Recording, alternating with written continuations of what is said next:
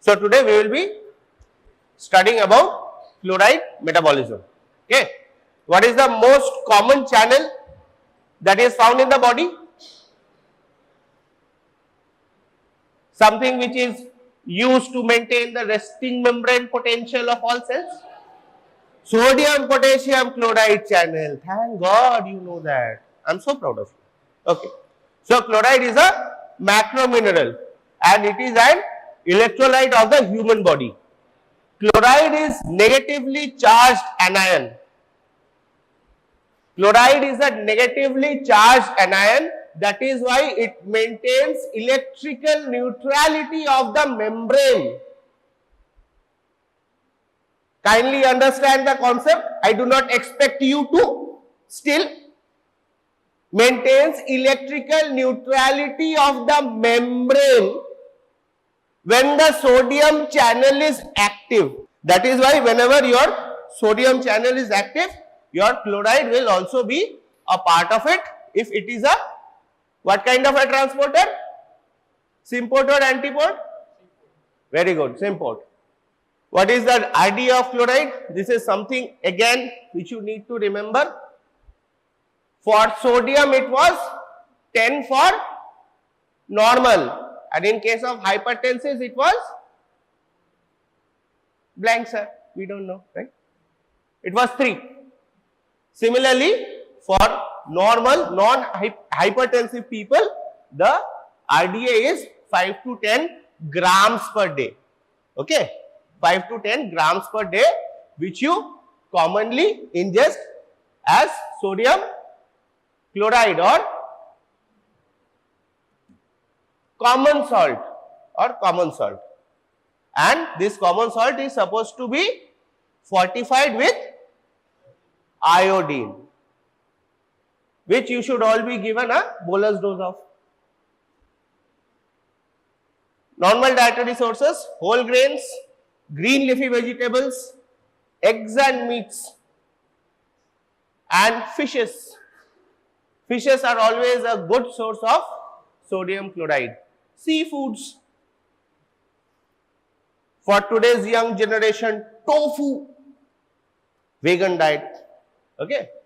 And also definitely chlorinated water.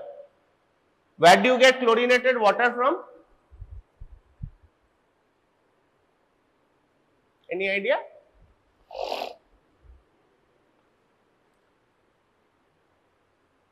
Your tap water is chlorinated. Okay. Your tap water is chlorinated. Why? Why? You will be taught the concept of potable water or drinking water. In order to adhere to those standards, you need to have a ppm of chloride about 10. Okay.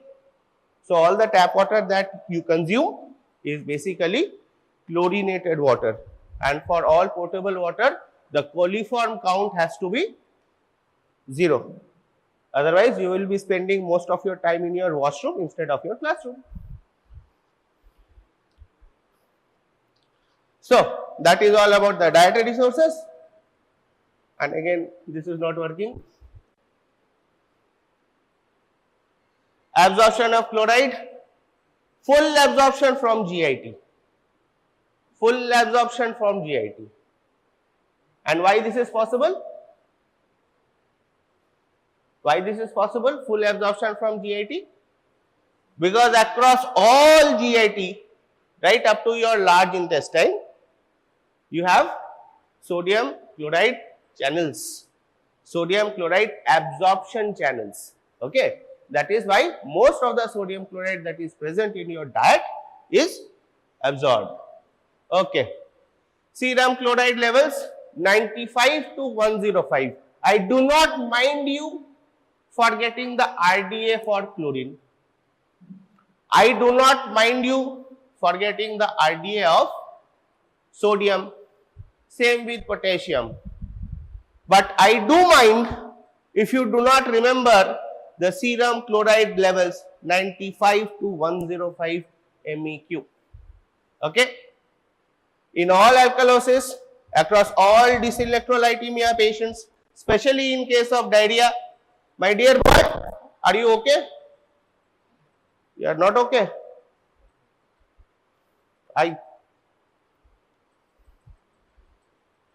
Okay. So, 95 to 105, you have to remember. For sodium, it is 130 to 135 or sometimes 140. For potassium, it is 3.5 to 5 or 5.2. Okay. These three electrolyte values you got to remember. Here there is no discount. You have to remember their normal levels. CSF chloride, just for your knowledge, 125 to 130. Usually what we have now, across all the analytes, the concentration difference between CSF and your blood is divided by 10. Whatever concentration you have in blood, divided by 10, you get the CSF. Okay. Only difference is chloride. Chloride, it is more. Okay.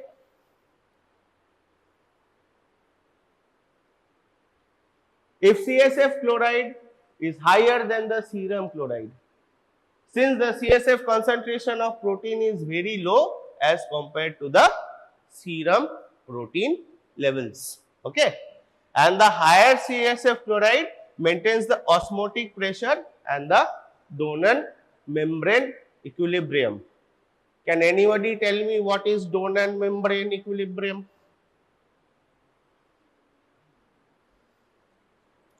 Excitation, pre-excitation. It was taught in your physiology. You are so far down the course, donor membrane equilibrium must have been taught in your year. Okay.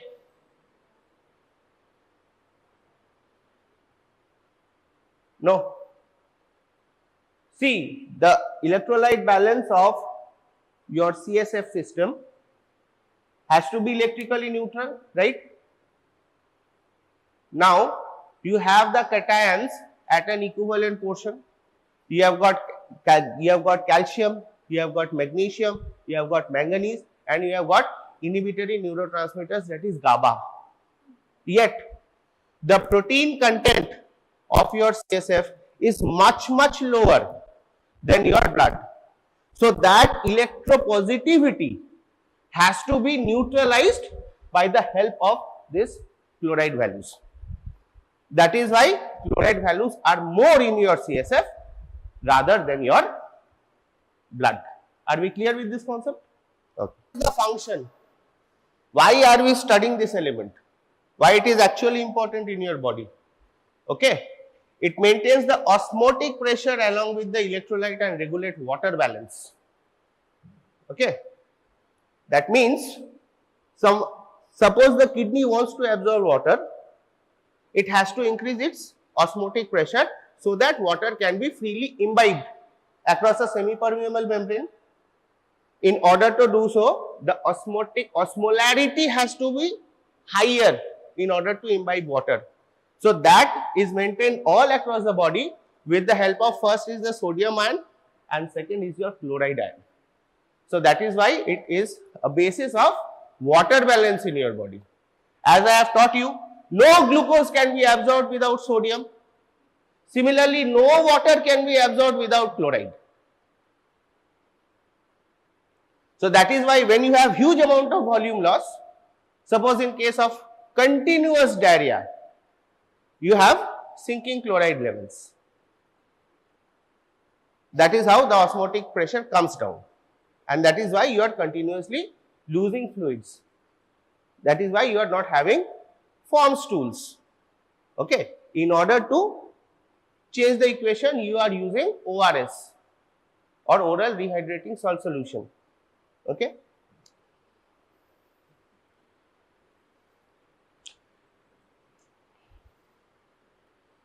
Chloride is an essential production for gastric HCl.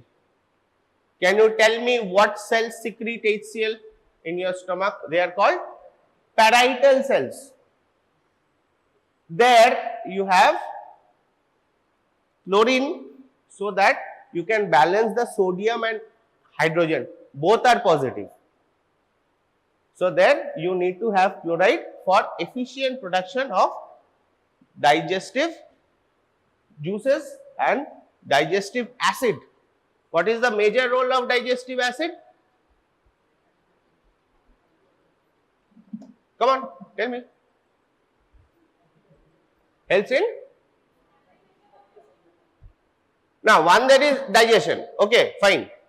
What is the other major role? It is a member of innate immunity.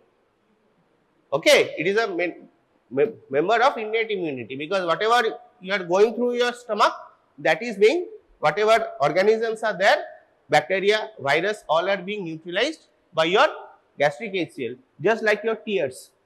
Okay, just like your tears. So it is a member of barrier immunity or innate immunity. If you say this in Viva, your examiner will actually be impressed. Okay. It is required as a cofactor for amylase enzyme. Okay. It has a role in enzymatic action as well. And amylase, what is the role of amylase? What does it do? Breaks.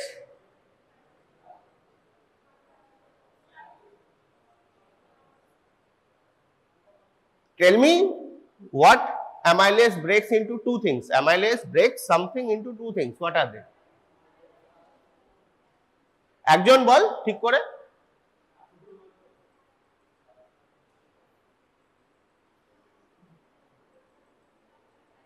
Amylopectin is from what?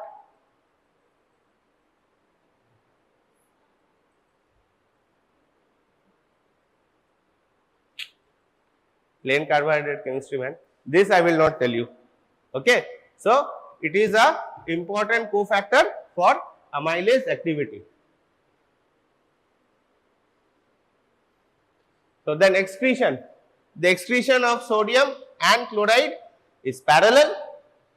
The renal threshold for chloride is about 110 MEq per liter.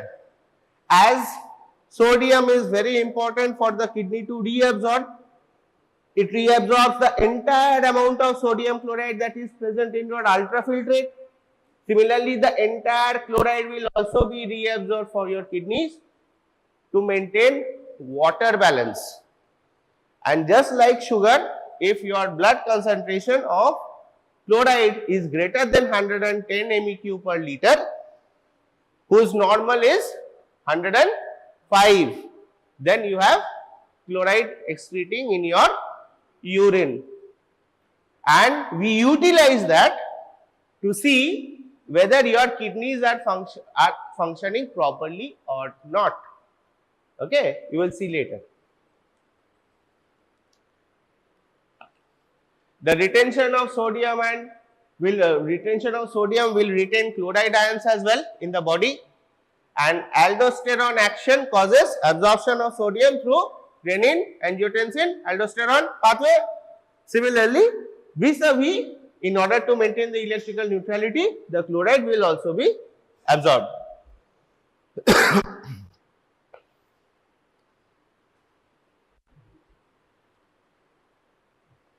Disorders of chloride metabolism. Okay. Sodium, condition of increasing sodium also increases chloride and vice versa. So if you have hyperaldosteronism, be primary or secondary, you will have increased chloride levels. Okay. An interesting fact, sodium and chloride is also excreted via sweat. Okay. That's why in diseases like cystic fibrosis, where you have defective ciliary mechanism in the body, there people will have inspissated sweat. Our sweat is mostly liquid, no? Those people's sweat will be thick and mucus-like. And the determination of sweat chloride levels gives you a gold standard for diagnosis of cystic fibrosis.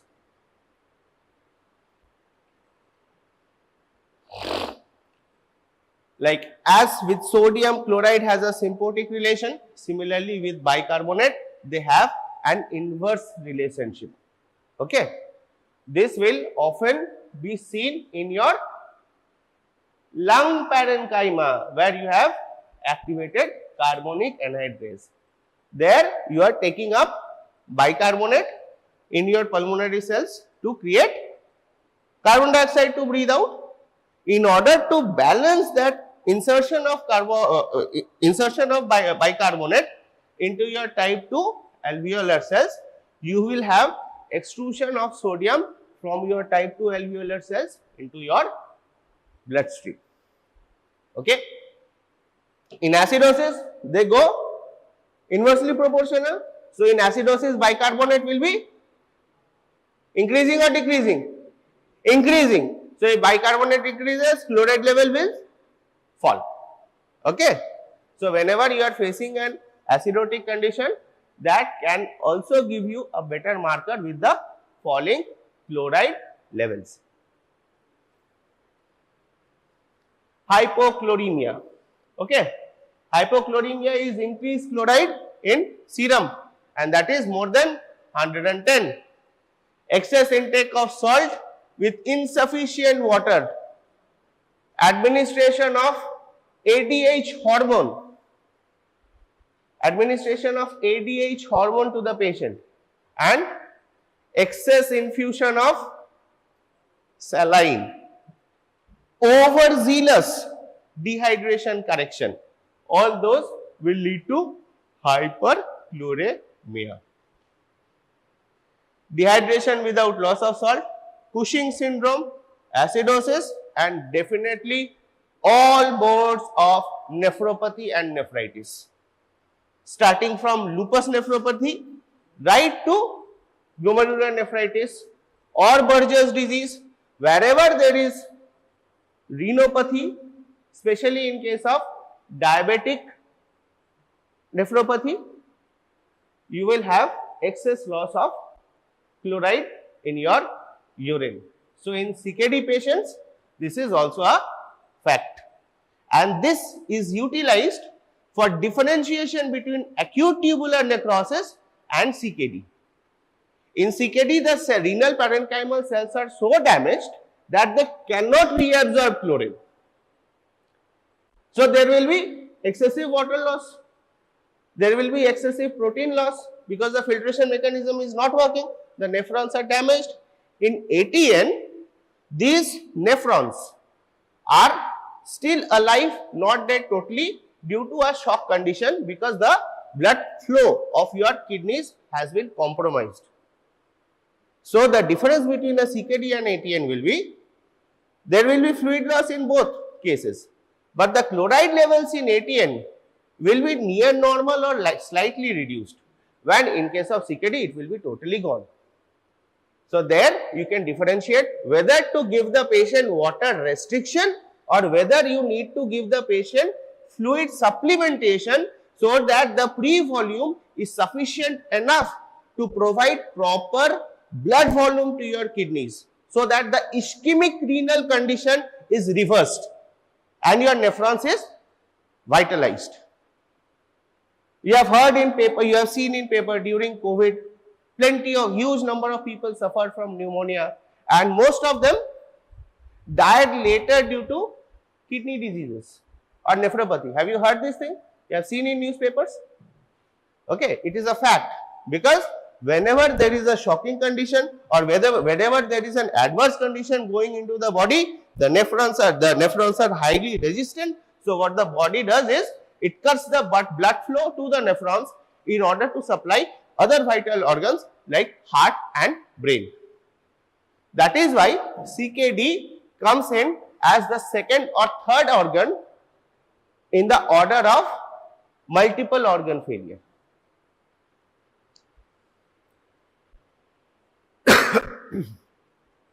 Hypochloremia, you know very well, hypochloremia will occur in severe dehydration, acute diarrhea, okay. Less intake of salt, which in our day-to-day lives, it is very highly rare that you find someone without proper intake of salt. It is highly rare. But what you will find in your clinical practice is continuous use of diuretics, especially drugs like Lasix, drugs like aldactone, drugs like indapamide. There, since you are constantly excreting sodium in order to decrease the preload, you will be also excreting chloride. So that you might find a deficiency which leads to hypochloremia. So whenever you find heart failure patients or hypertensive patients coming into your OPD for their checkup, have a look at their electrolyte profile. Okay.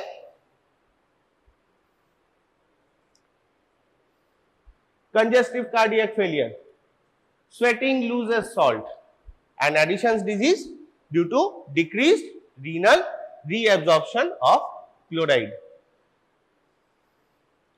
Alkalosis and renal dysfunction has already been discussed as major causes of hypochloremia. Okay, I think this is the spot, no, where this works. Yes, copper is a trace element, so you need very minute amounts of it. Okay, and it is required for various.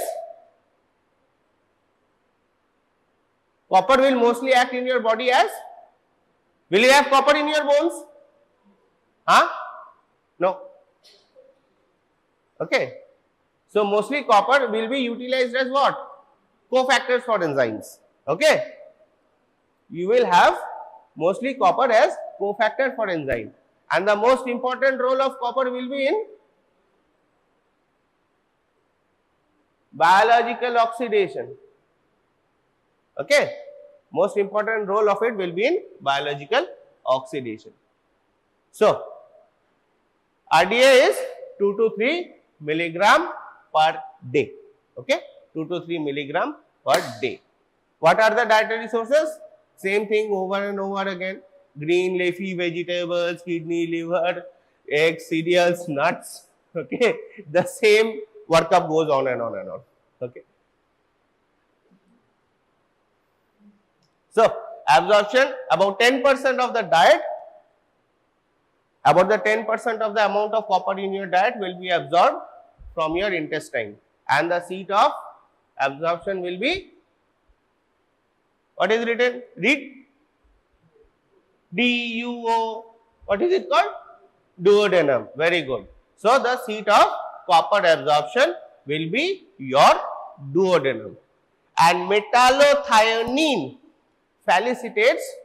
facilitates copper absorption from your mucosal cells. Metallothionein facilitates copper absorption from your mucous cells. So, this acts as basically a chelate or a binder for copper. Okay, it acts as a chelate or a binder for copper. Phytate, zinc, molybdenum, tannates, especially present in tea and coffee, they will decrease your copper uptake into your intestinal cells. Okay, phytates, tannates. Same, this will do the same thing for zinc, this will do the same thing for magnesium, this will do the same thing for iron. That is why it is advised for iron deficiency patients or rickets or osteomalacia patients not to take tea. Okay.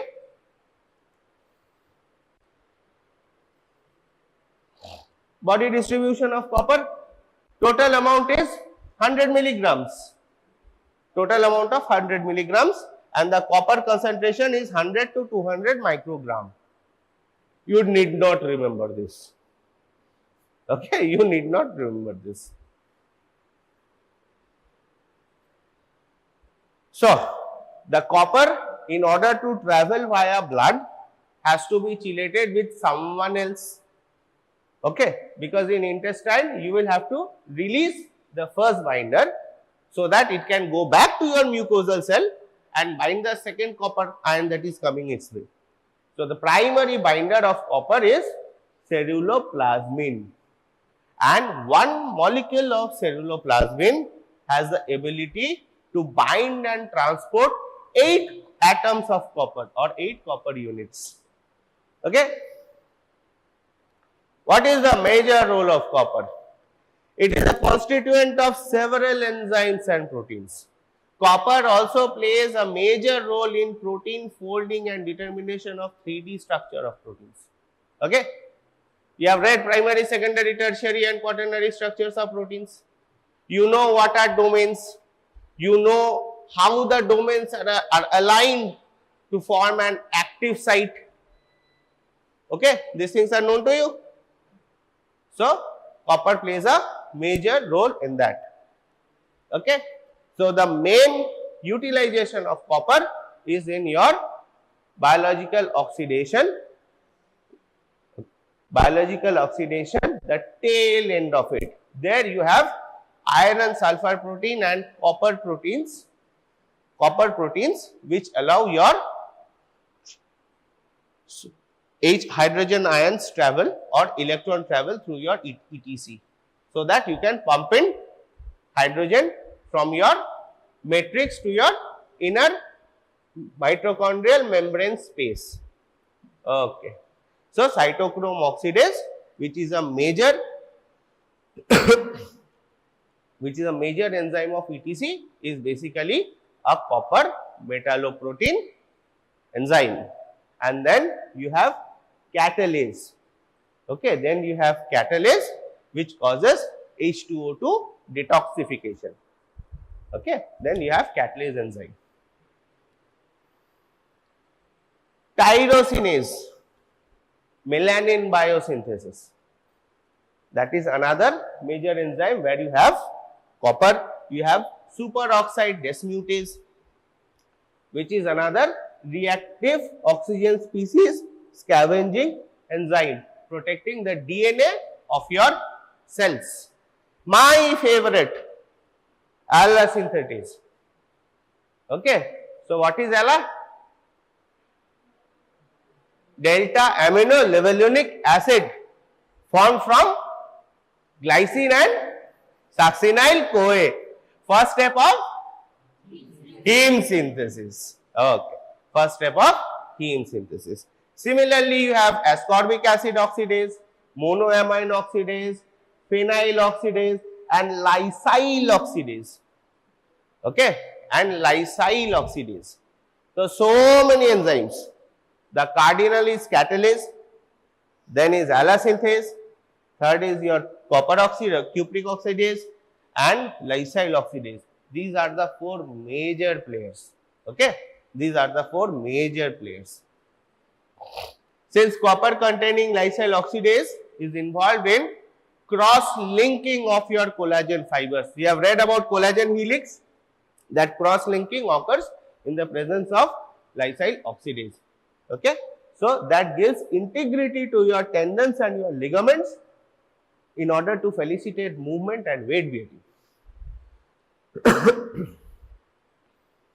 Copper containing proteins, so many of them. Okay. Hepatocuprin, hemocuprin, cerebrocuprin. Why do you need them? Why do you need them?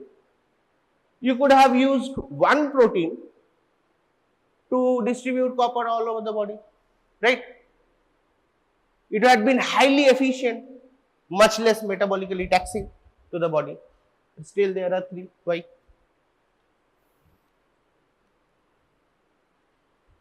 Can your blood enter your CSF? No. Why? There is a blood-brain barrier. There is a blood-brain barrier. It is a different segment. Okay. Since due to the presence of blood-brain barrier, you have cerebrocuprin. Because all across the body, across all cells, you will be needing copper for cupric oxidase.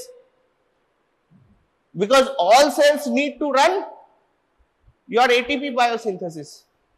And these are called housekeeping functions. Housekeeping functions, as like you have been taught housekeeping genes. So, since you cannot cross the membrane easily of liver, blood and brain, therefore, you have 3 storage proteins across 3 compartments of the body. Role of copper. Ceruloplasmin is a copper containing glycoprotein, and ceruloplasmin is usually blue colored, and it contains both cuprous and cupric ions. Ceruloplasmin is not a copper transfer protein. Okay, ceruloplasmin is a copper binder, it is a storage. Just there was the difference between ferritin and transferrin. I told you repeatedly, transferrin for transport, okay, and ferritin for storage in liver. That is why in case of iron deficiency anemia, you have decreased ferritin and increased transferrin, because whatever iron you get, the body will try to take it to your bone marrow so that you can synthesize hemoglobin. That is why your transferrin will increase. Similarly, your ferritin will decrease because the liver will be constantly pouring out iron so that you can undergo erythropoiesis. Okay. So, ceruloplasmin is not a copper transport protein, but rather a storage form. The normal concentration is 25 to 50, that is of ceruloplasmin, not copper. Copper it was 100. Copper it was 100. This is 25 to 50. And the universal binder, that is albumin. Across all, whenever you need to transport something in your blood, some amount of albumin will play a role. Okay. So, then you have 5% of the copper which is loosely bound to copper protein. And the function of ceruloplasmin in blood is ferrioxidase 2 activity. Can you tell me what does ferrioxidase 2 do?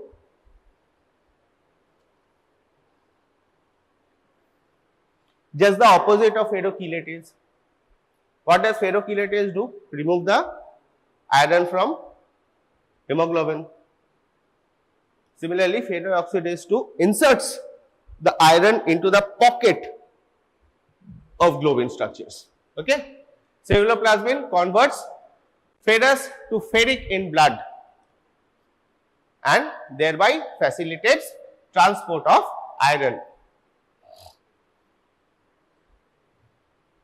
Copper deficiency will be cited in your ceruloplasmin stores. So, if you have copper deficiency, your ceruloplasmin will also decrease. Why do we need to know this? Because deficiency of copper will cause much problem. Okay? Copper helps in maintaining myelin sheaths of the nerves. Okay?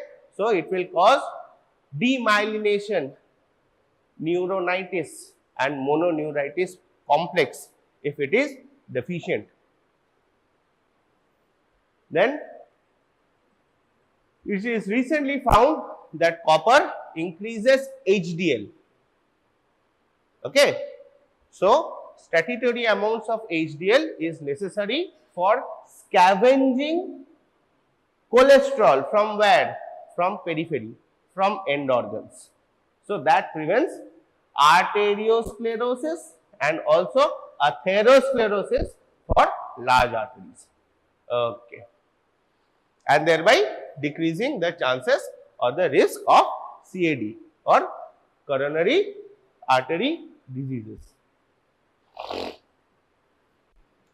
Copper is also necessary for the synthesis of skin pigment melanin and your phospholipids.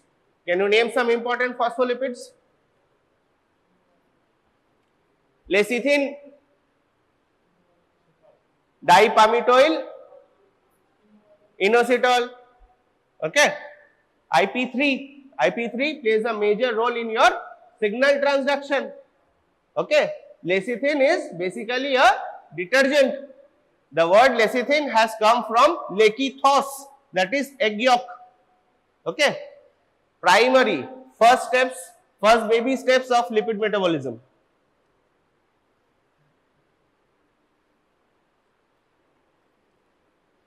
Excretion of copper not that much, not important. Okay, 1 to 15% may get excreted in urine. The major source of excretion is through stool, not through urine. Disorders. This is the main thing why we have been learning the utility of copper. So, what are the disorders? In deficiency of copper, what you will find? Saturation of transferrin solutions, transferrin levels, ferritin levels will go up, hemoglobin concentration will increase, and ATP production of your body will also increase. Okay. In deficiency, what you will find? You will find defective iron metabolism, defective heme metabolism, iron deficiency anemia. If you have loss of melanin, you will have Sheti. What is it called? What is it called? Loss of skin pigment? Yes, exactly. And finally, loss of collagen biosynthesis. Okay. Bone disorders will be thin cortices, absence of trabeculae, and thereby absence of mineralization of bones. You will have spongy bone, okay, which will not have a Haversian canal system. Weakness, weight loss, atrophy of myocardium, demyelination of nerves, and non-coordination of movement. And the major disease is called Menkes disease. Okay, the major disease is called Menkes disease. I told you copper has a major role in protein folding. So in Menkes disease, you will have depigmented brittle hairs. You take a hair, you bend it, it will remain bent. Can you bend a hair? Once you bend a hair, if you release it, it will become straight, right? But here, once you bend, it will remain bended. That is due to the abnormal folding of keratin proteins, which I have told you at the initiation of lecture, that copper plays a major role in protein folding as well. Okay. So Menkes disease is associated due to copper metabolism, and it is an inherited X-linked disease. Okay, it is an inherited X-linked disorders. That is why the disorder only affects the male population. Okay.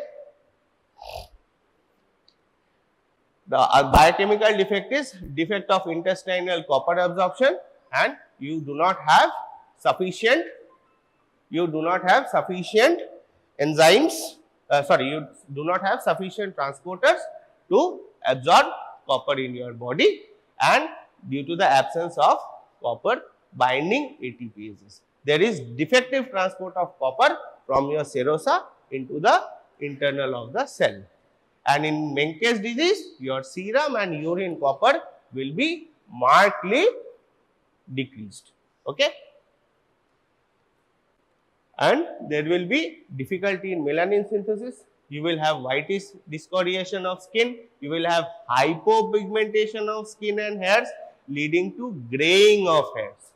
And finally, you will have flake type hair, easily brittle, pluckable hair, which bends once it is done. Okay. Then you have iron deficiency anemia, mental retardation, susceptibility to infection due to catalase activity, decreased catalase activity. Okay.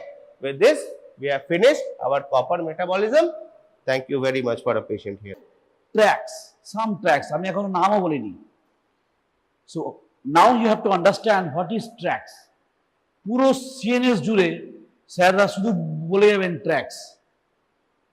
Puro CNS jure bola hobe gray matter, white matter, sensory nerve, nerve fiber, types of nerve fiber. These are the very much important. I am going to details into the somatosensory pathway. You have to learn and you have to understand what are about the basic things are, what does mean. That is what do you mean by tracks? Anyone? What do you mean by tracks? Bundle of action. Very good. So tracks means bundle of actions. Actions কোথায় থাকে?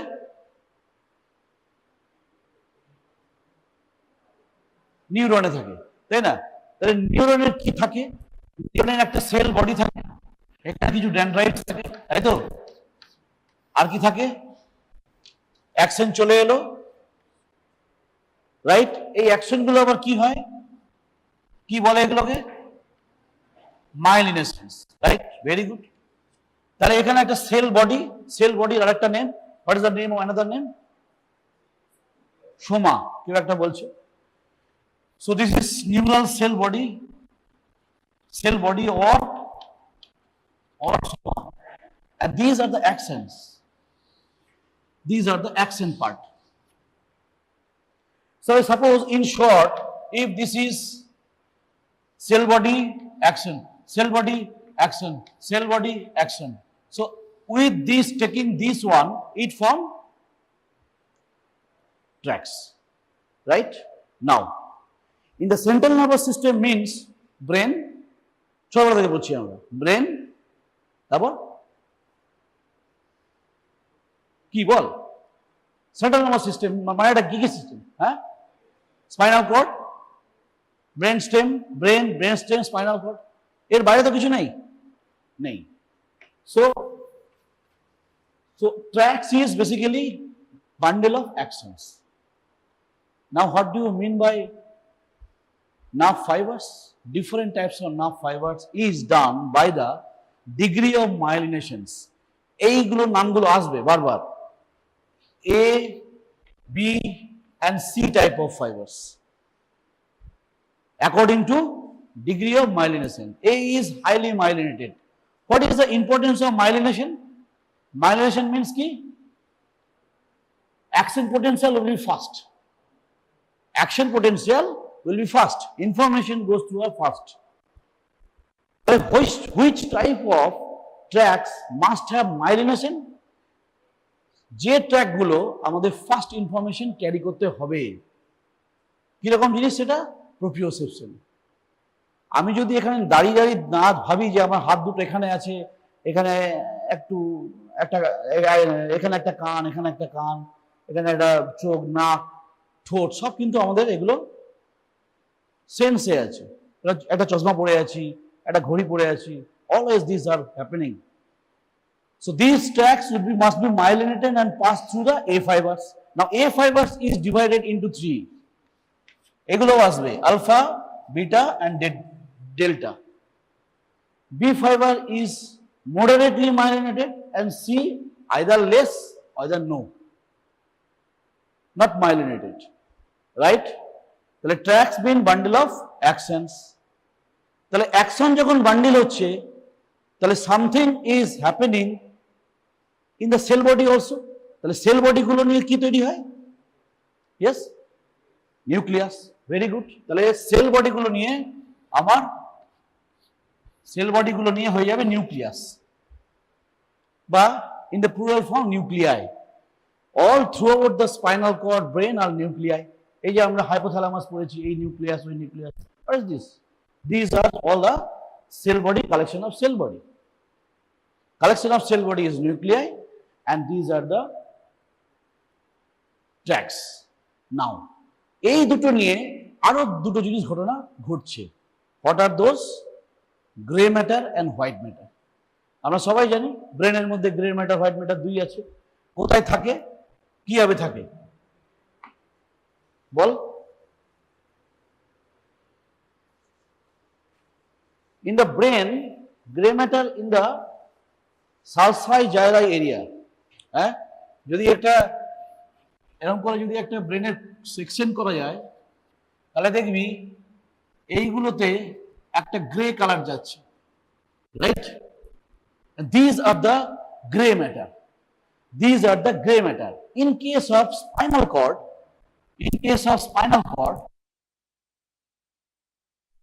যদি আঁকা যায় spinal কর্ডের কোনটা grey matter হ্যাঁ মাঝখানেরটা তাহলে এইটা হচ্ছে আমার গ্রে ম্যাটার রাইট এখানে central canal this are the grey matter তাহলে গ্রে ম্যাটারে আছে কি grey matter is form by ball cell body এখানে শুধু সেল বডি আছে গোল গোল করে ভুলবি না এইখান থেকে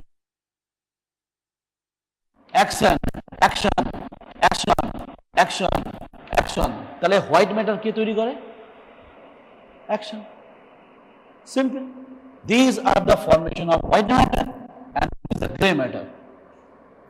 Now this area typically form that is a posterior part and this is anterior part. This is called posterior column যেটা আমরা বলছিলাম ওই যে আমরা ইন দ্য ক্লিনিক্যালি আমরা কি করছি, ডর্সাল কলম অর পোস্টেরিয়র কলম, এখানে যত সব কলমগুলো আছে, that means through this area tracks are passing, tracks, different tracks means bundle of action. ভুলার কোনো ব্যাপার নেই। হ্যাঁ সত্যি তো, এখানে তো আপনি বললেন যে this is white matter and white matter is from the কি অ্যাকশন। কেন হোয়াইট, কেন? myelin sheath, myelin sheath is a lipid content, myelin is a lipid content, so that is why it is white. Simple, so simple. So এই জিনিসগুলো these will go regular basis in CNS. যখনই বলবে always think that yes, what is the action, what is a cell body, what is going on, what is the tracks and the names. So this is the dorsal column, this is the lateral column, and this is a anterior column. So in this case also we can say that is the dorsal column track, lateral track, আমি এখন spinothalamic বলছি না, lateral some tracks will be there, some anterior track will be there, ascending tracks and also descending tracks, ascending tracks and as well as descending track। কি জিনিস ভাই সেটা? এইখানেতে spinal nerve আছে, spinal নার্ভের একটা ডর্সাল রুট আর একটা ventral root, বোঝা যাচ্ছে? একটা ডর্সাল রুট, একটা ভেন্ট্রাল রুট। এখানে একটু বড় করে দিই, এখানে ডর্সাল রুট তৈরি, and this connected to কি বলে এটাকে, এরিয়াটাকে dorsal horn, dorsal grey horn, dorsal horn, dorsal side, this is the dorsal side, posterior horn you can say, and this is the dorsal root of spinal nerve. Spinal nerve মানে কোথেকে আসছে spinal nerve টা? চিমটি কাটলাম, some receptors are there, বা একটা deep pressure করলাম, প্যাসিনিয়ান corpuscles বা একটা টিউনিক ফক দিয়ে ভাইব্রেশন ফিল করছি, so these are Pacinian corpuscles which stimulated in the dermis and that connected to a sensory nerve, that come to the sensory nerve that carries the information after the getting the action potential, by through which receptor. What do you mean by receptor? It is transducer. What does the function? It transform one energy, that is stimulus, to the electrical activity, and this electrical activity means that is the action potential, and this action potential will pass. Suppose this is your skin and there is some stimulus is there, and so this nerve will get into the electrical energy, and this electrical energy goes as action potential and through the spinal cord, and then through spinal cord এটা কোন দিকে যাবে? Dorsal রুটে যাবে না ventral রুটে যাবে? এইখানে একটা formula, any sensory nerves through the spinal nerve enters and goes to the dorsal root, but ventral root it collects the informations from the brain. তাহলে যখন পেরিফেরি থেকে সেন্ট্রালের দিকে যেতে চাইছি, then dorsal root will act, তাহলে এইটা দিয়ে যাবে, এইখানে গেল, then come to this way, this is called sensory nerve, this is called sensory, right? After coming here or here, there is a different pathway for different pain temperature, একভাবে যাবে, vibration, proprioception, position sense, joint sense, fine touch would be different pathway. You know already these things, already you know the track name. But what is happening here, this is I am trying to describe in very easy way, এর থেকে easy way নেই। So skin, receptor, stimulation, transducer, converted electrical energy, action potential, information goes to the dorsal root, কেন? Periphery থেকে আসছে বলে, এদিকে যাবে না। The dorsal root, then it is come to the spinal cord level. Then what will happen? What tracks will go to the spinal cord, brainstem, thalamus, cortex, coming later if time permits. And then if any informations come from this way, This is come through the dorsal root. That is called motor root. That is called motor neurons. That is called motor nerves. So any patient suffering from motor neuron disease, that means this is the motor and this is was the sensory. That means in easy example, if any pinprick is happening, that information first goes to this way to the brain. Then brain will detect the sense in specific somatosensory homunculus. Means ki that is a representation of somatotopic organization of our total feature. মানে আমার হাতটা যা sensation ব্রেনের কর্টেক্সের একটা জায়গায় map করা আছে। আমি চেষ্টা করবো তোদেরকে ইয়ে করা। আমার পায়ের যেখানে সেন্সেশন আসবে কর্টেক্সে there is a some map representations. So if any pinprick in hand, then it will goes to the cortex's say area and that will discharge your descending tract and then ultimately they come down and come this way and will cause the contraction of the muscle. এই যে আমি তুলে নেব, আরে এটা যে ব্যথা হলো, এটা কি করছে? Motor. So this way going to the brain and this coming from the brain to the muscle. Motor means muscle. Ventral root, this is ventral root and this is the dorsal root. This is a dorsal root ganglion. What do you mean by ganglion? Collection of nerve bundles, you can say. Collection of nerve bundles is called ganglion. Collection of cell bodies is called nuclei. Bundle of axon is called tracts. Gray matter is formed from the cell body. White matter is formed from the axons. So anywhere axons, remember ko dorkar nahi, axon is a myelinated mostly. Myelination is a white color due to the lipid. And so the any myelin sheath is present any fiber that causing the first informations. তাহলে আমি prick করলাম একটা, নিকে কেউ prick করলো, তাহলে আমার কি সি ফাইবার দিয়ে কাজ হবে? হবে না, আমার এ ফাইবার লাগবে। and also A delta will important for pain as well as C fiber is important for dull pain, visceral pain. পেটে একটা ব্যথা করছে, হিউজ ব্যথা, when a patient come from OPD, he or she cannot detect any pinpointed pain. সে বলবে ব্যথা করছে, এখানে করছে, এখানেও করছে। So she is not fixing or understand what is happening in proper way. এখানে একটা ছুরি দিয়ে কেটে দিলে আমার এখানেই বুঝতে পারবো, but in viscera, in dull aching pain will carried by the C fibers. So fibers are also important. This is a non-myelinated fiber. So this is a slow. তাহলে পেনের দুটো আছে, একটা fast pain, there is a slow pain. কিভাবে যাচ্ছে? First to the A alpha নয়, A delta. A delta is for the fast pain. A delta is for fast pain, and C fiber is for slow pain.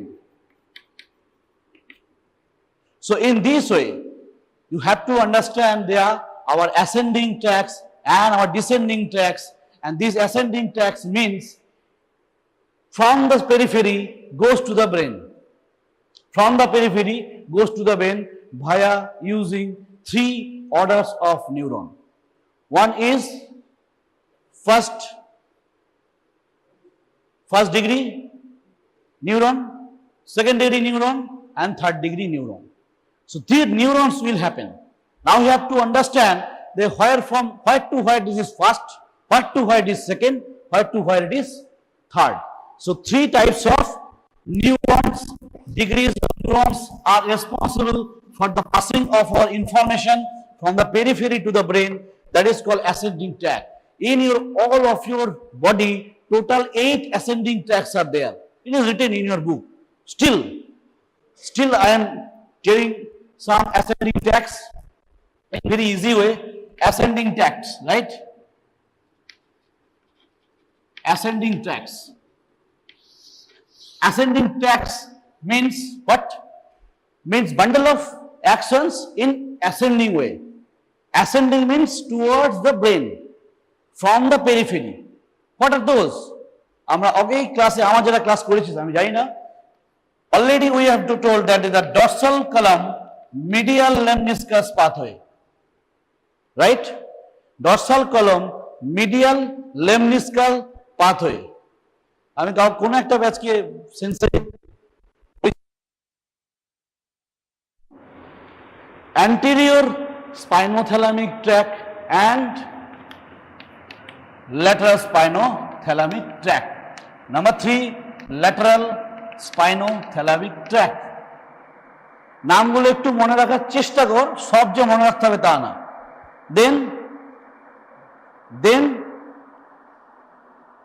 দেন কিছু আছে fasciculus gracilis, fasciculus cuneatus, বলে দিচ্ছি, এমন কিছু আহামরি জিনিস নাম নয়। at the level of T6, remember T6 কোথায় হবে আমাদের ডারমাটম? T6, this is T4, yeah, this is T4 and this is T10, in the between T6. Above the T6 level, all the fibers carries for our upper limb and that is called fasciculus cuneatus. Fasciculus cuneatus. Fasciculus cuneatus, Q-N-E-A, cuneatus বা SFC. And number 4 is a fasciculus gracilis. Gracilis muscle আছে তোমাদের পায়ে? Then remember is very easy. যে gracilis যখন পায়ে আছে, then the gracilis, fasciculus gracilis is below the T6 level and is carries from information from lower limb. তাহলে আমি যখন কোনো এক্সামিনারের সামনে একটা টিউনিক ফক নিয়ে ভাইব্রেশন সেন্স করছি আঙুলে, তাই তো শিখেছিলাম ভাইব্রেশন সেন্স ডিস্টাল থেকে শুরু করতে হয়, না পেলে তখন প্রক্সিমালি আসতে হয়। প্রথমে এখানে নয়, এখানে হচ্ছে only for the understanding of this patient যে what is vibration, then you go for the proper test in the phalanx. So it is upper limb, so these will go through the fasciculus cuneatus, C6 এর above, T6 এর above. This is related to basically T6 and fasciculus gracilis is for the below the T6 and it carries informations from the lower limb. তাহলে কটা হয়ে গেল? 5টা হয়ে গেল। 6 নম্বর হচ্ছে ডরসাল আর ভেন্ট্রাল স্পাইনোসেরিবেলার ট্র্যাক্টস বা পাথওয়েজ। ডরসাল স্পাইনোসেরিবেলার ট্র্যাক্ট, ডরসাল হয়েছে মানে ভেন্ট্রাল হবে, ভেন্ট্রাল স্পাইনোসেরিবেলার ট্র্যাক্ট। 7 নম্বর হয়ে গেল নাকি রে? 1 2 3 4 5 6 7 8, 8 মধ্যে আমরা রাখবো 8 9 বেসিক্যালি স্পাইনোটেকটাল এন্ড স্পাইনো অলিভারি। ভুলে গেলে কোনো অসুবিধা নেই, বাট স্পাইনো একটু বলে দিই, দ্যাট ইজ প্র্যাকটিক্যাল এক্সপিরিয়েন্সের জন্য। মনে কর তোর পায়ে কেউ কামড়ালো, সূচো ইঁদুর সাপ, তাহলে তুই শুধু পাটা সরাস না, তুই দেখিস যে কি হলো। এইটার জন্য 3টে পাথওয়ে আমার দরকার। one is anterior spinothalamic tract, another is lateral spinothalamic tract and another is spinotectal. Mid ব্রেনে আছে টেকটাম, সো স্পাইনোটেকটাল পাথওয়ে দিয়ে হবে, মানে এই ট্র্যাকটা লাগবে। কেন? This pathway is responsible for spinovisual pathway. খুব কঠিন লাগছে? এক্সাম্পল, এখানে ঝোপে ঝাড়ে আসিস, যাচ্ছিস, ফট করে সাপে তোকে কামড়ালো, তুই কিছু পাটা ছড়াবি? দেখবি না? ডেফিনেটলি তুই এখানে দেখবি কে করলো, স্পাইনোটেকটাল ট্র্যাক। দেখি কি কামড়ালো, এই যে মুভমেন্টটা তুই করলি, this movement is coming from this way, in this way this is coming, there is a different thing, there is connections are there, but remember spinotectal and as well as spino-olivary as such সেরকম example নেই আমার কাছে, এখন মনে পড়ছে না, থাকলে বলে দেবো। Spinotectal is like that, that is a spinovisual pathway. চোখের পেনের সঙ্গে চোখের দেখার একটা যে link, this link is going through this tracts, going through these tracts, and these tracts are always ascending tracts. That means from periphery to the brain, right? Any confusions from anyone? So first of all, tracts, then the cell bodies, then the gray matter, then the white matter, then the name of the site, that is the dorsal column present in here. Dorsal column present is hearing. Here dorsal column is present, dorsal column is present, lateral column, anterior column. Finish. These names are there. Now, anterior spinothalamic tract, mone kor. Anterior spinothalamic tract কি carry করে? কুরুটাজ। এখন এটাই মনে রাখ। Lateral spinothalamic কি করে? Pain and temperature. তাহলে lateral spinothalamic tract আমার lateral সাইড থেকে হবে, যা হবে আমার ল্যাটারালি হবে।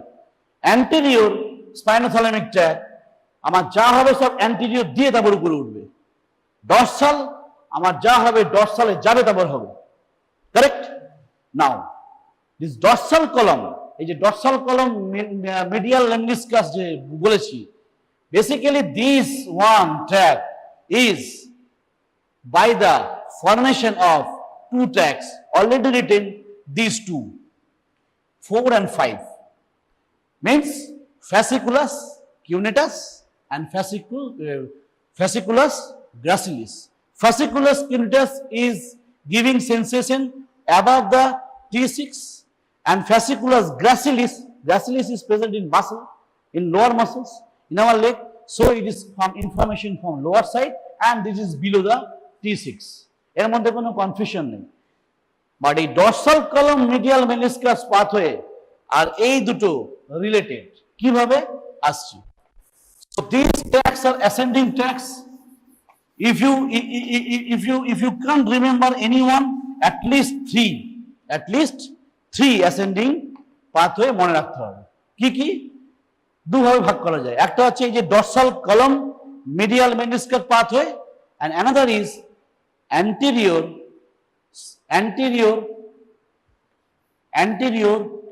lateral system. Anterior lateral system এইখানেতে দুটো ভাগে দুটো ভাগ হয়ে যাচ্ছে, একটা anterior spinothalamic tract, একটা হচ্ছে lateral spinothalamic tract. সিম্পল। তাহলে তিনটে আমি এখন আমার এই লেভেলে মনে রাখার চেষ্টা করব। একমাত্র এক্সট্রা বললাম এক্সাম্পল দিয়ে, that is spinotectal, that is spinovisual pathway দিয়ে আমার কিছু জিনিস হচ্ছে, যেখানে পেন হচ্ছে আমি চোখে দেখতে হচ্ছে, that is happening. So in this way, these two pathways are most important for your syllabus, ascending tracts, and oftenly asked in exam, short note, explain why, etc.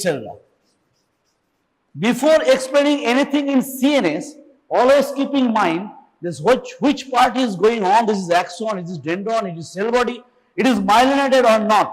Myelination is very important. For the degree of myelination is very important for the carry forward of information in fast way, slow way. একটা pen আর টেম্পারেচারকে আমরা কিন্তু slow and fast পাথে ভাগ করলাম। A delta, A is a highly myelinated, and this variety of delta is carries the fast pain, and C fiber, mostly non-myelinated, is carrying the dull aching pain but slow pain. So everything is happening in your day-to-day practice in OPD also.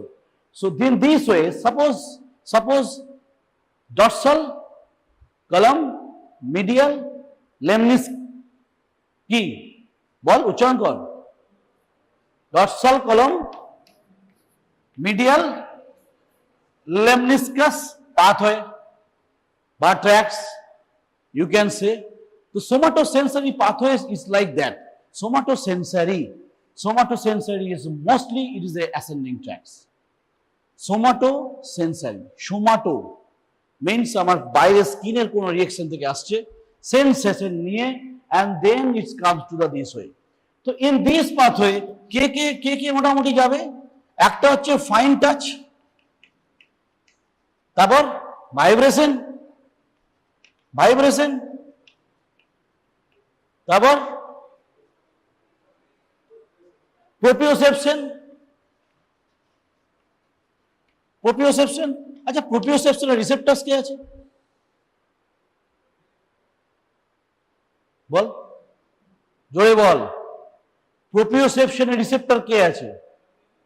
হ্যাঁ, proprioceptor কে? তারা? হ্যাঁ, ঠিক বলেছিস। কে বলছে বল? Yes, muscle spindle and Golgi tendon organ. আগের দিন বলেছি, muscle spindle detects strength of muscle, Golgi tendon organ T for tension, muscle টেনশনকে ডিটেক্ট করে। So Golgi tendon organ GTO, আরটা আছে muscle spindle. Muscle spindle S for strength and T for the tension। ভুলবি না কখনো, ভাইবাদে খুব প্রচুর মানে এক্সটার্নাল জিজ্ঞেস করে, কিছুই পাচ্ছিস না, এইসব নিয়ে আসবে। প্রোপ্রিওসেপ্টরস, সো প্রোপ্রিওসেপশনস, আমি এই তিনটাকে নিয়ে ভাবছি, আর কিছু ভাবছি না। মানে these are the sensation from here it will carry।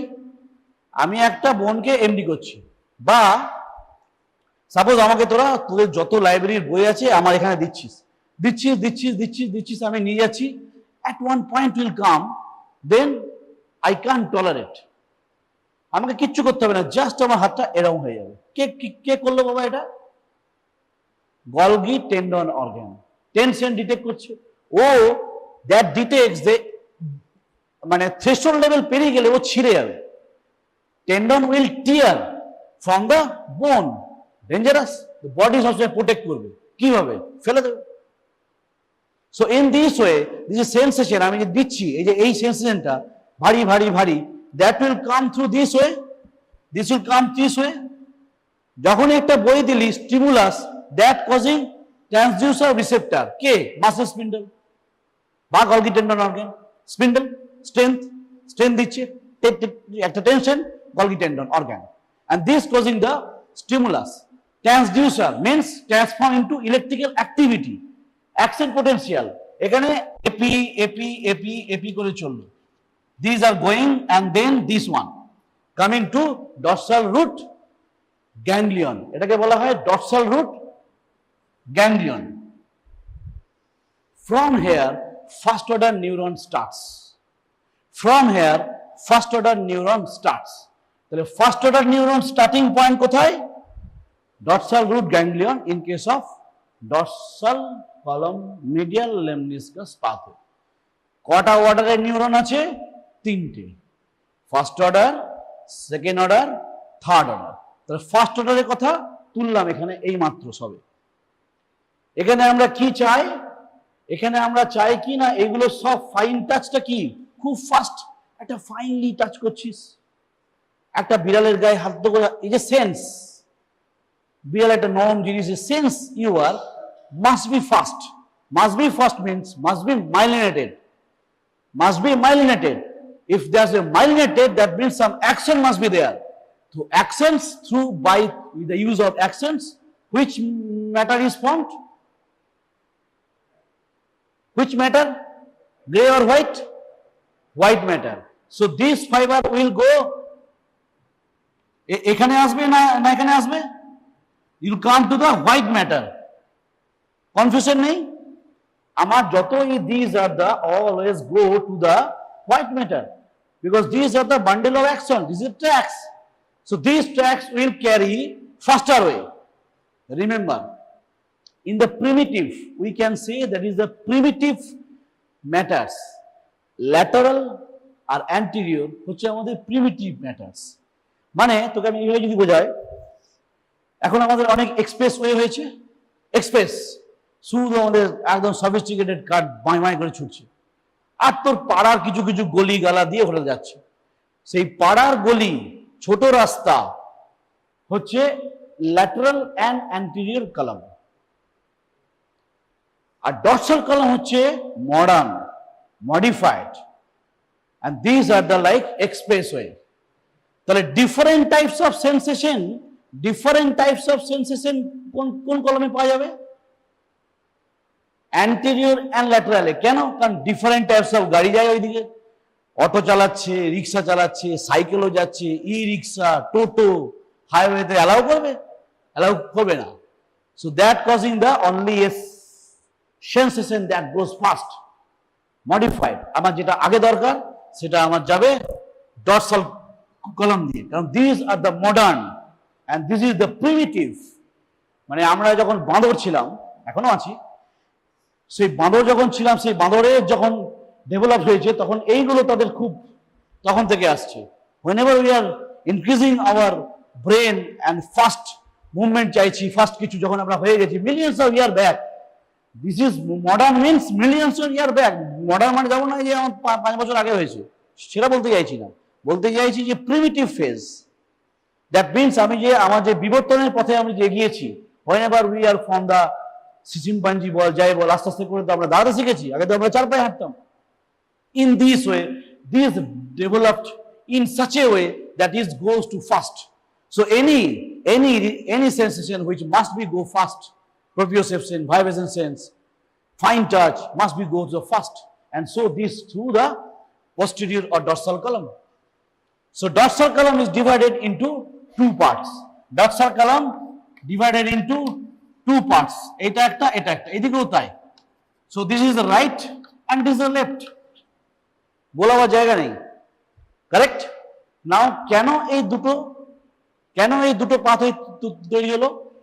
Yes, একটা দেখ মিডিয়ালি আছে, একটা ল্যাটারালি আছে, একটা মিডিয়ালি আছে, ল্যাটারালি আছে। Now my question is that which one would be medial and which one is the medial between fasciculus cuneus and fasciculus gracilis? GM মনে রাখবি সারা জীবন, আমি এভাবে মনে রেখেছি, তোদেরকে সেভাবে বলছি। Gracilis G for medially. তাহলে আমার এইটার যত কিছু আসবে সব আমার কিন্তু যাবে এই পাথ হইতে, and that is fasciculus gracilis। রাইটের জন্য লেফটেও এটা হচ্ছে fasciculus gracilis, and this one is fasciculus cuneus and this one also fasciculus cuneus।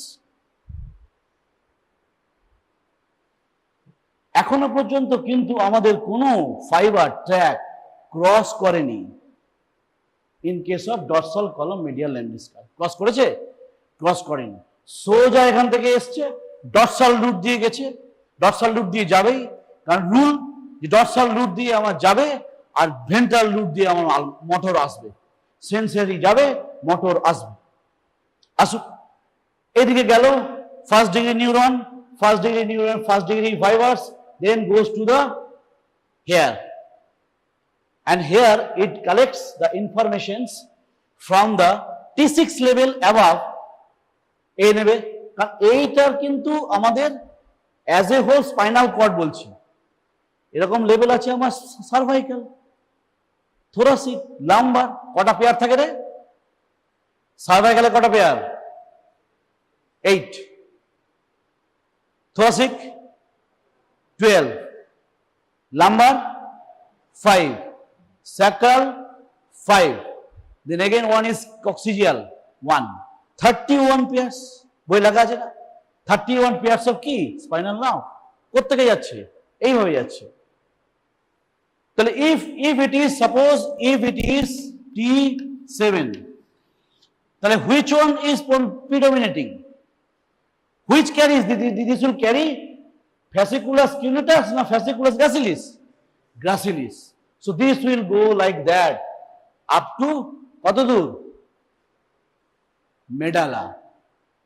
মেডালাতে কি আছে? Suppose this is a medulla. মেডালাতে কি আছে? 4টে নিউক্লিয়াস আছে। 4টে নিউক্লিয়াস আঁকলাম, 1 2 3 4। নিউক্লিয়াসগুলোর নাম কি? খুব সহজ, nucleus কিউনেটাস, nucleus gracilis. Simple.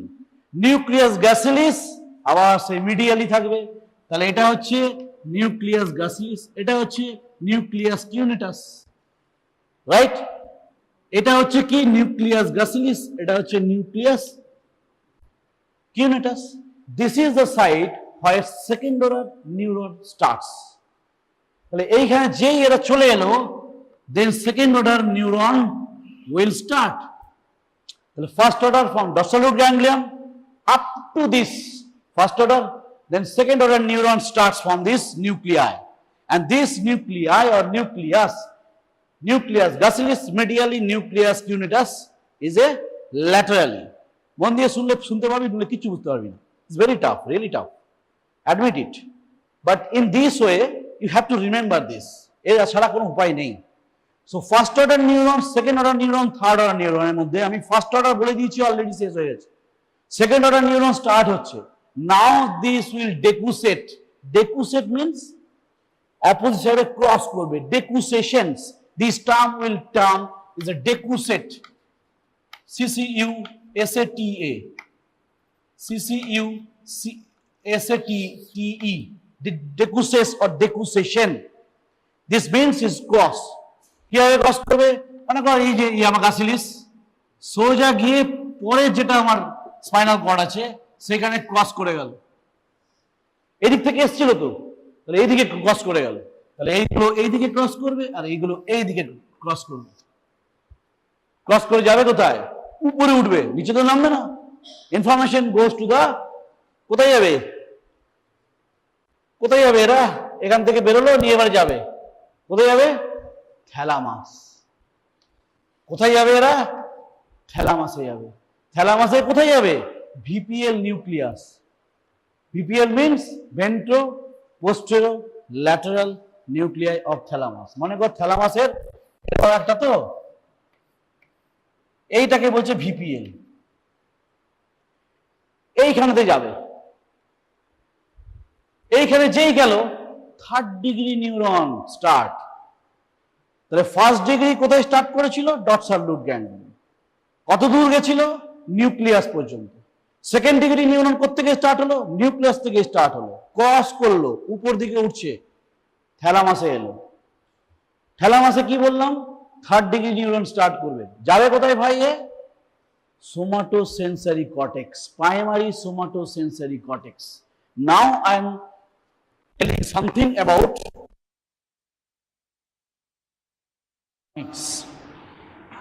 so suppose we crush the brain sagittally, then this will come like that.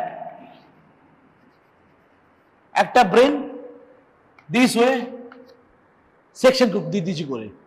আমার সোমাটোসেন্সরি কর্টেক্স কোথায় আছে? Parietal lobe. কোথায় থাকে? Post central gyrus. Post centrally পিছন দিকে থাকে, জাইরাসের পিছন দিকে। এই দিস পুরো এরিয়াটা হচ্ছে আমার সোমাটোসেন্সরি এরিয়া। এইখানেতে ভাগ করা আছে। কিভাবে ভাগ করা আছে? তোদের বইতে দেখবে একটা মানুষের ছবি আছে, দেখেছিস? হোমনকুলাস। হ্যাঁ, দেখেছিস কি একজনও? দেখেছিস? কে কে দেখেছিস বলতো ছবিটা? 1 2 3 4 5 5জন মাত্র তোরা দেখেছিস। তাহলে বইয়ে গিয়ে আজকে দেখতে হবে তোদেরকে এটা, যে সোমাটোসেন্সরি মানুষের ছবি কেন আছে। মানুষের ছবি কেন আছে বাবা? To represent somatostatic map. Somatotropic map. এই যে আমি হাতে চকটা ধরে আছি, হাত কোথায় আছে? আসছি। এইখানেতে হচ্ছে genitalia. Any sensation from genitalia is goes to this way. এখানে একটা কথা মনে পড়লো, এই যে একটু আগে বলছিলাম না তোদেরকে যে প্রিমিটিভ, মানে এখানটা হচ্ছে আমাদের অলিগলি রাস্তা হিসাবে এক্সাম্পল দিলাম। হ্যাঁ, অ্যান্টেরিয়র অ্যান্ড ল্যাটারাল কলাম হচ্ছে আমাদের অলিগলি রাস্তা, যেখানে different types of sensory sensation আসবে। ইচিং, চড়থাপড় খেলি, সেখানকার কি একটা স্ক্র্যাচ করছে, সেখানে sexual stimulations will also appear in this way. So this is important, and so that is for representation is here. That is the genitalia, number 1. Then foot, then leg, then arm. Okay, in this way hand, and then face, and then pharynx, larynx. বুঝতে পারছিস কিভাবে জিনিসটা হচ্ছে? So আমি কি একটু আগে বলেছিলাম, এই সেন্সেশনটা সাপোজ কোন একটা কি ভাইব্রেশন সেন্স, সাপোজ ভাইব্রেশনটা আমি হাতে দিলাম, হাতে দিলাম, তাহলে এই যে আমার থ্যালামাস থেকে যে আমার থার্ড ডিগ্রি নিউরনটা যাবে, সেটা কোথায় যাবে বাবা? কোথায় যাবে? কোথায় এসেছিলাম? হ্যান্ডে। Suppose this is the thalamus and that will transform third degree neuron to represent hand. তাহলে any in your hand sensation is via the dorsal root ganglion, cuneatus, fasciculus cuneatus, hand বলেছি, upper limb থেকে cuneatus, fasciculus cuneatus, then nucleus cuneatus. Nucleus cuneatus is secondary neuron starts, and then it goes to the thalamus, and from thalamus this is coming to the third order. এখান থেকে চলে যাবে না, এখান থেকে genitalia যাবে না, কি করবে এখানে? পায়ে যাবে না, লেগে যাবে না, আর্মে যাবে না, যাবে কোথায় না হ্যান্ডে যাবে, হ্যান্ড ফেসে যাবে। দেখবি মানুষের মুখটা এরকম করে আঁকা আছে না বলতো, কারণ ফেসের রিপ্রেজেন্টেশন অনেকটা সেন্সারি, তো হাত আর ফেস দেখবি বড় করে আঁকা আছে। আজকে গিয়ে দেখ কেন, তার কারণ number of sensory receptors R much more face and hands. যত স্টিমুলেশন আমাদের এখানে বেশি রিসেপ্টার্স আছে, তার রিপ্রেজেন্টেশন করছে সোমাটো সেন্সারি কর্টেক্স, রেদার প্রাইমারি, আমি সেকেন্ডারিতে এখন গেলাম না, প্রাইমারি সোমাটো সেন্সারি কর্টেক্স। এখানে যেতেই হবে, তবেই তুই সেন্সেশন ফিল করতে পারবে, আদারওয়াইজ নয়। তাহলে এনি ফাইন টাচ, আমি হাতে একটা ফাইন টাচ করছি, হ্যাঁ আমি টাচটা বুঝতে পারছি, এই যে বুঝতে পারছি খুব ফাইন টাচ, আমি তো বুঝতে পারছি। In your exam also your fine touch keeping the only cotton, হ্যাঁ আমি কি চোখ বন্ধ করে ইয়েস কি করে বলতে পারছি? That stimulates the receptor, that goes to the spinal nerve, to the dorsal root ganglion, then is passed for the upper arm, it is the fasciculus cuneatus, then it goes upward, এই যে upward যে উঠছে না, সেটা কি বলা হয় medial লেমনিসকাস। তাহলে এতক্ষণ টার্মটা ডর্সাল কলম, তার পাশে যে আমরা এই ডিসিএমএল, এই মিডিয়াল লেমনিসকাস হচ্ছে এই পাথওয়েগুলোকে বলে, through which it goes to the nucleus, through which it goes to the nucleus. So nucleus means second order neuron. Second order neuron goes to the thalamus, and then third order neuron goes to the appropriate primary somatosensory cortex of that area from where it is sensation gets in. যেখান থেকে পাচ্ছে সেইখানে যাবে। যদি ফুটে হয়, যদি ফুটে আমার পায়ে কোনো কাঁটা পড়ে, then fasciculus gracilis, then nucleus gracilis, then it goes to the thalamus, third degree, and then this to this way. এখানে ফুট আছে বললাম। So in this way a corona radiata will form. One important thing remember in this way, that these fibers, এই যে এইগুলো যেগুলো যাচ্ছে, these are all are like a projection fibers. So there are terms in your book, if you through a good books, then three terms will come across regular in CNS. One is association fiber, one is commissural fiber, one is projection fiber. What does it mean? Associations means পড়ার সময় বলেছিলাম warnix and Broca's area connection with fasciculus, RPF fasciculus. RPF fasciculus is a type of association fiber. It connects the say one lobe to another lobe. If it is one hemisphere, right to left hemisphere, it is called commissural. That is corpus callosum is most important. Corpus callosum is a commissural fiber. Projection means up and down, right? So anterior-posterior is a association, is a light rate is a commissural, up and down is a projection fiber. So this may up or down. So in this way, কারণ এখান থেকে যখন আসছে সেইখান থেকে আবার তো পাঠিয়ে তো এইটা দিয়ে আসবে। So these are importance for your dorsal column medial meniscus. আমি এখানে থামবো, নইলে পড়াতেই থাকবো। So up to this, what is happening here? কিছুই না। From where it is any vibration sense, fine touch and proprioceptions. দাঁড়িয়ে আছি, জয়েন্ট দিয়ে করছি, এইগুলো হচ্ছে proprioceptions. Feeling of space in my hand is there. আমি এখানে দেখছি আমার হাতটা এরকম আছে। These feelings is the proprioceptions by the spinal muscle spindle and the Golgi tendon organs. If this sensation goes through the receptors converting into electrical energy, that is action potential, then it goes to the dorsal root ganglion, first order neuron starts, then it come to the Gray matter na white matter? White matter, because this must be sent by the myelinated fiber. Which is myelinated? Axon. Axon, bundle of axon is called white matter. So never will come this. Never ever will come this information to the gray matter. Gray matter is the full of cell body. There is no myelination. So in this way, this white matter will, in different column as there, each column is different, is a fasciculus, cuneatus, fasciculus, gracilis. Fasciculus cuneatus represent the upper limb, mainly upper body, T6 level, and lower is the fasciculus gracilis. G for M, medially will be gracilis, laterally will be cutaneous. And then is transformed as a first order neuron up to the nucleus, gracilis, nucleus gracilis or nucleus cuneatus, then secondary neuron will start. And the secondary neuron is cross. The crossing kothay hocche ekhane? Crossing after the nucleus. Where? Medulla. Nucleus are present in the medulla, brainstem. So in this way, this medulla is for the decussation, decussate, cross korlo, then again upward. Kothay jabe? By this through thalamus. Thalamus e chole elo. Then thalamus will, third degree neuron is represent where it is come from. Amar jodi hater hoy, tale hate represent korbe. Jodi amar pubescent sense, amar jodi foote hoy, tale foote represent korbe. So this is the homunculus, it is your homework. Go for this, যে কিভাবে representation আছে, ঠিক সেই রিপ্রেজেন্টেশনেই আমার সেটা যাবে যেখানে আমার রিপ্রেজেন্টেটিভ এখানে আঁকা আছে। So anything, any happens in your sensory system or examination your clinically, যে আমি এখানে sensation vibration বুঝতে পারছি না, that means that area may be infractions, that may be damage, that may be some tumor, compression of the fiber. বুঝতে পারছিস clinical কি রকম importance? And really believe me, neurological is a mathematics. I have diagnosed lots of CNS cases by seeing only the clinical sign half an hour. আধ ঘন্টা time লাগে একটা পেশেন্টকে risk two diagnosis, তারপর তো এমআরআই খর। বাট পেশেন্টকে তো বলতে হবে আপনার এখানে প্রবলেমটা আছে।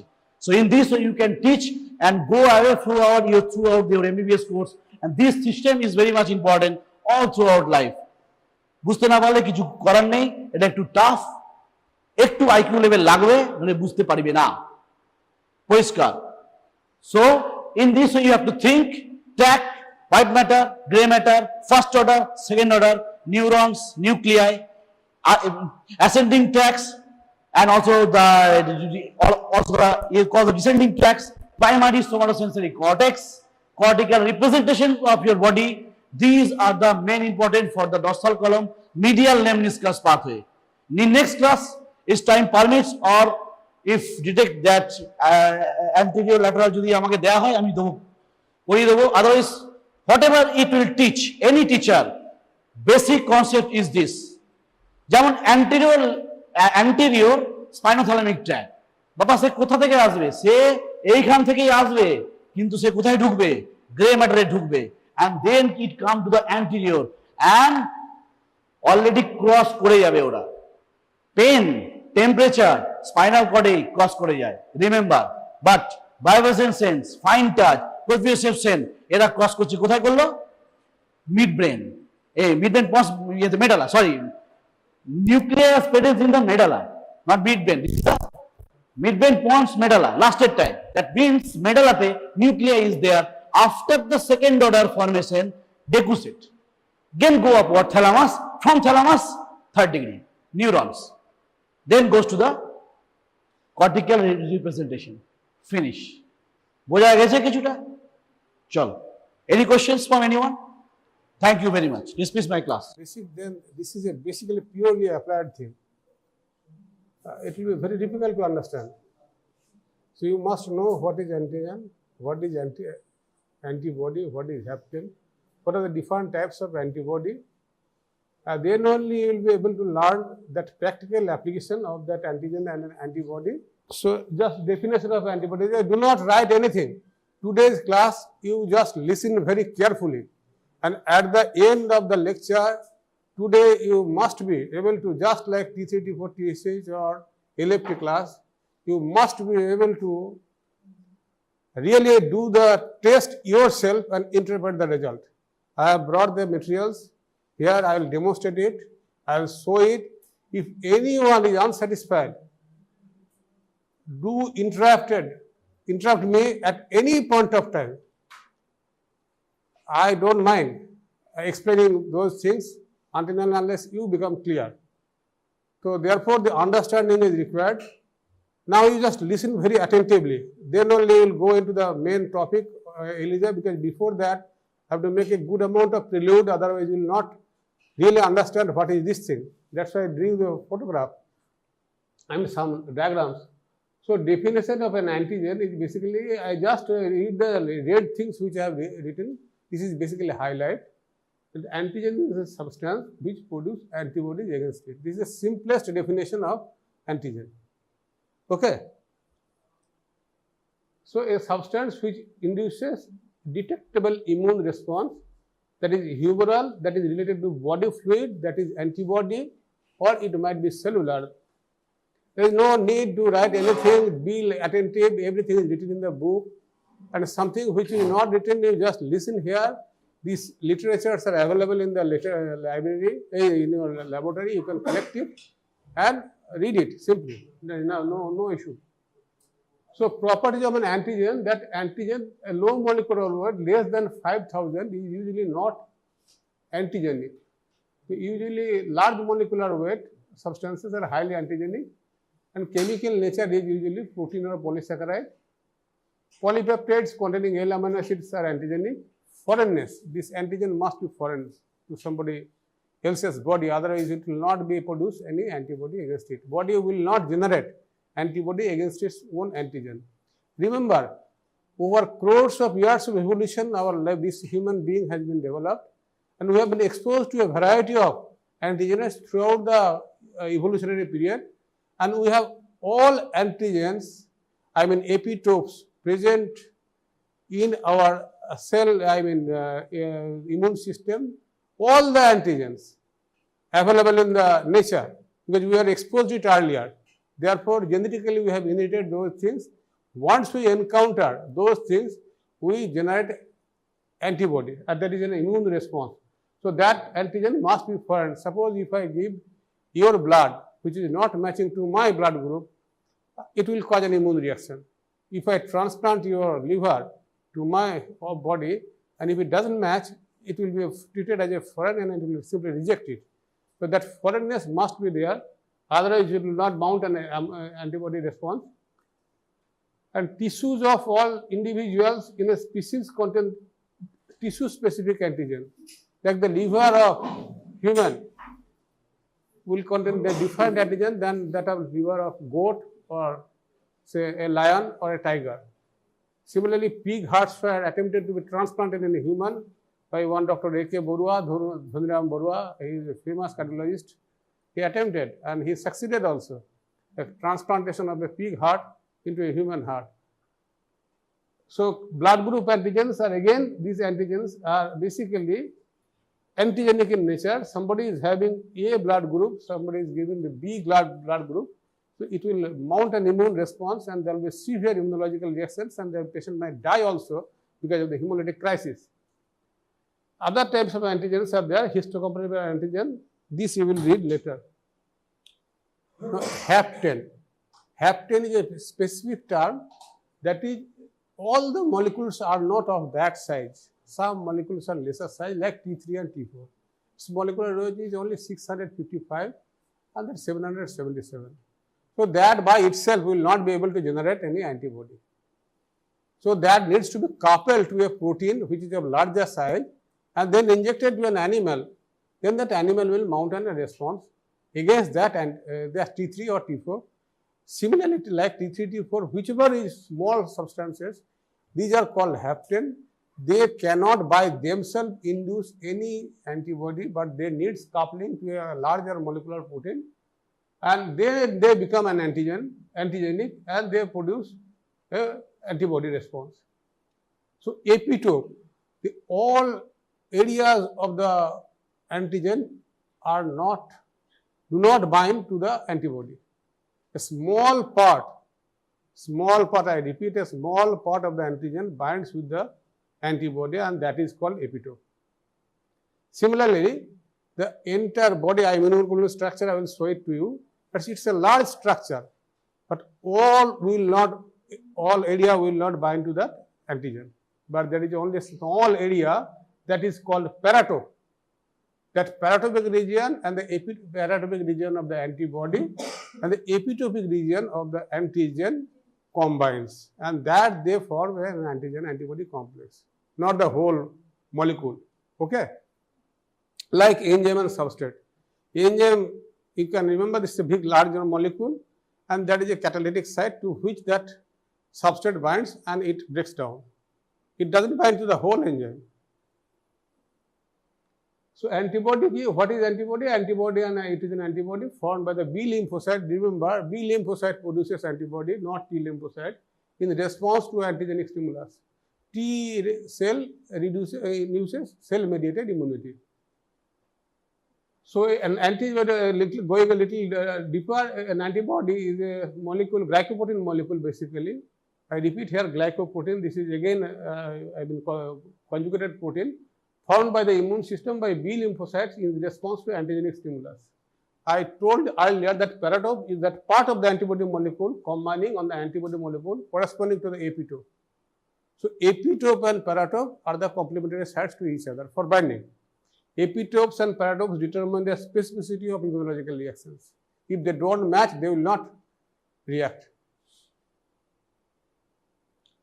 So basic structure of that antibody is having a 2 heavy chain and 2 light chains, and you can see there are only this area, this small area, that is the antigen binding site. These 2 small area, not the rest of the thing. Okay. So that specific area, how it determines the antigen. I mean, Sushmut Tonaga was awarded Nobel Prize in 1988 for the discovery of this thing, antigen diversity. But you read in the book, it is available in the book. So this is heavy chain. This doesn't bind. So only for this work, just how so many antigens bind to antibody, this small amount of work, not a modest, mega amount of work, a Nobel Prize was awarded for that.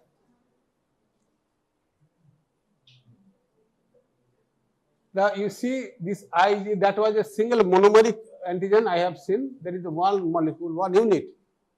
Now IgA molecule it's a dimer. There are 2 antibody molecules and they are joined together by a J chain.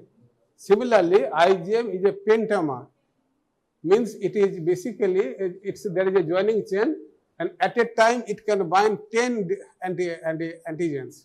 So usually during agglutination study, this blood grouping, this IgM antibody is preferred so that all in a single molecule, the 10 molecules of RBC will be attached and you will see a visible clumping, and the blood group will be seen with the naked eye. And that is the charm why this antibody, IgM antibody, is used for something which is to be visible, something which cannot be visible, or something which cannot be needed. Then we use this thing, antigen antibody, then antigen antibody reacts, and then we need a precipitation to be formed. That's a lengthy procedure. And do not come so late, you will miss many things. So classification, I am not going to do this thing, just to highlight there are 5 different types of antibody. You must remember and you must be able to tell that these are the antigens and these are the different types of antibody. So antigen antibody binds by mainly these 3 forces. Remember, this is not a covalent bond. This is an electrostatic bond, van der Waals force, and hydrogen bond. These are 3 bonds between the antigen and an antibody. It's not a covalent bond. That means it can be detachable. So detection of antigen antibody, how can you detect? One is precipitation. Antigen antibody has been mixed together, they have formed a complex, and you have allowed this thing to precipitate. That is one technique. Second is agglutination. Classical example is blood grouping testing. Blood grouping, if you take blood of any individual and put it in 3 drops on a slide, on a plate, and if you give anti-A antibody or anti-B antibody or anti-RH antibody, and if you just mix it, you will see a visible clumping. If it is an AB positive, all three will be showing the visible clumping, and if it is a O negative, then everything will be negative. Now, A positive means A will be showing the positive thing, B will be negative, and RH will be positive. So that's the commonest test. The agglutination test and precipitation test is not done that much. Earlier, radioimmunoassay was the standard procedure. I mean, that was available, I mean, in a very few centers. It's a very difficult procedure to get license. And technical expertise, radioactive disposal, there are many things which I will discuss. Now, to overcome that thing, that enzyme immunoassay was developed, and later a better technique which is called ELISA, which is today's topic, that is basically designed, but further development on that topic has been made by here instead of radioactive element, enzyme was used as a level. But then further immunoassay development took place by chemoluminescence. It has caused increased sensitivity of that assay so that we can detect lower amount of antigen or antibody. Now, this chemoluminescence immunoassay has been used in India, and automated machines are available since 1998. Unfortunately, here at our hospital, still enzyme immunoassay, that ELISA method is there. A chemoluminescence is not there, but perhaps when you will pass by that time, that machine will come. That machine is, I mean, I am telling you, in India, 1998, I tried to procure, but for some reasons, I could not procure. I attempted to purchase this thing thrice for our hospital. Now, just before if you want to understand that ELISA, you must understand the principle of radioimmunoassay. Radio means there is a radioactive antigen or ligand. That antigen needs to be labeled with a radioactive material, otherwise you will not be able to detect it. Immuno means immunological mechanisms. Means antigen and antibody must be there. And assay means measurement. So radioimmunoassay means basically you are measuring something using antigen antibody, not by chemical methods, whatever you have done in say urea estimation by DAM method, or say sugar estimation by glucose oxidase peroxidase method. That you are not using any antigen and antibody. You are using a chemical material, and that at the end of the reaction you are seeing a color. Similarly, here the color is not produced. Radioactive materials, what is the radioactivity associated, that is measured. That's why its name is radioactive material. Suppose এই ঘরটার মধ্যে আমাদের 5 জন faculty আছে এই Santiniketan medical কলেজে, ঠিক আছে? তাদের দুটো হাত এইভাবে বাড়িয়ে আছে, আর 5টা মেডিকেল আমাদের এসএমসি ছাত্র আছে। ওই টিচার এখানে ঘরের মধ্যে দাঁড়িয়ে আছে, একদম তারও চোখটা বন্ধ করা, আর যে স্টুডেন্টরা ঢুকছে শান্তিনিকেতন মেডিকেল কলেজে তারও চোখটা বন্ধ করা। এই বন্ধ করা অবস্থায় থাকলে হবে কি, যেই একমাত্র হাতটা ঢুকলো জাস্ট বোঝার চেষ্টা করে দিস ইজ অ্যান্টিবডি, দুটো হাত আর কি মলিকুল। তো টিচার যে মুহূর্তে ইয়ে করলো, একটা স্টুডেন্ট সামনে চলে এলো, তো বাইন্ড করে গেল, তো আর সেকেন্ড ক্যান্ডিডেট কিন্তু যেতে পারবে না। সিমিলারলি 5 জন যদি যায়, সাপোজ এখানে আমি দেখাচ্ছি যে 5টা অ্যান্টিবডি রয়েছে, this is a fixed level of binding site antibody, this is fixed. And this number, that Shantiniketan Medical College 5 students, this is also fixed.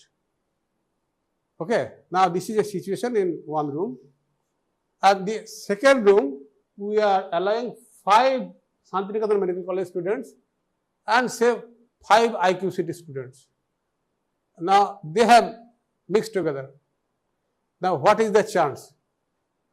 What is the chance here? It's a blind process, because in the solution this antibody is there, in the solution you have added, and this is called labeled antigen. This is something the students are labeled.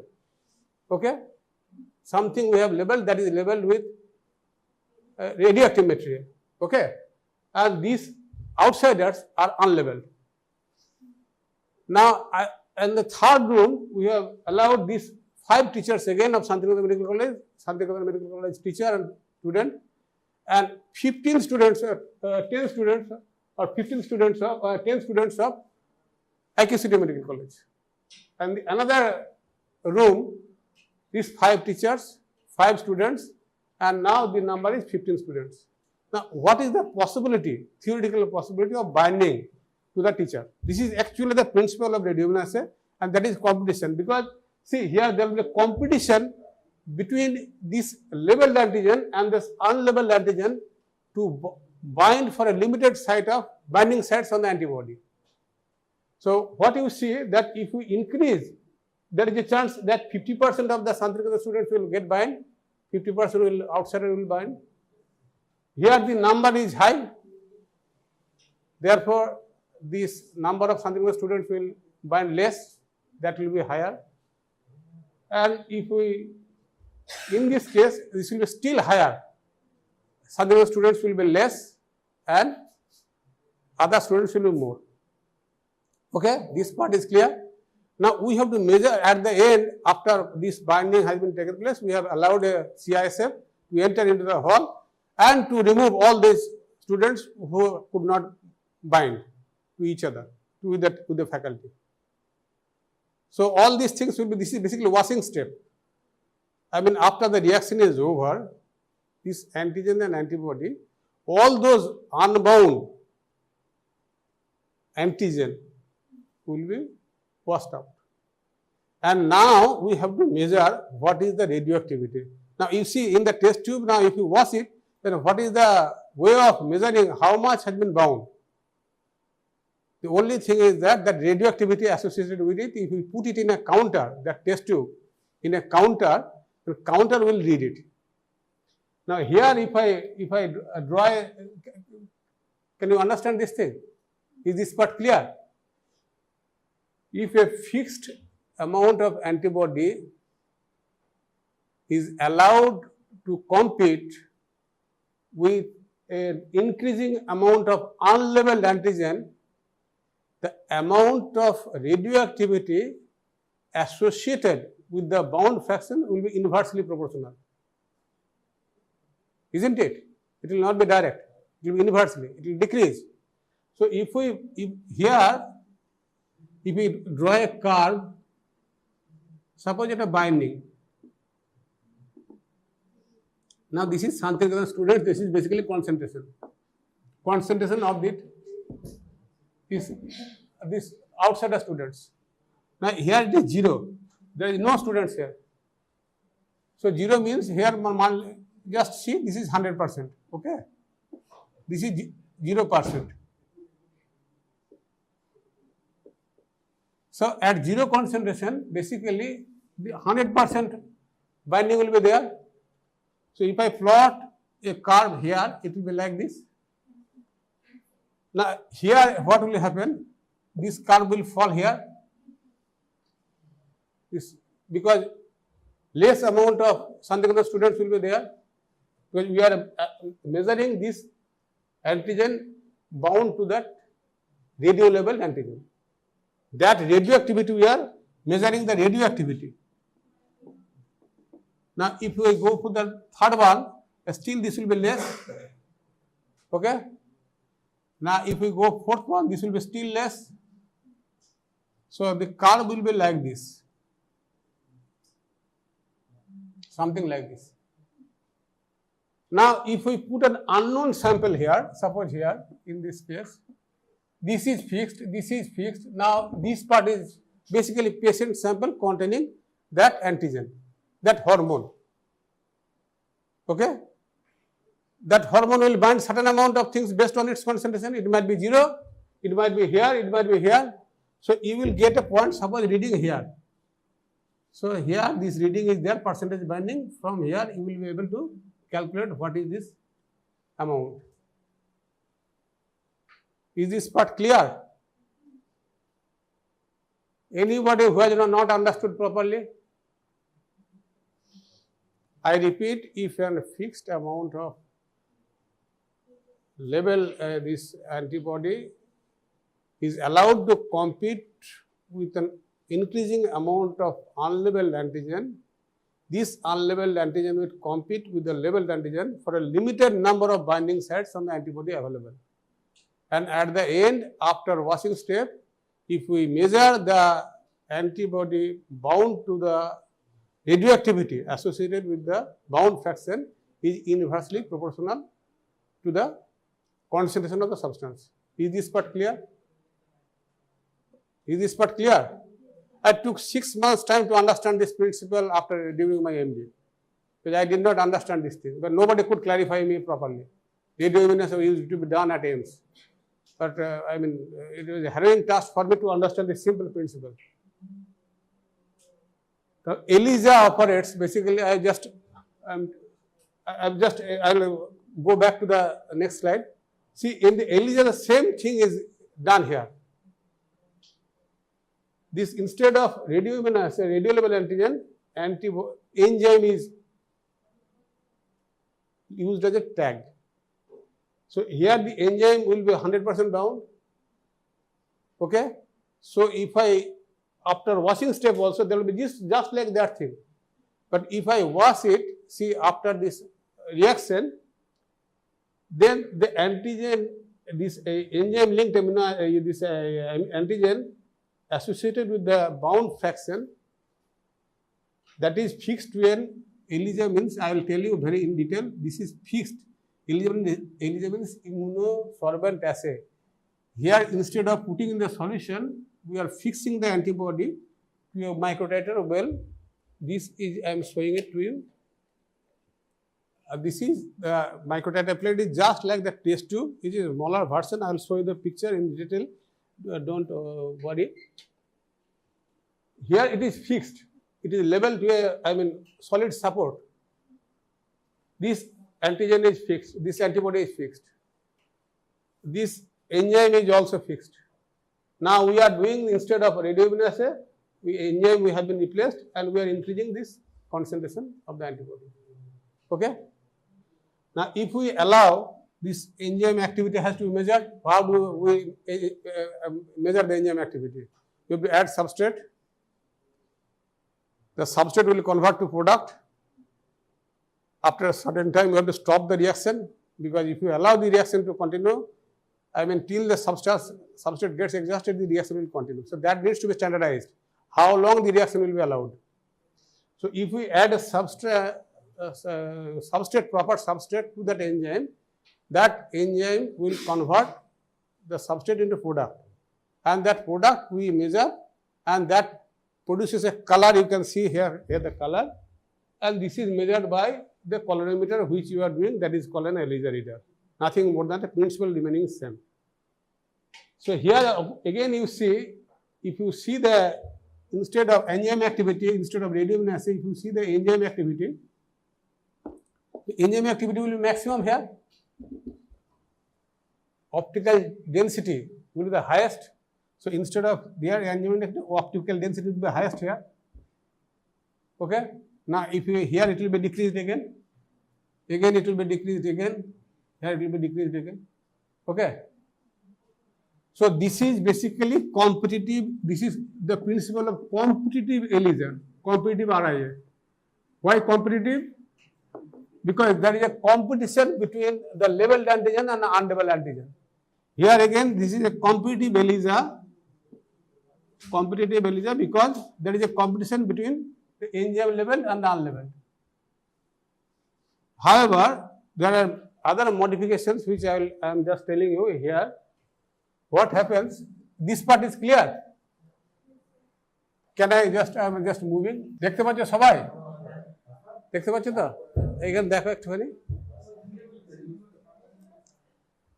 এখানে মনে করো 5টা antibody আছে, প্রিন্সিপালটা same, শুধুমাত্র ডিফারেন্সটা শুধু বোঝাও, চেষ্টা করো। সাপোজ এটা 5টা অ্যান্টিবডি। সাপোজ একটা এইচসিজি ইমিউনোঅ্যাসে করবো, এইচসিজি ইমিউনোঅ্যাসে বা টিএসএইচ বা টিএলএইচ আবার এফএসএইচ। এই 4টে হরমোনের 2টো ইউনিট আছে, একটা যে আলফা সাব ইউনিট, একটা যে beta sub unit. Alpha subunit is similar to all antibody. Alpha subunit is same. So if we generate an antibody against alpha subunit, that kit will be suitable for all these 4 assays. A beta subunit is different. Now what happens here? Basically, suppose this is the structure of this alpha subunit and this is beta subunit. Okay. Suppose TSH. Now here if we allow this thing to bind,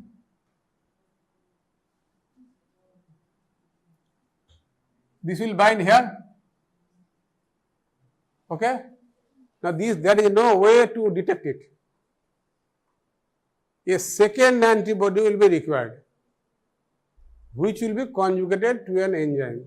A second antibody will be directed against that beta subunit, another epitope. This is one epitope, this is another epitope for which a second antibody will be attached, and this will be linked to an enzyme.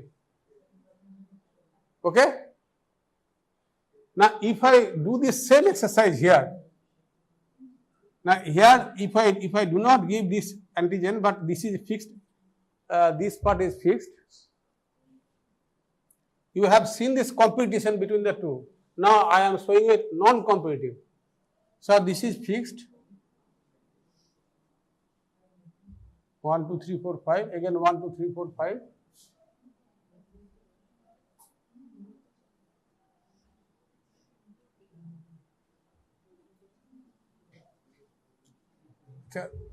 Okay. Now here what we are giving, I am giving you one antigen. Okay. One antigen, only one. That means 1 milligram concentration. Suppose 1 microgram or 1 nanogram. Here it is 2 nanogram, means I have given 2, not 3.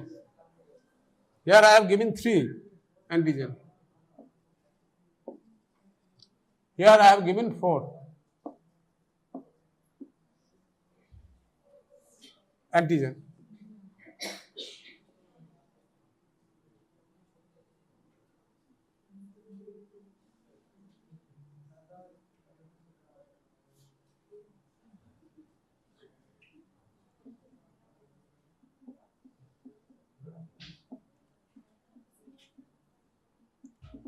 So what will happen here if I give only 1 or 0? Suppose 0 I have not given anything. It will give a 0 reading. If I have given only 1 antigen, I repeat, 1 antigen I have given. So that is 1 concentration.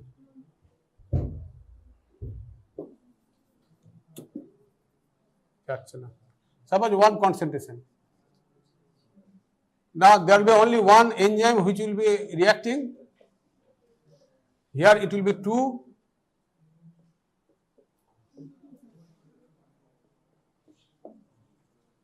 Here it will be 3.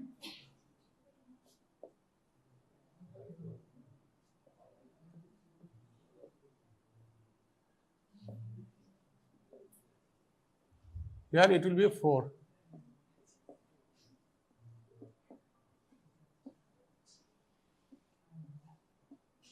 What is done here, basically, here this antibody coated plates are there. We are giving this antigen first, different concentration. Now antigen is binding to that antibody. We are giving a washing step. Whatever is not present, it is getting washed out. Now we are adding the second antibody. A second antibody will bind to the first antibody. Okay. So there will be only 1 enzyme. So enzyme activity will be minimum. Enzyme activity will be minimum. So curve here was like this. In this curve will be like this. Here point will be here because enzyme activity is very low here. Here the enzyme activity will be more because there are 2 enzymes are present. So 2 enzyme will convert to substrate. So the OD reading will be higher. The third one will be still higher and fourth one will be still higher. So we will get a increasing curve because there is no competition. There is no competition at all. So assays are designed based on the requirement, based on the trial and experiment, which one suits. Maybe if it is not suitable for the competitive immunoassay, then we switch over to non-competitive immunoassay. I will show you the literature. You will be reading the same thing, whether it is a competitive immunoassay or whether it is a sandwich assay or a double antibody assay. In addition, many times what happens, this antigen, suppose antigen antibody reaction, whatever you have seen,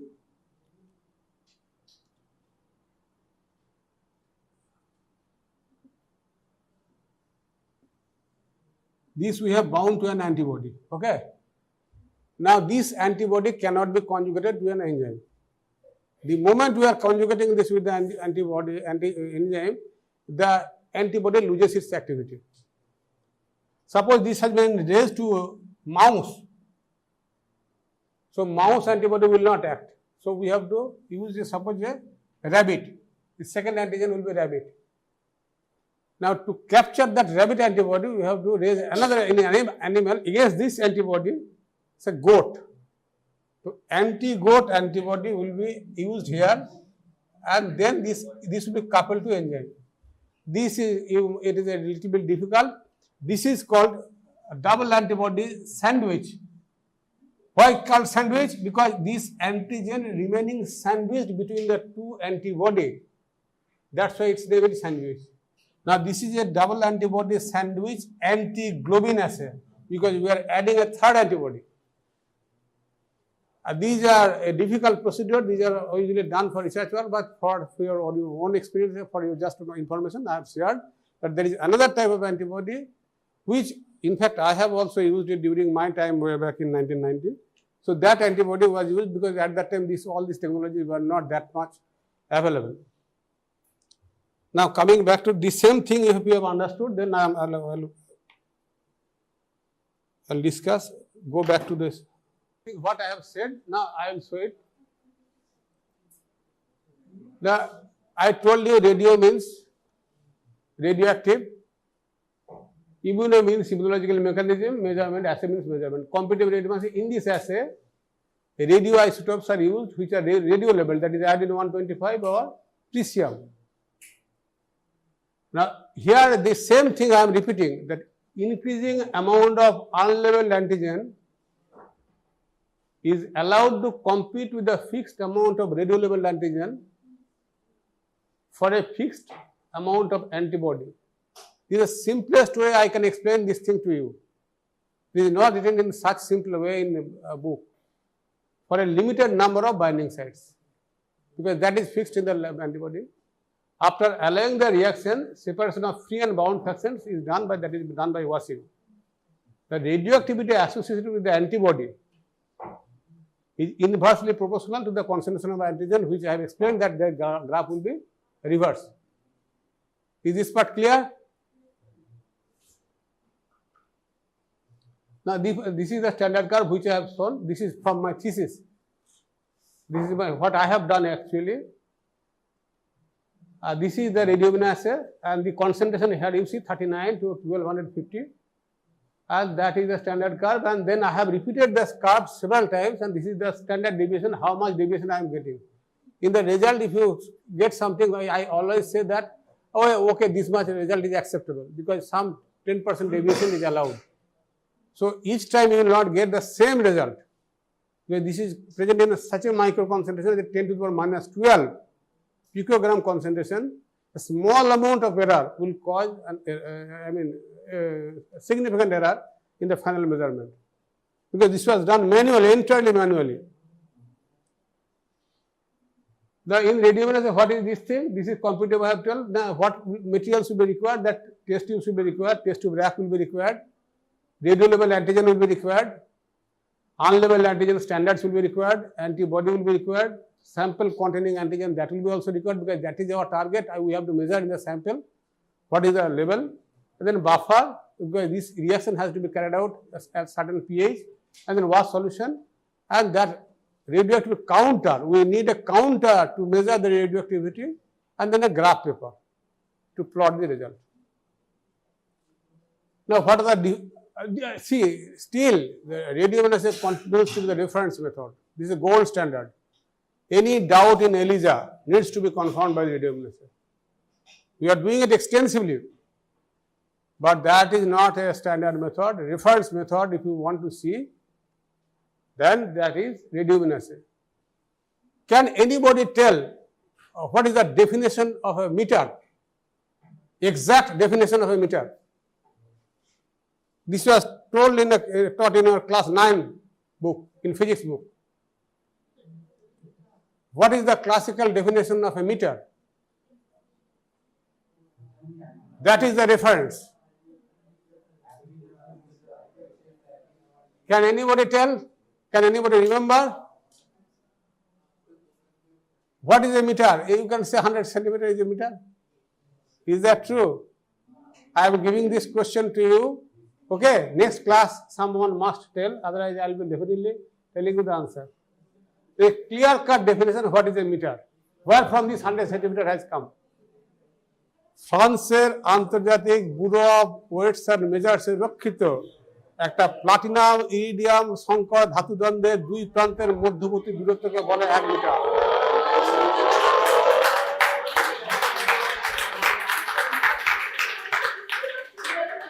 That is the reference point. Did you recall? হ্যাঁ তো এটা বলতে হবে না, আমি জানতে চাইছিলাম তো এটা। What is a meter? That difference, that material. Now you can multiply it with any number. That will be that much meter. You can subdivide it. That will be meter, centimeter. So that is the reference point. Okay? So what is the reference method? Do you understand what is the reference? Please do not make noise. This is a class.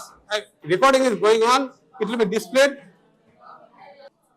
And so that's why I told that radioluminescence, although not being used today. See, if you will engage in cross-talking, that I will not be able to finish again. 1 hour will be required. See, why you are so much less attentive in class? So I told you, whatever you read, whatever you are reading today, that will be used somehow or other. One day I was asking Archimedes principle to some students. He could not understand whatever I was asking. Then I have you read in Archimedes principle. Tell me Archimedes principle. Archimedes sutra bolo. Pascal's sutra bolo. ব্যাস ওগুলো তো বলতে পারছেন না, তুমি 11 12 পড়ানি ঠিক করে। আচ্ছা এবার দেখো disadvantage. Well okay please stop now. Let me progress. See, disadvantage of radioluminescence. Why this has been discontinued? So uses of radioactive, do not cross talk now. Now I will not allow anymore. See, what are the disadvantages? So uses of radioactive material, health hazard. That radioactive material causes health hazard, so that becomes a major issue. So specific designated area you have to do it. Now disposal of radioactive materials is another big problem. The half-life of radioactive ligands, there is a limited number of 28 days period time is there. And by the time from the production site to the laboratory, it reaches, we get only 7 to 10 days time. By that time, needs to be used. So that's basically another disadvantage. And especially trained personnel are required.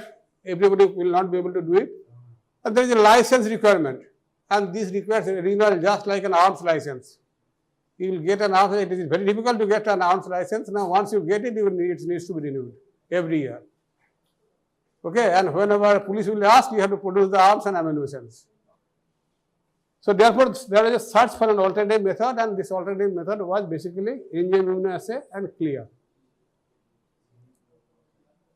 So what is enzyme immunoassay? I told you that is a RIA was this thing. Enzyme is here enzyme linked ligand, just like radioligand. This is enzyme linked ligand.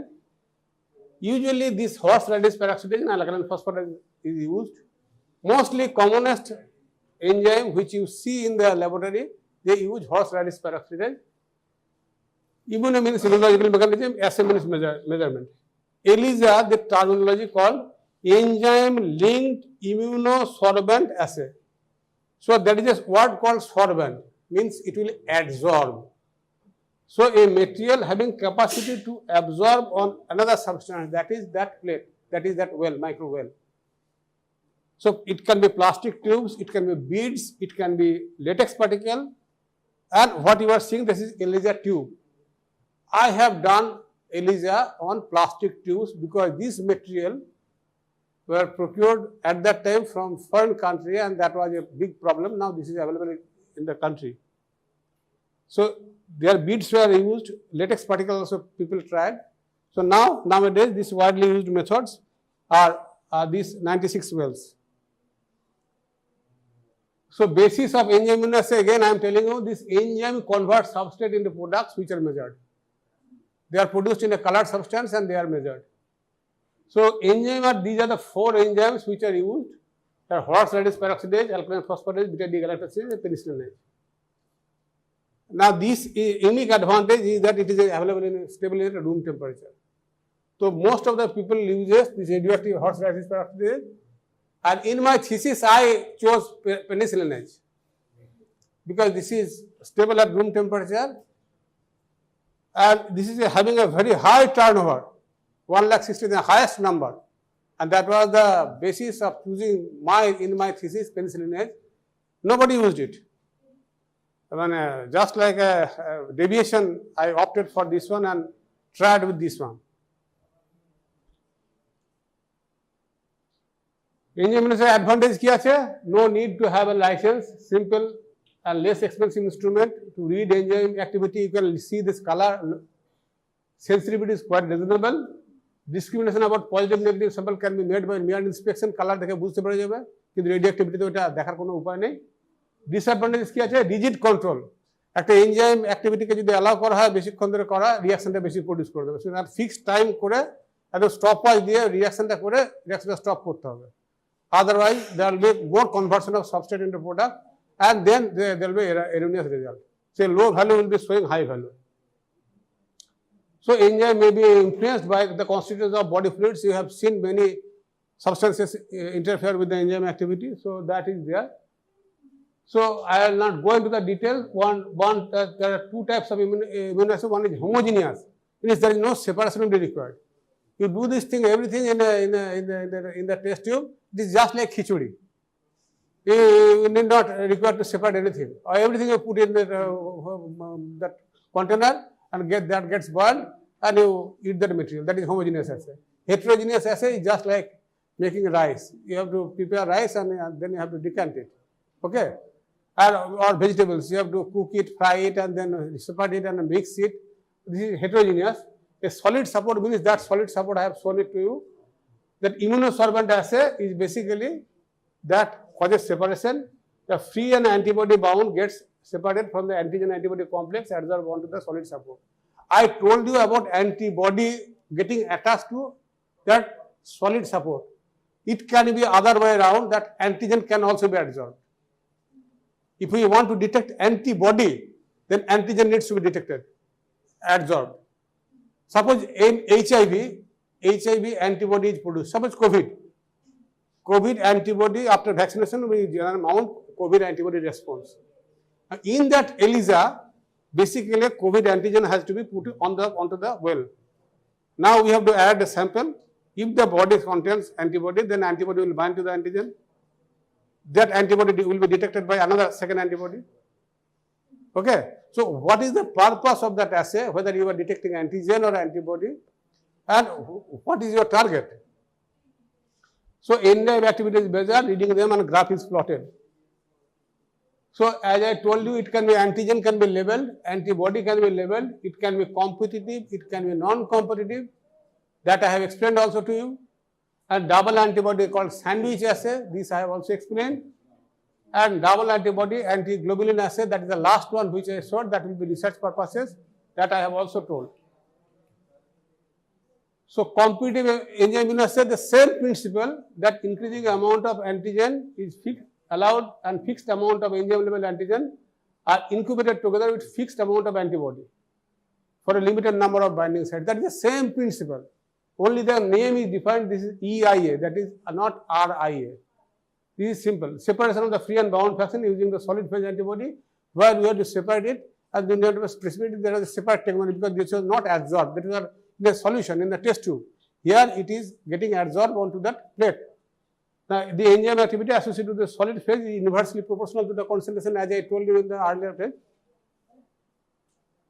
Now sandwich assay, as I told you, this antigen must have two epitopes. Okay, solid phase contains antibody, first antibody. That LH, FSH, RH, HCG I told you. If you make a alpha unit, it will be common for everything. Now that plate can be used, I mean subdivided into 4 different parts. One part can be used for HCG, one for LH, one for TSH, one for HCG. Now the sample containing antigen binds to the antibody, that is first antibody. Okay. Now then we make a washing step. Then enzyme level second antibody is added. Okay. Now binding of antigen first antibody with the enzyme level second antibody. Second antibody we have tagged to it. Then we have made a washing step. Have I made myself clear? Then measurement of the enzyme activity. Here we are adding a second antibody and that is making a sandwich acid. The again materials required will be ELISA plate, whatever I have shown to you. This is ELISA plate and this is a enzyme level. These are the things I am showing it to you. See, these are the standards. This is a box. I have collected it from your laboratory. These are the small boxes. These are small boxes. These are standards. The different types of standard concentration. And this is conjugate color reaction and substrate stopping solution. There are several things which are there. That kit, whichever will be required. Now, what we do basically, what you do here, you pipette it and then you put it in the test tube. Instead of this thing, we use a micro pipette. Because this is a very small well, we do not use such a large pipette, the small pipettes are used. And here, this is, all the things are added without touching. One has to be very careful. Earlier, when this was a 96 well plate, and this plate was available at 96 wells, and that needed to be covered for 96 samples only, otherwise the plate is wasted. And nowadays, what happens, these small things are also available. This is also available. You can see it with your own hand. Now, if I require, suppose, so five things. Now, therefore, if I require, suppose today 5 samples are required, so we have broken it to 5 parts only. That facility was not there. So, as per requirement, we can use this very economically. Very economically. Anybody can see it. See it. This is also a pipette tip. Someone can also see this thing, this content.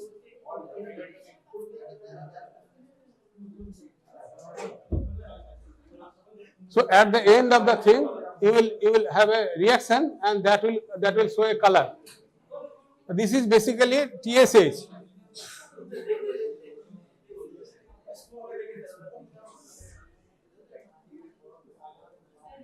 Okay, is this part clear? না এখনো দেরি আছে, অনেক সময় লাগবে।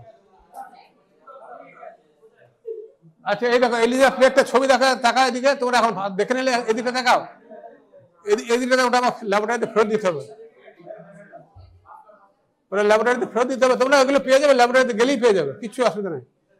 ওইটা দাও আমাকে ফেরত দিতে হবে ল্যাবরেটরিতে।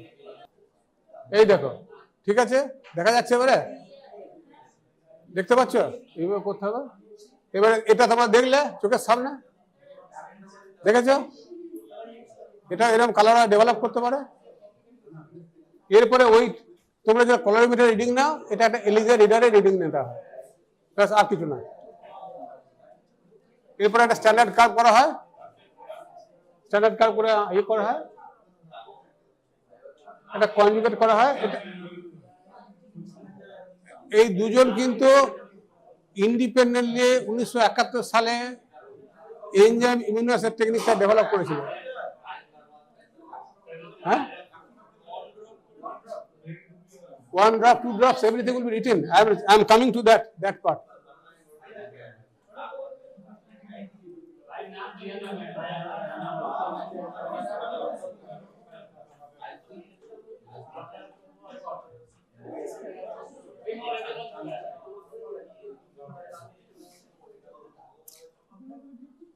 আচ্ছা দেখো, T4 এর লিটারেচার বার করছি, যে জাস্ট এই যে আমি নিয়ে এসেছি তোমাদের কাছে লিটারেচার, এই লিটারেচার গুলো পড়বে। আবার শোনো, এগুলো তোমাদের just why you require it, I am telling you, laboratories do manipulate results.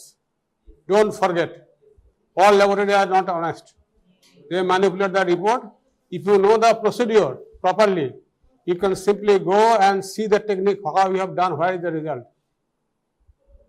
I am sorry to say that many big laboratories are manipulating results so that doctors become satisfied. Okay, satisfaction is another issue.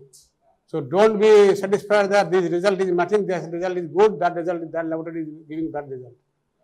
So if you know the procedure, you know the technique, then you can simply go to the laboratory and cross-check it that whether you have done it properly, show me the result. Otherwise, you will be befooled. No medical students usually go to the laboratory, and that's the big drawback. And that's why they accept it everything, which is not a fact. সব জায়গাতে যাবে, you have got every right. আচ্ছা দেখো ভালো করে বলে দেখো, এটা T4 কোয়ালিটি দেওয়া লাগে, ঠিক আছে? একবার একটু চুপচাপ মন দিয়ে পড়ো, শোনো, এটা দেখা এদিকে, এই ইন্ট্রোডাকশন ছাড়ো, প্রিন্সিপালটা দেখো, প্রিন্সিপালটা কি লেখা আছে দেখো ভালো করে, যে একজন পড়ো, তোমরা কথা বলবে না শুনবে, একজন পড়ো, এই প্রিন্সিপালটা শুধু পড়ো, দেখো ভালো করে, একজন ওঠো, যে কেউ একজন ভলান্টিয়ার করো। See, this was the state of affairs. It was a dream of late Rajiv Gandhi to make indigenous hormone assay kit in 1988. That is what is called Make in India product. And this proposal came from Prime Minister's office to the Director General of Indian Council of Medical Research to develop an indigenous progesterone assay, because progesterone assay was required for population control. It was a big problem for Rajiv Gandhi for India's exploding population. He wanted to control it. For that fertility research, you know, progesterone hormone is secreted after ovulation, and for that, see, do not take any photograph. These are, I am sharing my experiences with you. You can get it. See, I have written 3 books. I have given this book to your library. Principal wants it to read because he told that contents are too high. I wanted to release it during a festival. So he wanted to take some amount of time to go through this book. 3 volumes are written. You can show it to. It is available in a HOD book. In that book, you will get it. Everything will be written there. See, this proposal came from Prime Minister's office to Director General to develop an indigenous hormone assay that was required for fertility control, so that hormone contraceptive research work can be done. And it was sent to Director AIMS, New Delhi, and it was forwarded to the HOD Biochemistry for necessary action directed to concerned faculty, and it came to me as an MD thesis in April 1988. And I was literally moving in the dark.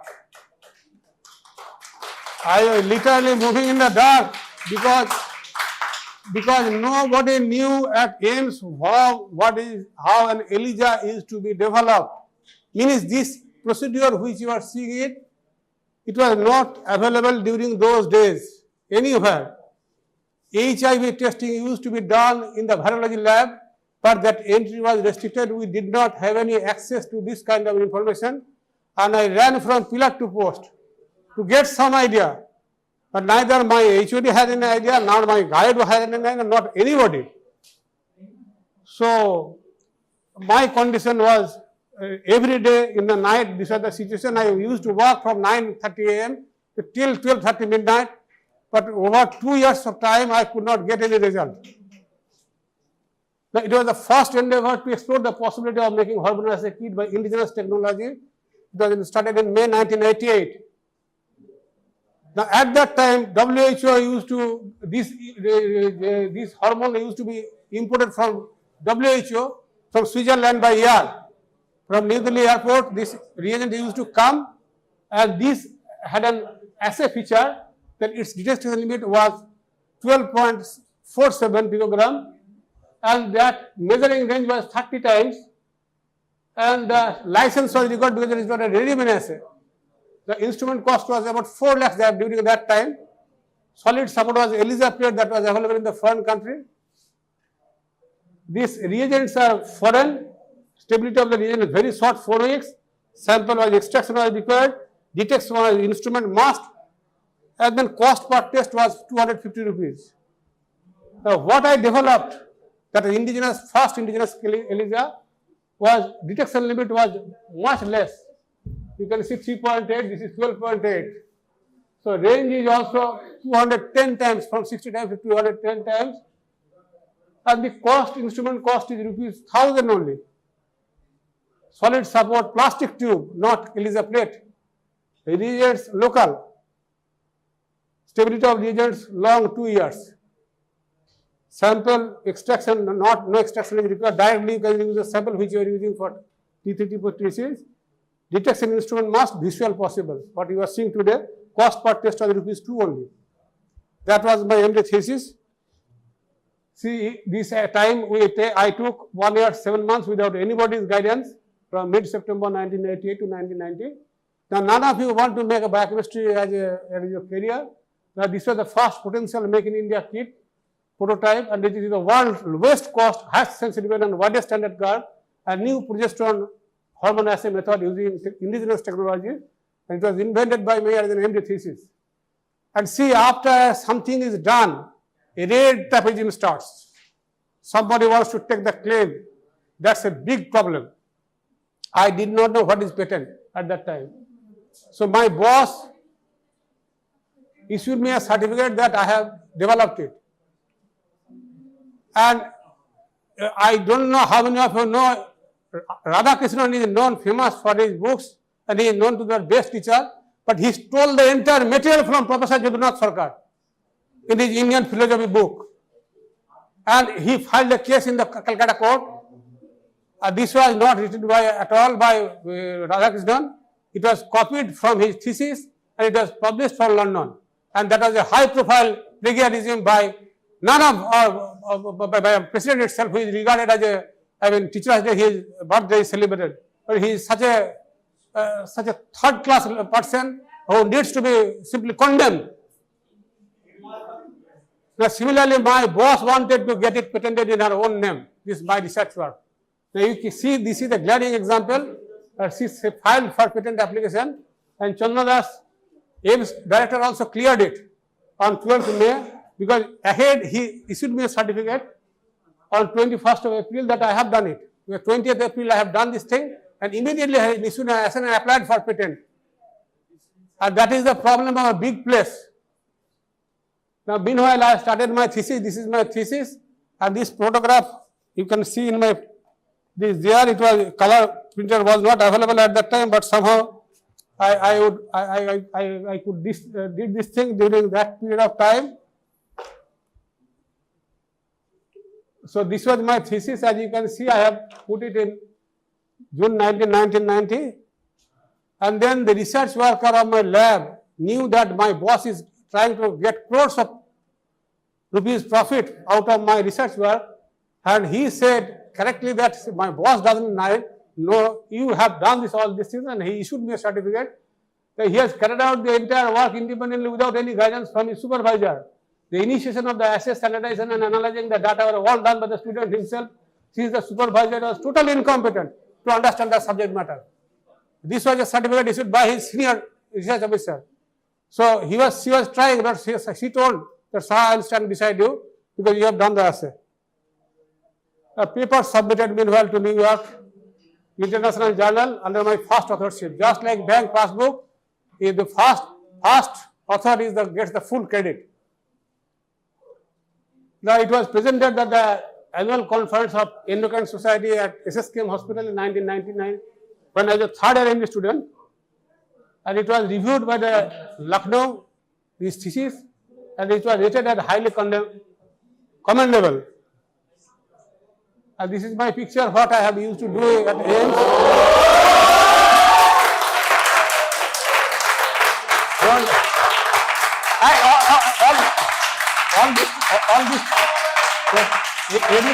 Everything is in my book. Everything is in my book. It will be available in the library. You will see it.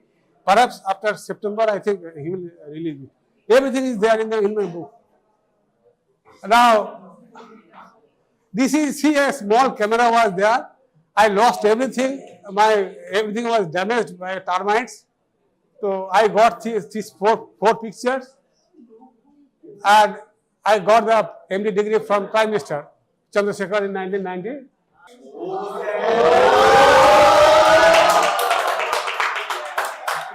And this photograph was published in Times of India next year, New Delhi edition.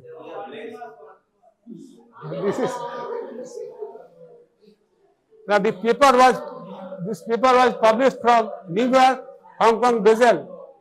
Simultaneously from 3 places, this paper was published. And you believe me or not, every journal is having its own font. But my paper was published in USA journal as a scanned copy, not using fonts, as a scanned copy of the documents which I have seen. The writing was so perfect. I'll show you the original letter, the article. Now this was uploaded in internet during that period of time in 1991.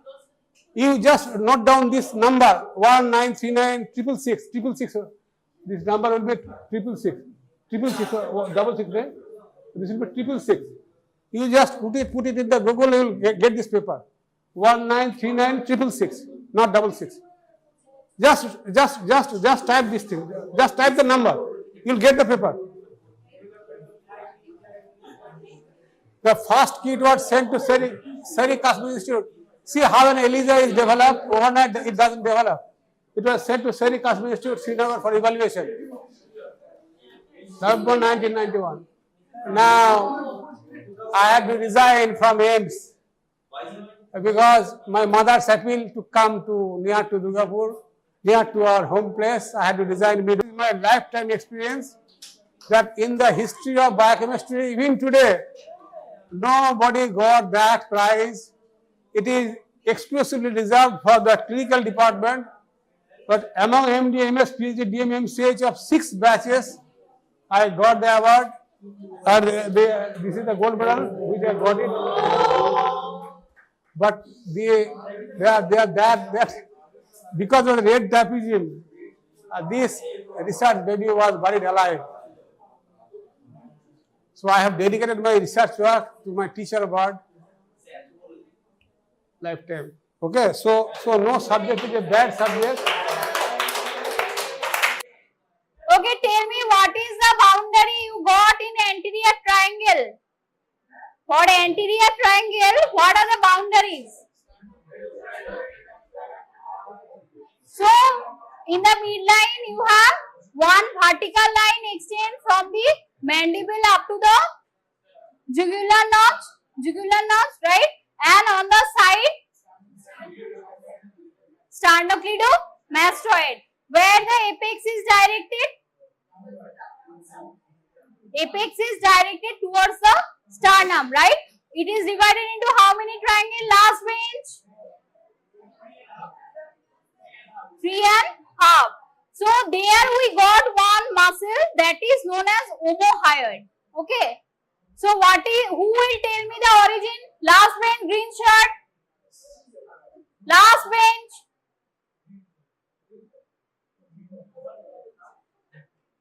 Tell me, stand up, tell me the origin and insertion of omohyoid.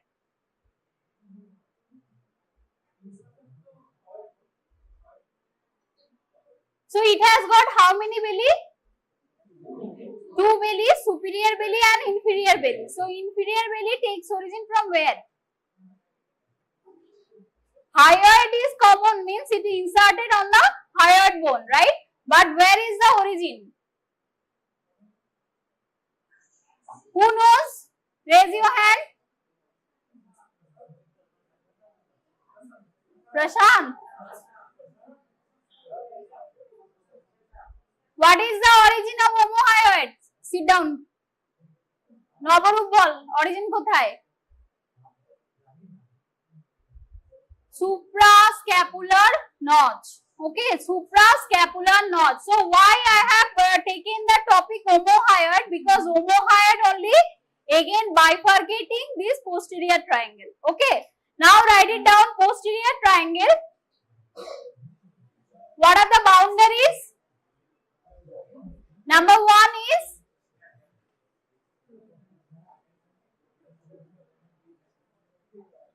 posterior triangle. What are the boundary? On the medial side, which border of sternocleidomastoid? Posterior border. So write it down. On the medial side, posterior triangle is little bit complicated. Okay. So in the posterior triangle, medial side is the posterior border of sternocleidomastoid. Okay. ও exam দেবে তোর হয়ে sternocleidomastoid. Okay. On the lateral boundary is formed by anterior border of trapezius. Write it down. Lateral boundary is formed by anterior border of trapezius. So who will tell me the nerve supply of these two muscles? I already told. Sternocleidomastoid and trapezius is supplied by even which accessory? Spinal or cranial?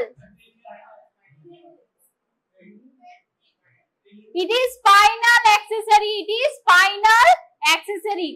Okay. Spinal accessory nerve is supplying the sternocleidomastoid and trapezius. Okay. So these are the two boundary. How the base is formed? Write it down. The base is formed by the which border? The middle 1/3 of clavicle. The base is formed by the middle 1/3 of clavicle. Okay. Now how the apex is formed? Just think about that. These are the two muscles. One side is sternocleidomastoid posterior border and this side is the anterior border of the trapezius. So where does it unite? Okay, apex is superior nuchal line. Where you got the superior nuchal line? কোথায় পেয়েছি? কোথায় পেয়েছি? So that is norma occipitalis. Norma occipitalis. Okay, so that is superior nuchal line. So this is making the apex. Okay. Now this posterior triangle is further divided into two main triangle. What are they? So this posterior triangle is divided into two major triangle. Write it down. Number one is muscular triangle. Number one is occipital triangle. Number one is occipital triangle and another one is lower boundary তে কি থাকে? এটা posterior triangle বলছিস। So write it down. Omoclavicular triangle. Another name is omoclavicular triangle. Okay. Also you could write it is also known as supraclavicular triangle. Okay. It is also known as because just above the clavicle. So supraclavicular triangle. Which one is large? Occipital triangle. Now how these two triangle is formed? What is the demarcation? এই মাত্র প্রথমেই আমি এসে বলেছি কোন মাসলটা বললাম omohyoid but which belly inferior belly. Okay, so inferior belly of omohyoid, write it down. Inferior belly of omohyoid is dividing the posterior triangle into occipital and omoclavicular triangle. Okay, so now what is there in the roof? Who will tell the roof? What are the thing you will get on the roof? First one is skin, right? Then superficial fossa, then subcutaneous fat. Write it down. On the roof, first would be skin, okay? Then superficial fossa, subcutaneous fat. Then which muscle? Platysma. And there are two fossa. What are they? Investing, very good. Investing layer of deep fossa, deep cervical fossa. Write it down. Investing layer of deep cervical fossa. Then you will get prevertebral fossa. Prevertebral fossa. Okay. So where you will get the posterior triangle between these two fossa. Okay. Anteriorly you are having deep cervical fossa of investing layer and posteriorly you are having prevertebral fossa. So this is about the roof. Now coming to the floor. So what are the muscle you will get over there? Write it down. SLS. Okay. Constant muscle means throughout the posterior triangle you will get three constant muscle. What are they? First one is splenius capitis. splenius capitis. Okay. Then second one is levator scapulae. Levator scapulae. Then next one is which muscle? That is scalenus medius. Scalenus medius. So these three are always constant. Remember, these three are always constant. So which are occasional muscle?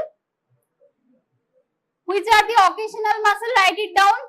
The other two scalenus, what are they? কি কি আছে বল? Scalenus anterior আর একটা scalenus posterior.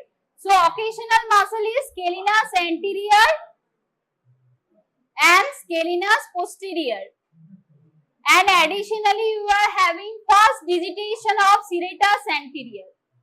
Serratus anterior কতগুলো digitation থাকে?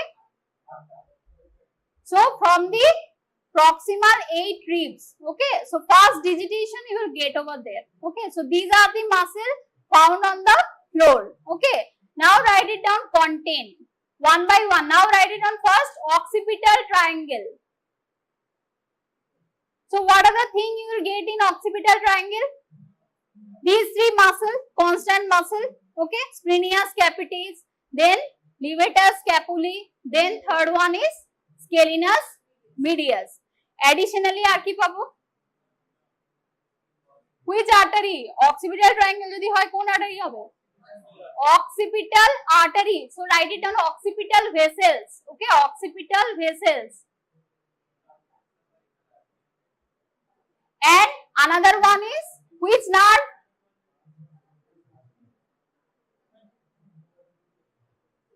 The occipital nerve. Which occipital? Lesser occipital. Write it down. Lesser occipital nerve. The root value is C2. Root value is C2. Okay. So this is the lesser occipital nerve. Okay. Now, next one is, this is about the occipital triangle. Then the next triangle we will deal with, that is known as omoclavicular or supraclavicular triangle. Omoclavicular or supraclavicular triangle. So what would be the content? Just think, just above the clavicle, which structure you are having?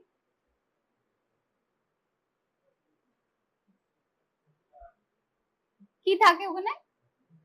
Just above the clavicle, which structures are there? Means you have, yeah, with subclavian artery and vein. Okay, and you know the relation with the first rib. Who will tell which one is the first? Subclavian artery or subclavian vein? Subclavian vein stand most anteriorly. Okay, then is one muscle. What is that? Scalenus.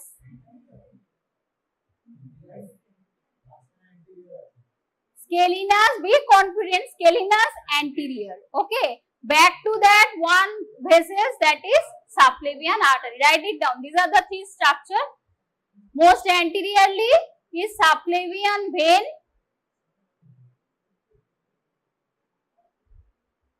Then the scalenus anterior muscle.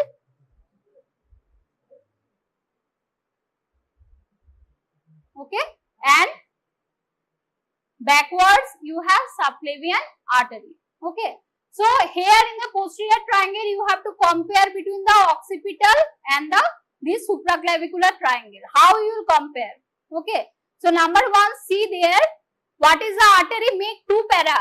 Okay, one for the occipital triangle, one for the supraclavicular triangle. Okay, omoclavicular triangle. Make two columns. Okay, number one, write it down, artery. কি artery আছে এর ক্ষেত্রে? That is occipital artery, but for this one is the subclavian artery. Okay. Then now most important thing is the brachial plexus. Okay. How many part the brachial plexus has got? Root, trunk, then division, cord, branches. So there are total 5 parts. Okay. Among them in the occipital triangle you write root of brachial plexus. Root of brachial plexus. কটা root থাকে? 5, right? 6টা কেন রে?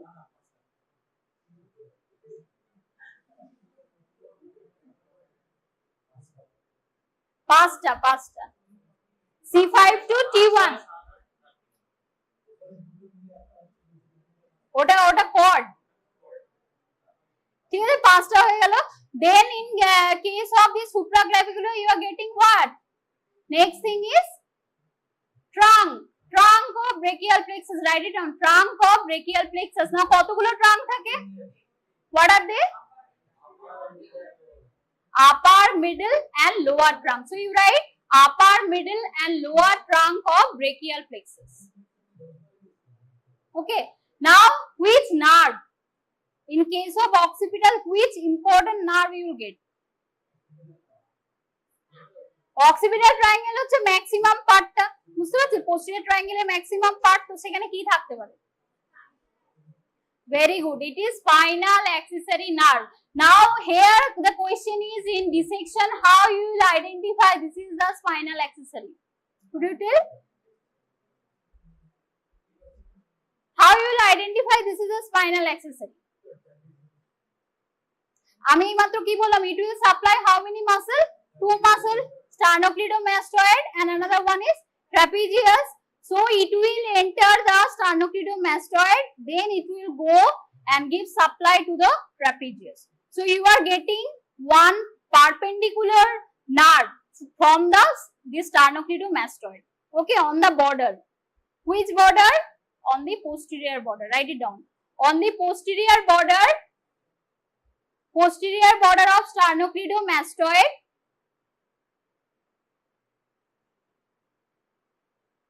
the spinal accessory nerve is found in parallel position okay through the sternocleido মানে sternocleidomastoid এর ঠিক posterior border A you will get this spinal accessory nerve okay now which nerve you will get in this triangle omoclavicular or supraclavicular ভীষণ important thorax তোদের হয়ে গেছে right তো thorax এ কোন structure পেয়েছিস ফার্স্ট রিবের সামনের দিকে কোন নার্ভটা আইডেন্টিফাই করা হয় যেটা কিনা which is lying on the scalenus anterior which is lying on the floor of scalenus anterior which is that nerve yeah it is phrenic nerve okay it is phrenic nerve what is the root value C3 4 and 5 okay so write down over there phrenic nerve is lying on the floor of scalenus anterior okay so this is the nerve okay now additionally what are the nerve you will get write it down what are the subcutaneous nerve okay there are 4 subcutaneous nerve you will get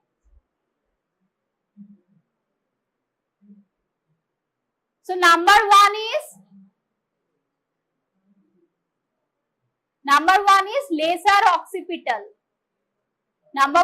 lesser occipital nerve where it will supply occipital region okay on the scalp okay write it down occipital region of the scalp so it is giving the lesser occipital nerve okay then the next one is great auricular these are all the subcutaneous nerve that means it is coming from where which nerve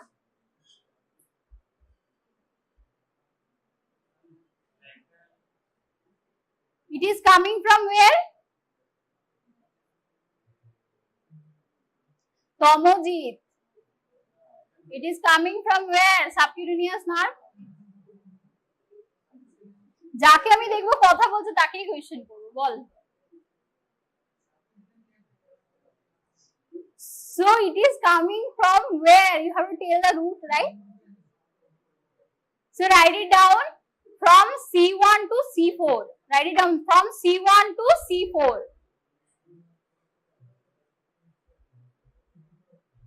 cervical plexus থেকেই আসবে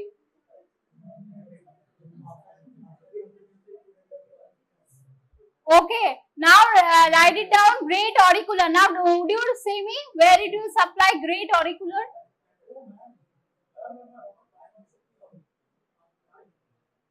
আমি স্যারকে বলেছি, sir বললো ওইসব কিছু দেখা যাবে না। এবার যদি গ্রেস মার্ক দেয় তো দেবে। তুই কি করে পারলি? এমসিকিউটা নিয়ে চলে গেলি। এমসিকিউ নিয়ে চলে গেছে, কোশ্চেন পেপার জমা দিয়ে গেছে। হ্যাঁ, great auricular. Tell me, it is a sensory or motor? It is a sensory nerve supply. Okay, write it down. কোন জায়গাটায় করে? All the face sensory nerve supply is, মৃত্তিকা বল। Throughout the face sensory nerve supply is from which nerve?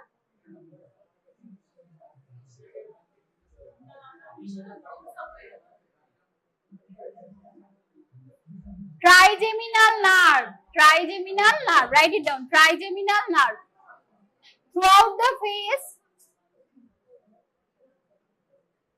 দেখ এখন শুধু সায়ন চুপ করে আছে, তোরা বলে যাচ্ছিস, তাহলে তোদের সবাইকে বকা উচিত।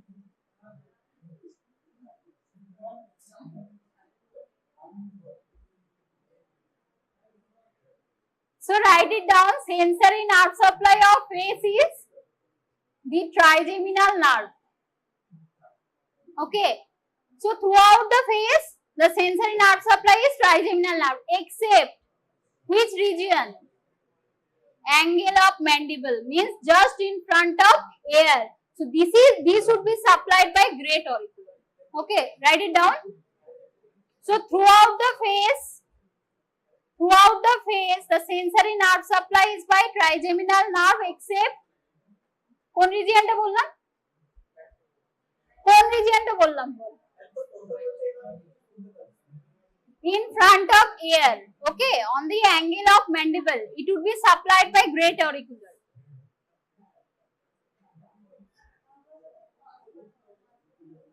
Okay, then third nerve is transverse cervical nerve. Write it down. Transverse cervical nerve. Okay, so definitely it would be going where? Transverse cervical through the neck. Okay, so what would be the root value? No, C1 won't come.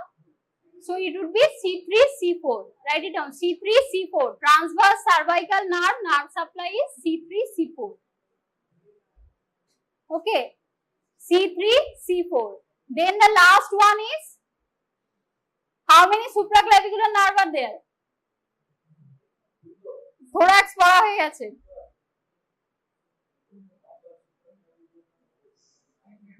upper and lower? Ball lateral are, and there is one additional intermediate. Write it down. There are 3 supraclavicular nerves. So there are 3 supraclavicular nerves. They are medial, intermediate and lateral supraclavicular nerve. Okay, medial, intermediate and lateral supraclavicular nerve. Okay, what would be the root value? Same, it would be C3 and C4. Okay, so where you will get this supraclavicular nerve? All you will get this omoclavicular triangle. Okay, so it is the content of where you have written the omoclavicular triangle. Write it down. There are 3 supraclavicular nerves: medial, intermediate and lateral. Okay, medial, intermediate and lateral supraclavicular nerve. Okay, so what are the peculiar feature of this subcutaneous nerve? Write it down. These are superficial. These are superficial to both the prevertebral. এটাই যখন MCQ এ আসবে না তোদের next day, তখন এই হাসিটা হাসবি, ঠিক আছে? So these are both superficial to the investing layer of deep cervical fossa and the prevertebral fossa. Both are superficial. Okay, both fossa, these nerves are superficial. But what about the cranial accessory? It is spinal accessory. কোনটা deep হবে?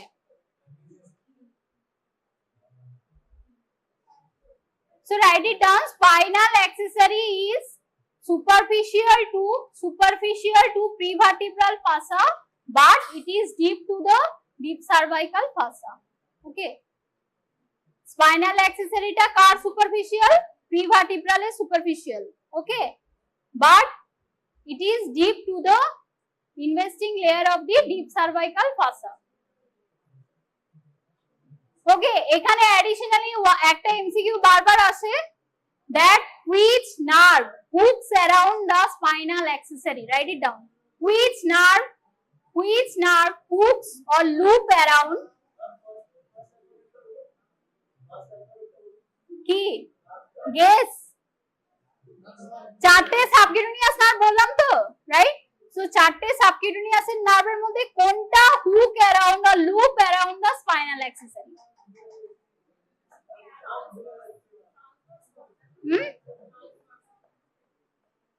Answer would be lesser occipital. Write it down. Answer is lesser occipital. Lesser occipital is hooks around or loops around the spinal accessory nerve. Okay. So these all subcutaneous nerve is making one clock position, just like the position of appendix. Okay. So write it down. First one, where you have written, write it down. First one is lesser occipital কত clock হবে? Which clock position? Lesser occipital কোন দিকে যাচ্ছে? এখানে আছে. So it is going where? To the mastoid process. And this is suppose 12. So this is which position?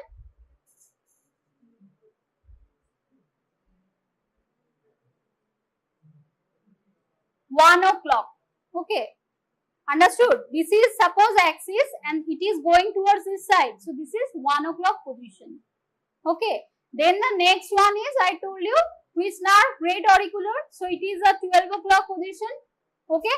Transverse cervical कैसे जा रहा है ऐसे? Just perpendicular to it. So it is 9 o'clock. And supraclavicular all are 6 o'clock. Okay. Just remember this one. So this is all about the posterior triangle. Okay.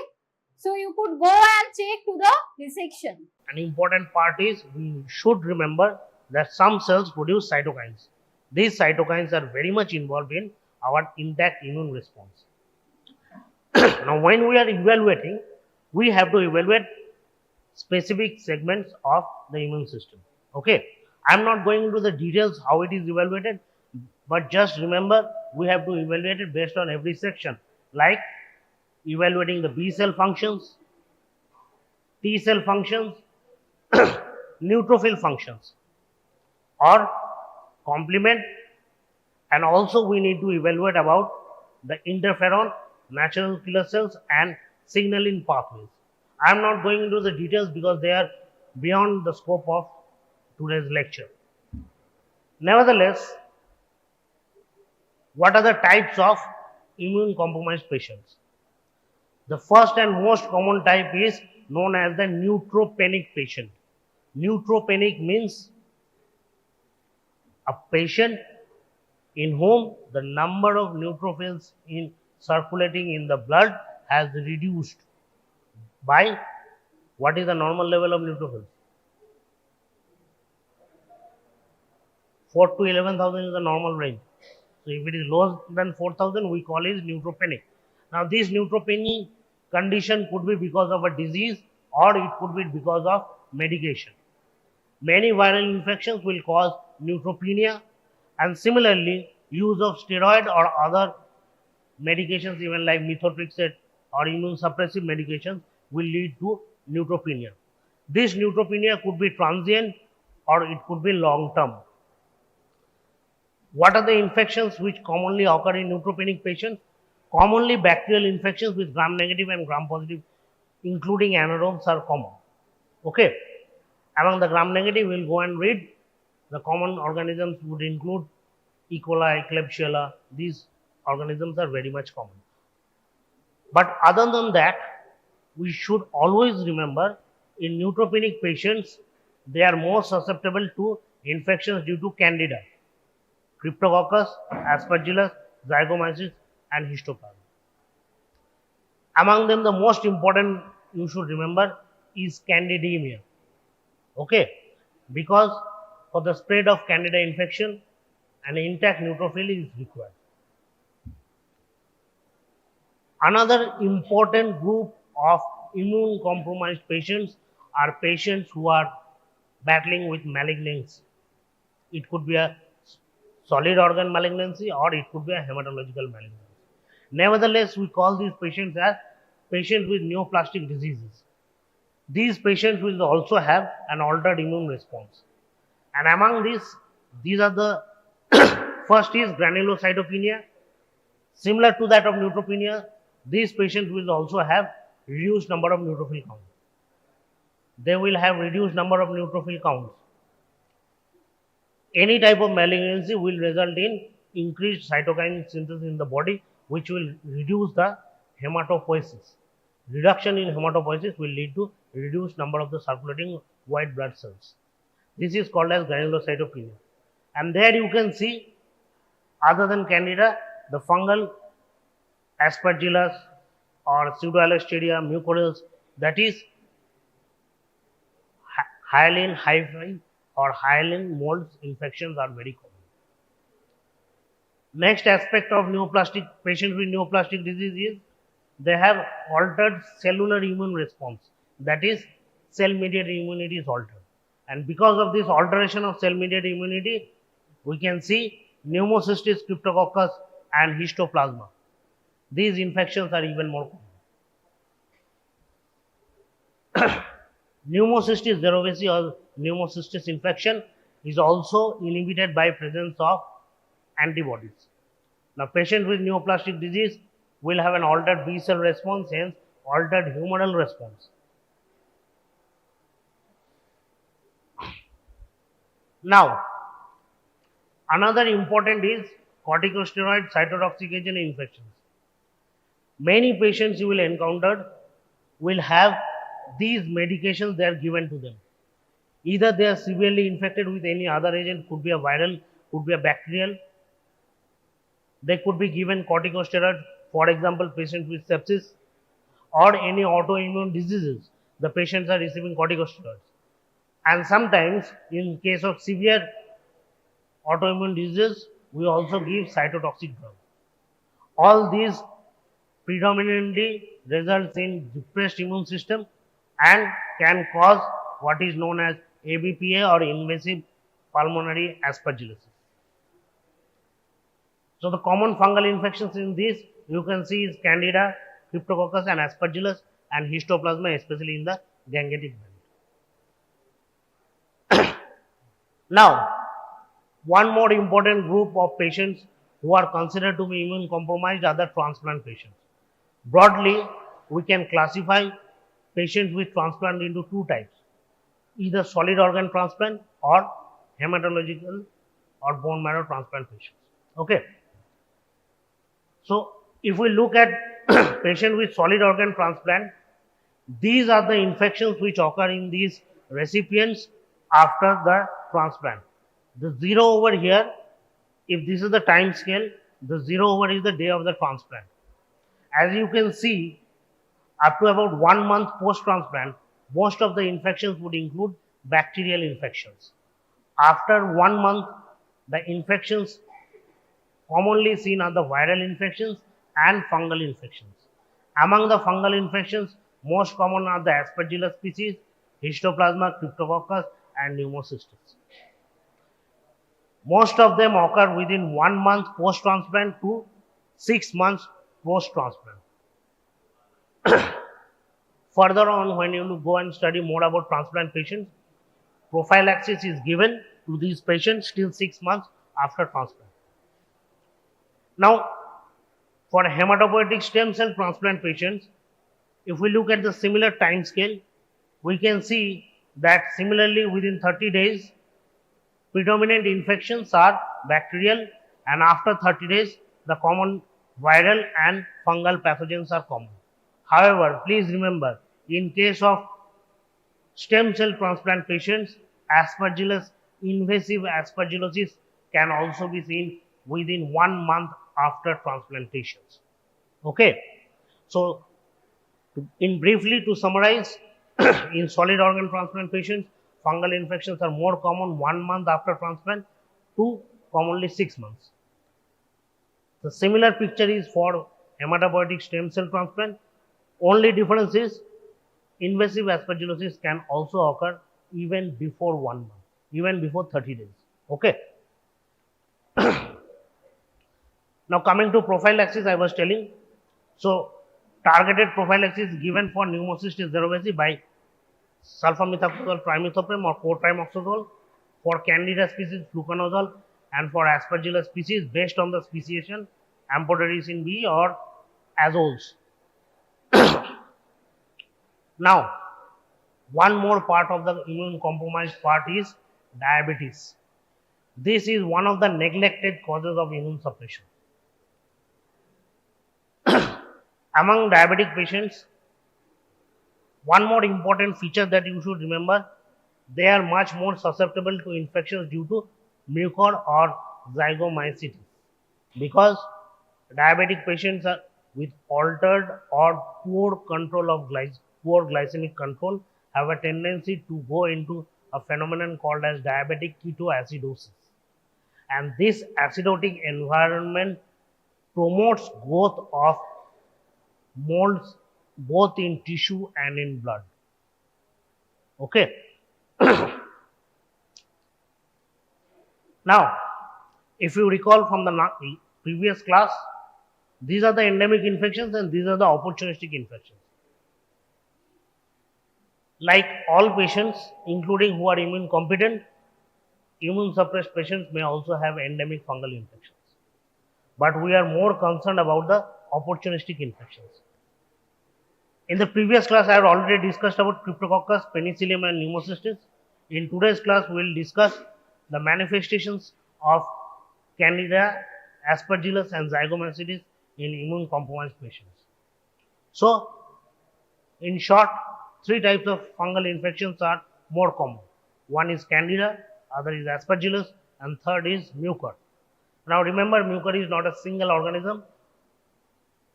Actual terminology is Zygomycetes. Many fungus are included in this group. Among them, one is mucor.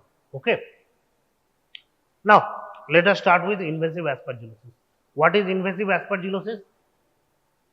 Invasive. If you see the word, there is the first word is called invasive. That means there is invasion. The invasion of not only tissue but also blood vessels, also called as angioinvasion. Okay. If you recall, aspergillus spores are ubiquitous, present everywhere. But in case of immune suppressed patients, what happens is after the conidia is inhaled, there is colonization in the alveoli where it forms hyphae. Now this conidia or the hyphae, they are degraded both by neutrophils and macrophages. If both lineages are altered, what happens is the hyphae slowly and steadily invades both in tissue and then in blood vessels. When they invade into the blood vessels, they form thrombosis and infarction. If it occurs in the lungs, we can see this type of evidence radiologically. So clinical features will obviously depend on which site is located, whether it's a pulmonary.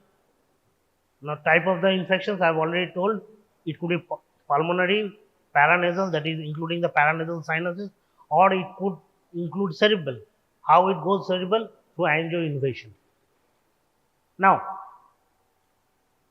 most important diagnostic feature, obviously radiological diagnosis is seen, and in case of radiology, you will go and read, there are many signs like the halo sign or the reverse halo sign, air crescent sign. These signs are seen, but they are not specific. What I am trying to say is the halo sign more frequently associated with mucormycosis or zygomycetes rather than invasive pulmonary aspergillosis. The reason of this halo sign is due to angioinvasion. Angioinvasion is also seen with zygomycetes. Okay. That means radiological evidence is just evidence. It's not confirmatory. Okay. Other than that, the radiological appearance may also vary. Because the infection generally occurs in the alveolar level, including the blood vessels, the manifestation could also like that of the interstitial pneumonia. Now, what are the other methods of diagnosis? Obviously, we can go for the laboratory conventional diagnosis by direct microscopy culture and histopathology. Problem over here lies regarding how to take the sample. For example, suppose if a patient is having invasive pulmonary aspergillosis, we can definitely take the sample directly from the lung tissue by biopsy, but that is not possible most of the times, okay, because it's an invasive procedure. Other alternative would be taking a sample, upper airway or a lower airway sample. It could include a sputum sample, or it could include a endotracheal aspirate or a bronchoalveolar lavage. These are then undergo direct microscopy, culture and histopathology. Other than that, there are ancillary tests that could include detection of what is known as galactomannan and beta-D-glucan. Now, what is galactomannan assay? Galactomannan is a part of the polysaccharide of the aspergillus cell wall. So, if the organism is present within the body, this polysaccharide will also be present in the body. Okay, and this can be detected either in blood or in respiratory sample in case of pulmonary aspergillosis. If there is angioinvasion, this will be detected in blood. Okay, either by ELISA or by CLIA, that is chemiluminescent assay. This can be done. However, there are significant limitations. What are the significant limitations? First is, this can also rise after taking some antibacterials like amoxicillin and piperacillin, because both of them are derived from fungus. Okay. Similarly, there was it was detected in a patient who was suspected of having invasive pulmonary aspergillosis, had high galactomannan assay. Later, it was found out that she was not infected with aspergillosis, but the high galactomannan was because of the popsicle of the ice creams. Not ice cream, the popsicles. She was eating every day. Okay. So, many food coloring agents may also give rise to rise in galactomannan assay. Again, this is not specific for aspergillus. It has cross reactivity with the other fungus also. And if you have understood how Widal test is interpreted, similarly, rather than a single titer of galactomannan, a rising titer of galactomannan is more indicative of invasive aspergillosis. Single test generally have very low or rudimentary meaning. Another assay is beta-D-glucan assay. Now, this beta-D-glucan is also present in the fungal cell wall. However, common fungus like Candida, Pneumocystis, Fusarium, Acrimonium, these also have beta-D-glucan in the cell wall. Hence, if these infections are present, beta-D-glucan assay will also be present. Okay. Other tests that can be done on clinical sample, including the nucleic acid amplification test or PCR, and newer antibodies like Mannan antimannan antibodies. Now, let us look at who are the patients susceptible for invasive pulmonary aspergillosis. Commonly, I have already discussed about patients who are neutropenic, transplant patients on high corticosteroid therapy, patients with malignancy, undergoing chemotherapy, patients with AIDS, or who have immune deficiencies. Other than that, please remember two types of patients. They are very common in every setting. These include patients with chronic lung diseases like COPD, interstitial lung disease. They are also more prone for invasive pulmonary aspergillosis. And more importantly, patients in ICU. The reason is very simple. If they are in ICU, that means they are in an altered state. Commonly, they are given corticosteroids, and most of the patients also undergo mechanical ventilation. Now, invasive pulmonary aspergillosis, I will very briefly discuss about diagnosis. The current guidelines gives a diagnosis of either it's a proven, possible, or a probable diagnosis. Okay. So, what is possible? When, say, if a patient is having systemic symptoms like fever, respiratory symptoms, and are not responding to empirical antibiotics, there lies the suspicion of aspergillosis, invasive aspergillosis. In these patients, we may have radiological evidence like an abnormal chest X-ray or HRCT. HRCT means high resolution CT scan of the chest. If these are present, and then you send the clinical sample for laboratory diagnosis, and in the laboratory diagnosis, the aspergillus goes in culture alone in the respiratory sample. We call it as possible. Why? Because respiratory sample may also have aspergillus spore. Even you may have, I may have, a patient may have, and it grows in culture. It could be because of a single spore that may grow in culture. Then we call it as a possible invasive aspergillosis. But if the patient has a high galactomannan assay or a PCR test positive, we call it as a probable infection. And if the histopathologically we can demonstrate presence of hyaline hyphae, or the hyphae is detected on direct microscopy of the clinical sample, that is a proven condition. Okay. So that is what I am saying. So for invasive pulmonary aspergillosis, we need three diagnoses. One is the clinical diagnosis, then is the radiological evidence, and then laboratory evidence. If the laboratory evidence is very only culture comes positive, no histopathological or direct evidence, we call it as possible. If there is serological or a nucleic acid test positive, we call it as probable. And if there is a evidence on histopathology or direct specimen, we call it as proven. Okay.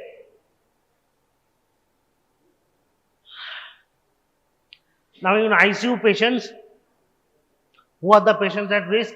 With systemic corticosteroid therapy in high doses, whatever may be the reason.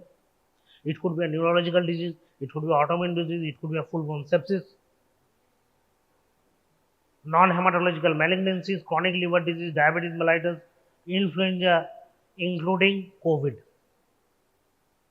For COVID, I mean to say any viral sepsis. Two other manifestations of invasive aspergillosis are invasive tracheobronchial aspergillosis. Over here, the infection does not reach the alveoli or the pulmonary bed.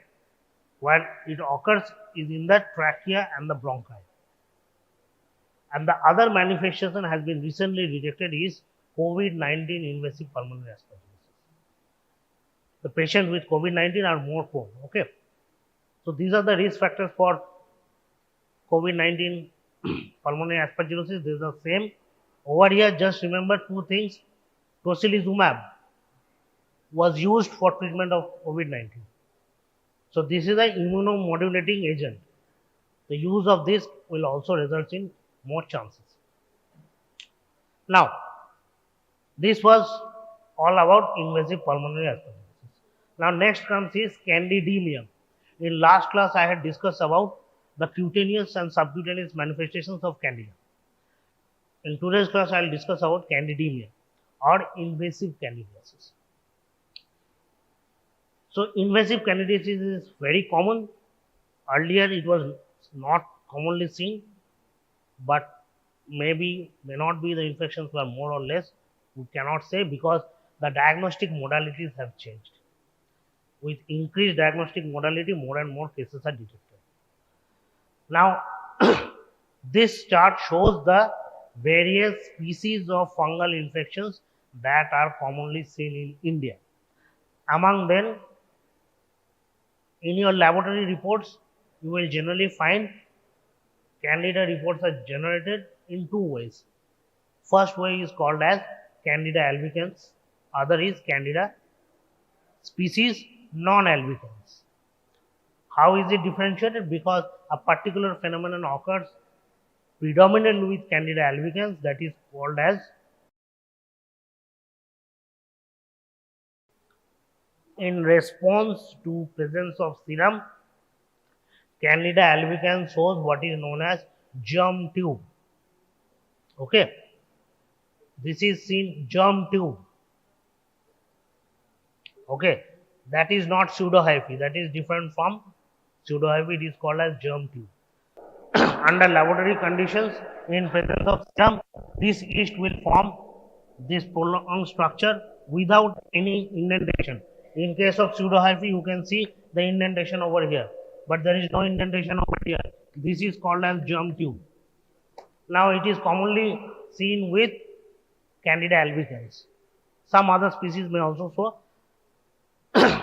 If this comes positive, the laboratory will generally generate a report of Candida albicans species, and if it is negative, it will commonly generate a report of Candida species non-albicans. Now, when it comes as non-albicans, remember the common species that grows or commonly seen in India. These include Candida tropicalis, Paracelsus, glabrata, Candida auris. Okay. Now, why speciation is important? Look, glabrata fluconazole resistance is high. Cruzii are inherently resistant to fluconazole but sensitive to voriconazole, whereas Candida lucidini, these are resistant to amphotericin B.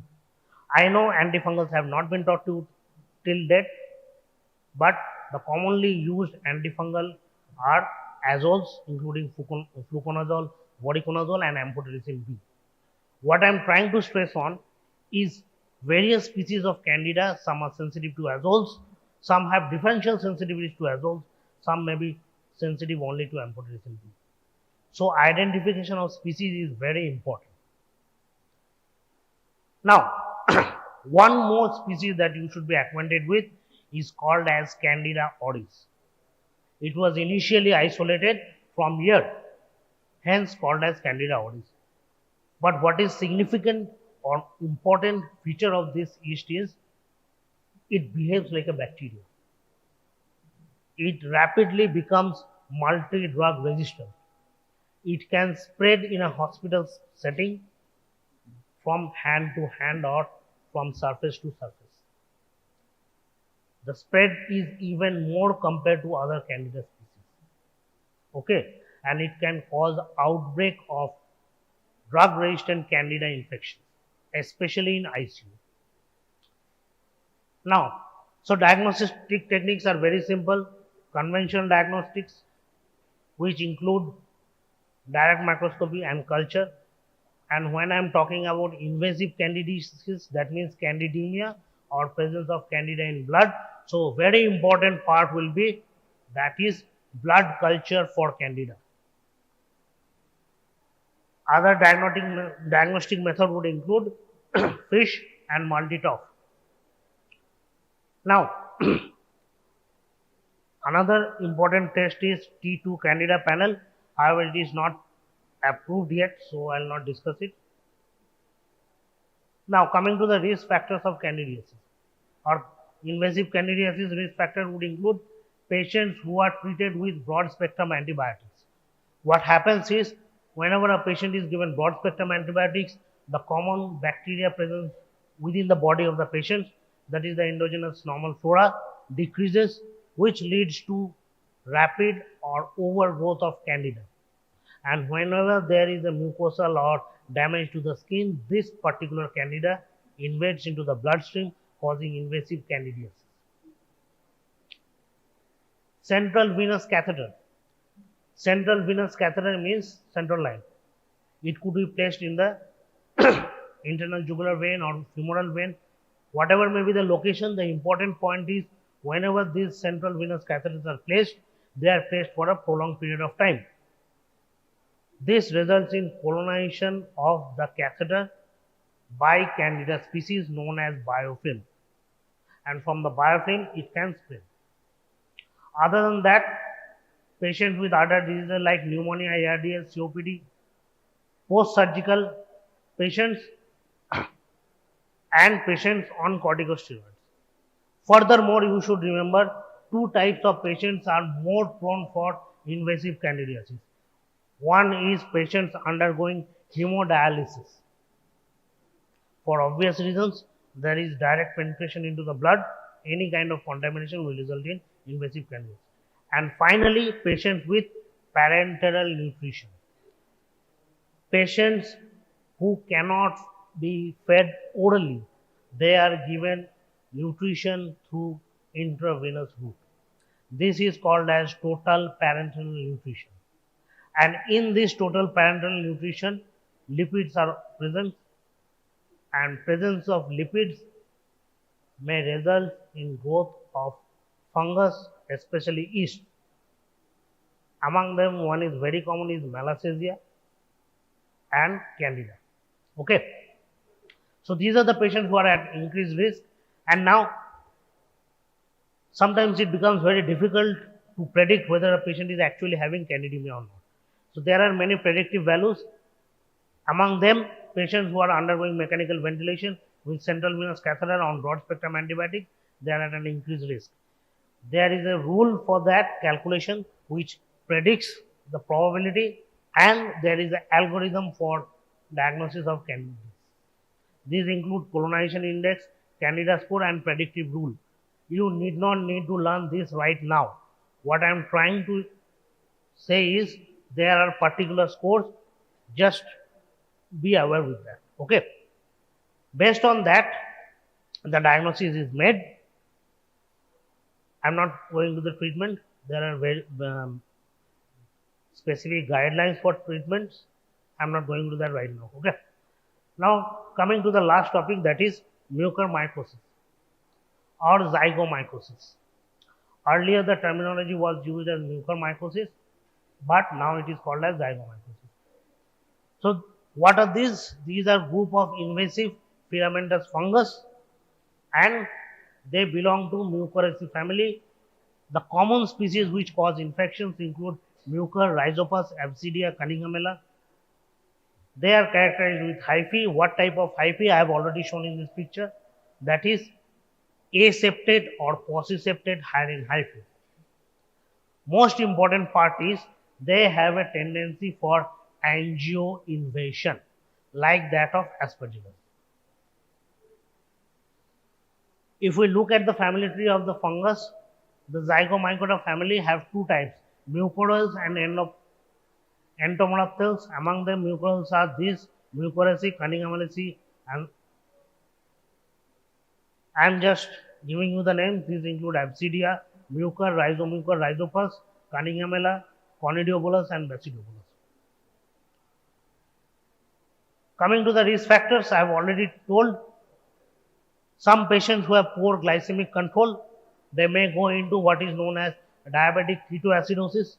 These patients are at an increased risk of invasive zygomycetes infection because high glucose present in the blood along with acidic environment promotes spread of the infection. Other patients will include neutropenic patients, hematological malignancy patients, and remember patients who have increased serum iron. Okay.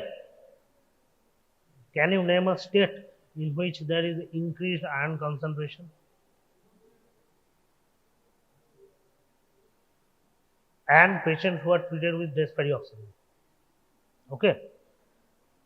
So just remember two things. One is diabetic ketoacidosis and increased iron in the blood. Other than these are all common. Viral sepsis, AIDS, corticosteroids, these are all common. But for zygomycetes, remember diabetes with decay and increased iron concentration. Now, what are the manifestations? In the previous class, I have already told the most common manifestation is the rhinocerebral. Why? Spores are inhaled, goes into the nose and the paranasal sinuses. where it proliferates, involves the nose, paranasal sinus, and spreads locally. When it spreads into the frontal part or the orbital part, we call it as rhino-orbital or cerebral mucormycosis. It can reach into the alveolar lining and cause pulmonary infection like invasive aspergillosis. We call it as pulmonary disease. Sometimes, if the patient has decay or undergoing ion therapy, it may invade into the bloodstream and disseminate. This is called as disseminated infections. So, coming to diagnosis of mucormycosis, like invasive aspergillosis, you need tissue sample. And on diagnosis, we can see the broad hyaline hyphae. But please remember, the tissue that is sent to be sent for diagnosis of mucormycosis, never crush or take a very small sample. Okay. What actually happens is the hyphae is aseptate. So if you crush the sample, the hyphae will get damaged. Hence, it will not grow on culture. So this is the diagnostic flowchart for zygomycetes. We take the direct sample, either it could be a bronchoalveolar lavage or a tracheal aspirate or a biopsy. Then, direct microscopy, we may see broad non-septate hyphae. This is the typical description, and it may grow in culture or may not grow in culture. If direct microscopy is not seen, then we need to repeat the diagnostic process. Okay. Culture is important because almost all zygomycetes will have similar microscopic appearance on the tissue specimen. Okay. But speciation can only be done when we grow in culture. There are various methods of culture of zygomycetes. Another important part is routine histopathological staining is done with H&E. So routine H&E stain can sometimes may not differentiate. For that, there are specific stains like periodic acid shift stain or GMS stain which may be able to differentiate. Okay. Now, for biopsy, please remember, do not crush or grind the specimen. Because the hyphae is non-septate, if damaged, culture will always be negative.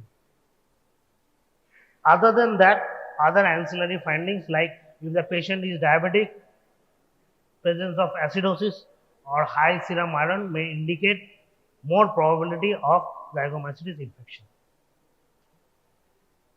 Radiological evidence would be similar like that of invasive pulmonary aspergillosis. The halo sign, air crescent sign and reverse halo sign may also be seen. Again, I am telling you these signs are signs of angioinvasion, which is also seen in zygomycetes.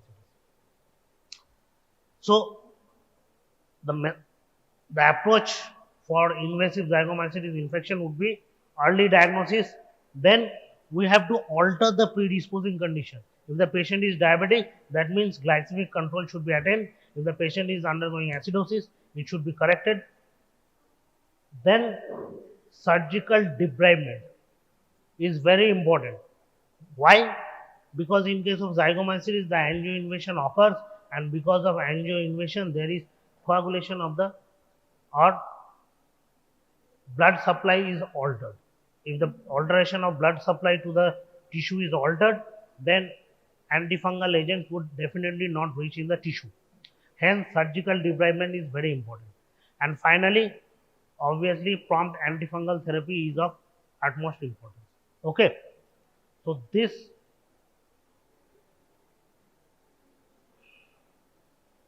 now coming to prophylaxis. So, who should receive antifungal prophylaxis? So, high prophylaxis should be given in patients who are neutropenic more than 14 days. Other like malignancies are present. In case of neutropenia less than 7 days, that is the common viral or common hospital admissions, generally antifungal prophylaxis is not recommended. One more important aspect you should remember, generally when we say immune compromised, we consider adults. but children can also be immune compromised. So which type of children are more immune compromised? Newborn patients, patients in ICU, patients with malignancies, patients with solid organ transplant, and children of patients with HIV. That is, the mother is HIV infected, but the child has not been diagnosed yet. Okay. Now, this is what I mean. Sometimes it may look like it's a fungal infection. It may be, it may not be. So until and unless you test it, you can never confirm it. Coming to test, there are various tests. I have already told you whom to give prophylaxis, whom to give empirical therapy. There is already a guideline, and the empirical therapy or preemptive therapy is given by diagnostic, that is diagnostic driven therapy, and after confirmation directed therapy is given. This is very easy to say theoretically. Practically there are many problems. First problem is, most of the time you would not able to find a laboratory capable enough to undergo this diagnosis. Secondly, if you do have the laboratory, the test, the characterization assay, the beta glucan assay, and the molecular test, they are very expensive. Most of the time, the patient cannot actually be tested for it. So,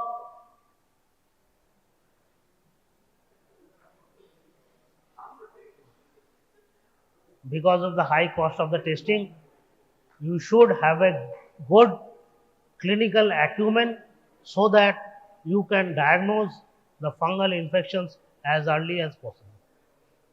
Okay. I think you have learned something about this topic. In 1 year, 100x diseases have been recorded. It may include stroke, it may include heart attack, it may include diarrhea, infective diarrhea, it may include IBS. Every disease is included. In whole of India in a year, 100x diseases are recorded. And parallelly, it has been recorded that to treat these 100x diseases, 100Y medicines have been used. Alright. So total disease 100x. To treat 100x diseases, 100Y medicines have been used. Suppose. Now, if we do careful analysis, we will see that out of these 100Y medicines, only 30% approximately, 30 to 40%, that is 30 to 40Y number of medicines are actually rationally useful. Means to treat those patients, you do need them. The rest are either not absolutely necessary, given for some symptomatic relief which might not have been given, and or they are very costly alternatives that would have been avoided. Alright. So those 30 to 40% which are used to treat the disease, essentially they are called essential medicines. Now I am telling in Bengali again. For Shara India, 100x খানা disease এক বছরে recorded হয়েছে। X, আমি exact নাম্বারটা জানি না বলে x নিচ্ছি, 100x। এই 100xটা ডিজিজ ট্রিট করতে সারা ইন্ডিয়ায় লেগেছে 100Y খানা মেডিসিন। ঠিক আছে, কেয়ারফুল অ্যানালিসিস করে দেখা গেল এই 100Y খানা মেডিসিনের মধ্যে 30 to 40% মেডিসিনেই চিকিৎসা করে দেওয়া যেত। বাকি 60 to 70% মেডিসিন হয় সিমটোম্যাটিক রিলিফের জন্য দেওয়া হয়েছে, যা না দিলেও হতো, আর তা নয়তো কস্টলি অল্টারনেটিভ, এটা কস্টলি অল্টারনেটিভ না দিয়ে চিপার ভার্সন দেওয়া যেত। তার মানে পেশেন্টকে সুস্থ করতে গেলে, 100x খানা ডিজিজকে সুস্থ করতে গেলে আমার 30 to 40% মেডিসিন নেই, কাজ চলে যাবে। এই যে 30 to 40% মেডিসিন যেইগুলোতে ম্যাক্সিমাম রোগ ট্রিট হয়ে যাবে, সেগুলোকে এসেনশিয়াল মেডিসিন বলা হয়। ঠিক আছে, WHO has a essential medicine list for the whole world, যে সারা পৃথিবীতে কত ডিজিজ হচ্ছে, সেই ডিজিজকে ট্রিট করতে গেলে আমার বেসিক কি কি মেডিসিন, বেসিক মানে মোটামুটি পেশেন্টকে বেশিরভাগ পেশেন্টকে সুস্থ করে দেওয়া যাবে, কোর মেডিসিন, সেই একটা লিস্ট, বুঝতে পারছিস? সিমিলারলি ইন্ডিয়াতেও এরকম একটা লিস্ট আছে, ন্যাশনাল এসেনশিয়াল মেডিসিন লিস্ট বলা হয়, ঠিক আছে? ওই ন্যাশনাল এসেনশিয়াল মেডিসিন লিস্টে যে ওষুধের লিস্টগুলো আছে, সারা ইন্ডিয়ায় যত ডিজিজ হয় মোটামুটি বেশিরভাগ ডিজিজ ওই ওষুধগুলো দিয়ে ট্রিট করে দেওয়া যাবে। তো এরকম একটা লিস্ট মেনটেন করতে হয়। সিমিলারলি হসপিটালরাও নিজেদের এরকম কিছু লিস্ট মেনটেন করে। কিভাবে মেনটেন করে না, সারা দেশে কি ডিজিজ হচ্ছে তার জন্য যে ওষুধের লিস্টটা আছে সেটা দেখে, আমার লোকালিটিতে কি কি ডিজিজ বেশি হচ্ছে, আমার লোকালিটিতে যে ডিজিজগুলো হচ্ছে সেইগুলো ট্রিট করতে এর মধ্যে কোন কোন ওষুধ লাগছে, এর বাইরে যদি কোনো ওষুধ লাগে তাহলে সেইটা, এর বাইরে যদি কোনো ওষুধ লাগে তাহলে সেটা যথেষ্ট অ্যাফোর্ডেবল কিনা, আমি কিনতে পারবো কিনা, পেশেন্টরা কিনতে পারবে কিনা, এইসব জিনিসপত্র দেখে এবং ওষুধগুলো কাজ হবে কিনা এইসব দেখে লিস্টটা তৈরি হয়, ঠিক আছে? So to create a list of essential medicine in a hospital, first we need to remember what is an essential medicine and what is its importance.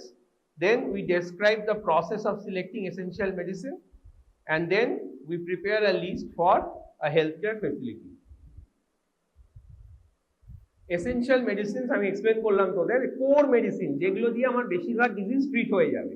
এর বাইরে প্রচুর ওষুধ আছে, সেগুলো হয়তো সিম্পটোম্যাটিক রিলিফের জন্য লাগবে, সেগুলো না দিলেও চলবে। ধরা যাক একটা ভাইরাল ফিভার হয়েছে, what is the essential medicine to treat a viral fever? Basically paracetamol, আর কিছু না। কিন্তু তাকে একটা প্রোটিন পাউডার দেওয়া হচ্ছে, তাকে একটা মাল্টিভিটামিন দেওয়া হচ্ছে, যাতে সে পেশেন্ট একটু এনার্জি, পেশেন্টের কিছুটা বলতে পারিস প্ল্যাসিবো এফেক্ট, তার ভালো লাগবে যে আমি সুস্থ বোধ করবে, এনার্জি বেশি পাবে, এরকম একটা ব্যাপার, ঠিক আছে? কিন্তু এগুলোর তো কোনো র্যাশনালিটি নেই। বেসিক্যালি র্যাশনাল মেডিসিন ইউজ যদি হয় একটা ভাইরাল ফিভারে প্যারাসিটামলই যথেষ্ট, তার সঙ্গে সে জল টল খাবে, যতটা পারবে খাওয়া দাওয়া করবে, রেস্ট নেবে। তো সেইটাই আমার ডিজিজগুলোকে ট্রিট করার জন্য যে কোর মেডিসিনসটা প্রয়োজন হচ্ছে, যাতে আমার majority of the disease treat হয়ে যাচ্ছে, সেটা এসেনশিয়াল মেডিসিন। সেটাই বলা হয়েছে essential medicines are those that satisfy the priority healthcare needs of the majority of the population. আর এর জন্য যেহেতু they are the core medicines that are required for the health care of the majority of population, they should always be available at all times in adequate amounts, in appropriate dosage form, with assured quality and adequate information and at affordable price. ধর paracetamol, paracetamol সবসময় দোকানে গিয়ে পাবি, যতটা দরকার ততটাই পাবি, proper ডোসেই পাবি, 500 মিলিগ্রাম, 600 মিলিগ্রাম, 650 মিলিগ্রাম, 1000 মিলিগ্রাম ট্যাবলেটে পাবি, বাচ্চাদের জন্য কিছু স্পেসিফিক স্ট্রেংথের সিরাপ পাবি, ঠিক আছে? যেহেতু এটা একটা essential medicine. Appropriate dosage form, assured quality, quality তো অ্যাসিওর করে গভর্নমেন্ট, অবশ্যই আমাদের ওষুধের দোকানে যে ওষুধগুলো বিক্রি হয় অ্যাসিওর্ড কোয়ালিটি থাকে, এবং প্যারাসিটামলের দাম খুব বেশি না, অ্যাফোর্ডেবল প্রাইস হয়ে গেছে। হিস্ট্রি, essential medicine এর প্রথম list, the first list was prepared in 1977 by WHO, and at this moment WHO, the last list that WHO has released is the 22nd list that is released in 2021. In India till 2022 September 2015 এর list চলছিল। In India, the last list was released in 2015, but it has been recently updated in September 2022. India National Medical List, National Essential Medicine List. This list is available in this website, cdsco.gov.in. Criteria for selection of essential medicine. একটা essential medicine যখন select করবি, কিভাবে select করবি? প্রথমে হচ্ছে experience থাকতে হবে আমাদের ওই ওষুধটাকে নিয়ে, ইট has to be based on experience. আমি আমার হসপিটালের একটা এসেনশিয়াল মেডিসিন লিস্ট তৈরি করতে বসলাম, আমার এক্সপিরিয়েন্সই নেই জ্বর কিভাবে ট্রিট করে, আমার এক্সপিরিয়েন্সই নেই যে এটা ইনফেক্টিভ ডায়রিয়া কিভাবে ট্রিট করে, তাহলে হবে না, ঠিক আছে? So it has to be based on experience. এক্সপিরিয়েন্সের উপর বেস করে ওষুধগুলো সিলেক্ট হবে প্রথমে, যে কি কি ডিজিজে আমরা কি কি ওষুধ ইউজ করি। সেফটি, এফিকেসি, ওষুধ যদি সেফ এর এফেক্টিভ না হয় তাহলে এরকম ওষুধ লিস্টে রেখে কোনো লাভ নেই। তো সেফটি এফিকেসি থাকতে হবে, inclusion of new drugs only if they offer significant advantage. ধরা যাক তোদের প্রোটন পাম্প ইনহিবিটর পড়ানো হয়েছে তো, হ্যাঁ পড়ানো হয়েছে। একটা প্রোটন পাম্প ইনহিবিটরের নাম বল কেউ। ওমিপ্রাজল। আর কেউ পেছন দিক থেকে? ওমিপ্রাজল। আর অন্য কিছু জানিস? Pantoprazole, lansoprazole. তো এই যে প্যান্টোপ্রাজল, ল্যান্সোপ্রাজল, এগুলোর ওমিপ্রাজলের উপর খুব বেশি বেনিফিট নেই। বা ধর র্যাবিপ্রাজল, প্যান্টোপ্রাজল, র্যাবিপ্রাজল আর প্যান্টোপ্রাজলের উপর খুব বেশি বেনিফিট নেই, এগুলোকে মি টু ড্রাগস বলে, ঠিক আছে। তাহলে আমার হসপিটালের একটা এসেনশিয়াল মেডিসিন লিস্ট আছে, তাতে প্যান্টোপ্রাজল আছে, আমি র্যাবিপ্রাজল নেব না। একটা নতুন ড্রাগ তখনই আমি ঢোকাবো যখন এটা সিগনিফিকেন্ট অ্যাডভান্টেজ দেয়। বা আমার দেশের এসেনশিয়াল মেডিসিন লিস্টে ধর একটা পিপিআই আছে, আরেকটা পিপিআই নেওয়ার কোনো মানে হয় না। এইটা একটা এক্সাম্পল দিলাম যে নতুন ড্রাগ তখনই নেব যখন সিগনিফিকেন্ট অ্যাডভান্টেজ। আর whatever is included in the essential medicine list, that should have standard quality, bioavailability and stability. কোন ওষুধের স্ট্রিপ তোরা দেখেছিস কখনো? ওষুধের স্ট্রিপে যে কম্পোজিশন থাকে, each tablet contains 500 milligram paracetamol, তার পাশে ডট ডট দিয়ে আইপি, বিপি, ইউএসপি এর লেখা থাকে। ইন্ডিয়ান ফার্মাকোপিয়া, ব্রিটিশ ফার্মাকোপিয়া আর ইউনাইটেড স্টেটস ফার্মাকোপিয়া, ইউএসপির ফুল ফর্ম। এটাও কি? এটা বেসিক্যালি ওই দেশের গভর্নমেন্ট একটা এরকম বুকলেট বলতে পারি, বই রিলিজ করে, ফার্মাকোপিয়া বলে। ওই বইয়ের মধ্যে যাবতীয় যেসব ওষুধগুলো ওরা অ্যালাউ করে, সেগুলোর কি ডোজ হবে, কি ডোসেজ ফর্ম হবে, কিভাবে তৈরি হবে, কি কন্ডিশনে স্টোর করা হবে, র মেটেরিয়ালের কি কোয়ালিটি হবে, সব লেখা থাকে। সুতরাং আমি এসেনশিয়াল মেডিসিন লিস্ট যখন তৈরি করব, আমি এরকম ওষুধই নেব যা এই ফার্মাকোপিয়াগুলোর মধ্যে ইনক্লুডেড, তাহলেই তার কোয়ালিটি, স্টেবিলিটি এগুলো এনশিওর করা যাবে, অ্যান্ড বায়োঅ্যাভেলেবিলিটি, ঠিক আছে। অ্যান্ড কনভিনিয়েন্ট ডোসেজ ফর্ম হতে হবে। এরকম কোনো ওষুধ আমি নেবো না যা দিনে 10 বার খেতে হয়। ফেভারেবল ফার্মাকোকাইনেটিক্স থাকতে হবে। এরকম কোনো ওষুধ নেবো না যেটা অ্যাবজর্পশন হতে চায় না, একদম এমটি স্টমাক ছাড়া অ্যাবজর্বই হতে চায় না, ঠিক আছে। আমরা প্রেফার করব favourable pharmacokinetics and convenient dosage. যদি দুটো ড্রাগ হয় যেটা থেরাপিউটিক্যালি ইকুইভ্যালেন্ট, একটা এসেনশিয়াল মেডিসিন লিস্ট তৈরি করার সময় যদি দুটো ড্রাগ হয় যেটা থেরাপিউটিক্যালি ইকুইভ্যালেন্ট, একই রকম কাজ হয়, আমি কোনটাকে সিলেক্ট করব? The one that I understand better. একটা এসেনশিয়াল মেডিসিন লিস্ট তৈরি করার সময় I will choose the drug that is better understood, যার সম্বন্ধে অনেক ক্লিনিক্যাল ইনফরমেশন রয়েছে, অনেক রিসার্চ হয়েছে, পুরনো ওষুধটাই রাখবো। ক্লিনিক্যাল এরম ড্রাগ আমি চয়েস করার চেষ্টা করব যেটা দিয়ে একটার থেকে বেশি ডিজিজ কন্ডিশনকে ট্রিট করা যায়। ধরা যাক আমি একটা অ্যান্টিবায়োটিক রাখবো, নরফ্লক্সাসিন বা সিপ্রোফ্লক্সাসিন। নরফ্লক্সাসিনে ইউটিআই ট্রিটমেন্ট হয়, সিপ্রোফ্লক্সাসিনে ইউটিআই ট্রিটমেন্ট হয়, ইউরিনারি ট্র্যাক্ট ইনফেকশন। নরফ্লক্সাসিনে কিন্তু জিআই ইনফেকশন ট্রিটমেন্ট করা যায়, সিপ্রোফ্লক্সাসিনেও করা যায়, কিন্তু নরফ্লক্সাসিন রেসপিরেটরি ট্র্যাক্ট ইনফেকশনে কোনো কাজ করে না, সিপ্রো করা যায়। তখন আমরা তাহলে একটা লিস্ট তৈরি করার সময় উই উইল প্রেফার সিপ্রোফ্লক্সাসিন। মানে একটা ডিজিজ, একটা ওষুধ দিয়ে আমি যদি বেশি ট্রিটমেন্ট করতে পারি condition, disease condition, I will favour that. Favourable pharmacokinetic profile যার, যে সহজে অ্যাবজর্ব হবে, সেটাকে আমরা প্রেফার করব। Favourable stability under local anticipated condition. খুব ওয়ার্ম ওয়েদারের একটা হসপিটাল রয়েছে, ঠিক আছে, সেখানে আমরা একটা লিকুইড প্রিপারেশন নেব, ফ্রিজ বেশি অ্যাভেলেবেল নয়, সহজে লিকুইড প্রিপারেশন নষ্ট হয়ে যাবে। So in a very hot and humid environment we will always select a tablet, ঠিক আছে। Favorable stability under local anticipated conditions. Reliable manufacturing facilities should exist. এটা একটা খুব ইম্পর্টেন্ট ব্যাপার। আমি বোলপুরের হসপিটালে একটা এরকম ওষুধ চয়েস করলাম যেটা ম্যানুফ্যাকচারিং হয় কেবলমাত্র দিল্লিতে এবং আমার সেটা খুব রেগুলার প্রয়োজন, তাহলে হবে না। লোকাল ম্যানুফ্যাকচারিং ফ্যাসিলিটিটা থাকতে হবে। কস্ট বেনিফিট রেশিও দেখে চুজ করব। প্রচুর দামি ওষুধ নিলাম, লাভ নেই। আর আমরা কম্বিনেশন ড্রাগস তখনই চুজ করব when it provides a relatively better efficacy, safety and compliance compared to single drug. Combination drug সাধারণত ডিসকারেজ করা হয়। একটাই ট্যাবলেটের মধ্যে 2-3টে জিনিস আজকাল ডিসকারেজ করা হয়, বরাবর ডিসকারেজ করা হয়।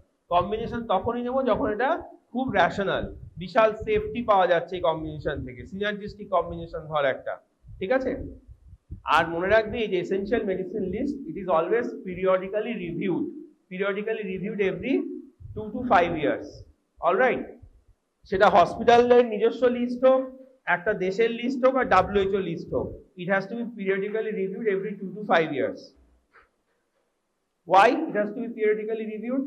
কারণ ডিজিজ প্যাটার্ন চেঞ্জ হয়, নতুন নতুন ওষুধ আসে, নতুন নতুন ওষুধে নতুন নতুন অ্যাকশনস জানা যায়, that's why this list is updated.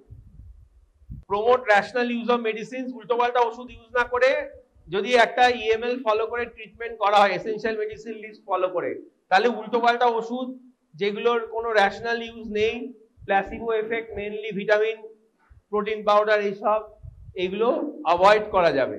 তাহলে রেশনাল ইউজ অফ মেডিসিন হবে। ইজি অ্যাক্সেসিবিলিটি সবসময় অ্যাভেলেবেল থাকছে, আমরা জানি যে আমাদের 30% ওষুধে কাজ চলে যাচ্ছে, we are keeping them always available. Easy accessibility, guide for procurement and supply of medicine, যদি 30% ওষুধ আমরা জানি আমাদের লাগবে, we can always maintain a good supply, we can always maintain a good storage and availability of good quality medicine। 30% ওষুধ যদি আমাদের জন্য ইম্পর্টেন্ট হয়, আমরা ওর উপর স্ট্রেস দিতে পারবো যে এগুলোর কোয়ালিটি যাতে ভালো হয়, কোয়ালিটি কন্ট্রোল এগুলোর বেটার থাকছে। Ensure appropriate treatment. আচ্ছা, এবার দেখ আমাদের যে ন্যাশনাল মেডিসিন লিস্ট আছে, ন্যাশনাল এসেনশিয়াল মেডিসিন লিস্টে এরকম আলাদা আলাদা সেকশন করা আছে, সেকশন 1, সেকশন 2, এক একটা সেকশনে এক একটা গ্রুপ অফ মেডিসিন। যেরকম সেকশন 1 এ অ্যানাস্থেটিক এজেন্টস আছে, সেকশন 2 এ analgesics, antipyretics, non steroidal anti inflammatory drugs etcetera, section 3 তে অ্যান্টি অ্যালার্জিক্স, সেকশন 4 এ antidotes of various poisoning, section 5 এ অ্যান্টি কনভালসেন্স এটসেট্রা। এইটা জানতে হবে যে বিভিন্ন সেকশনে বিভিন্ন ওষুধ দেওয়া আছে।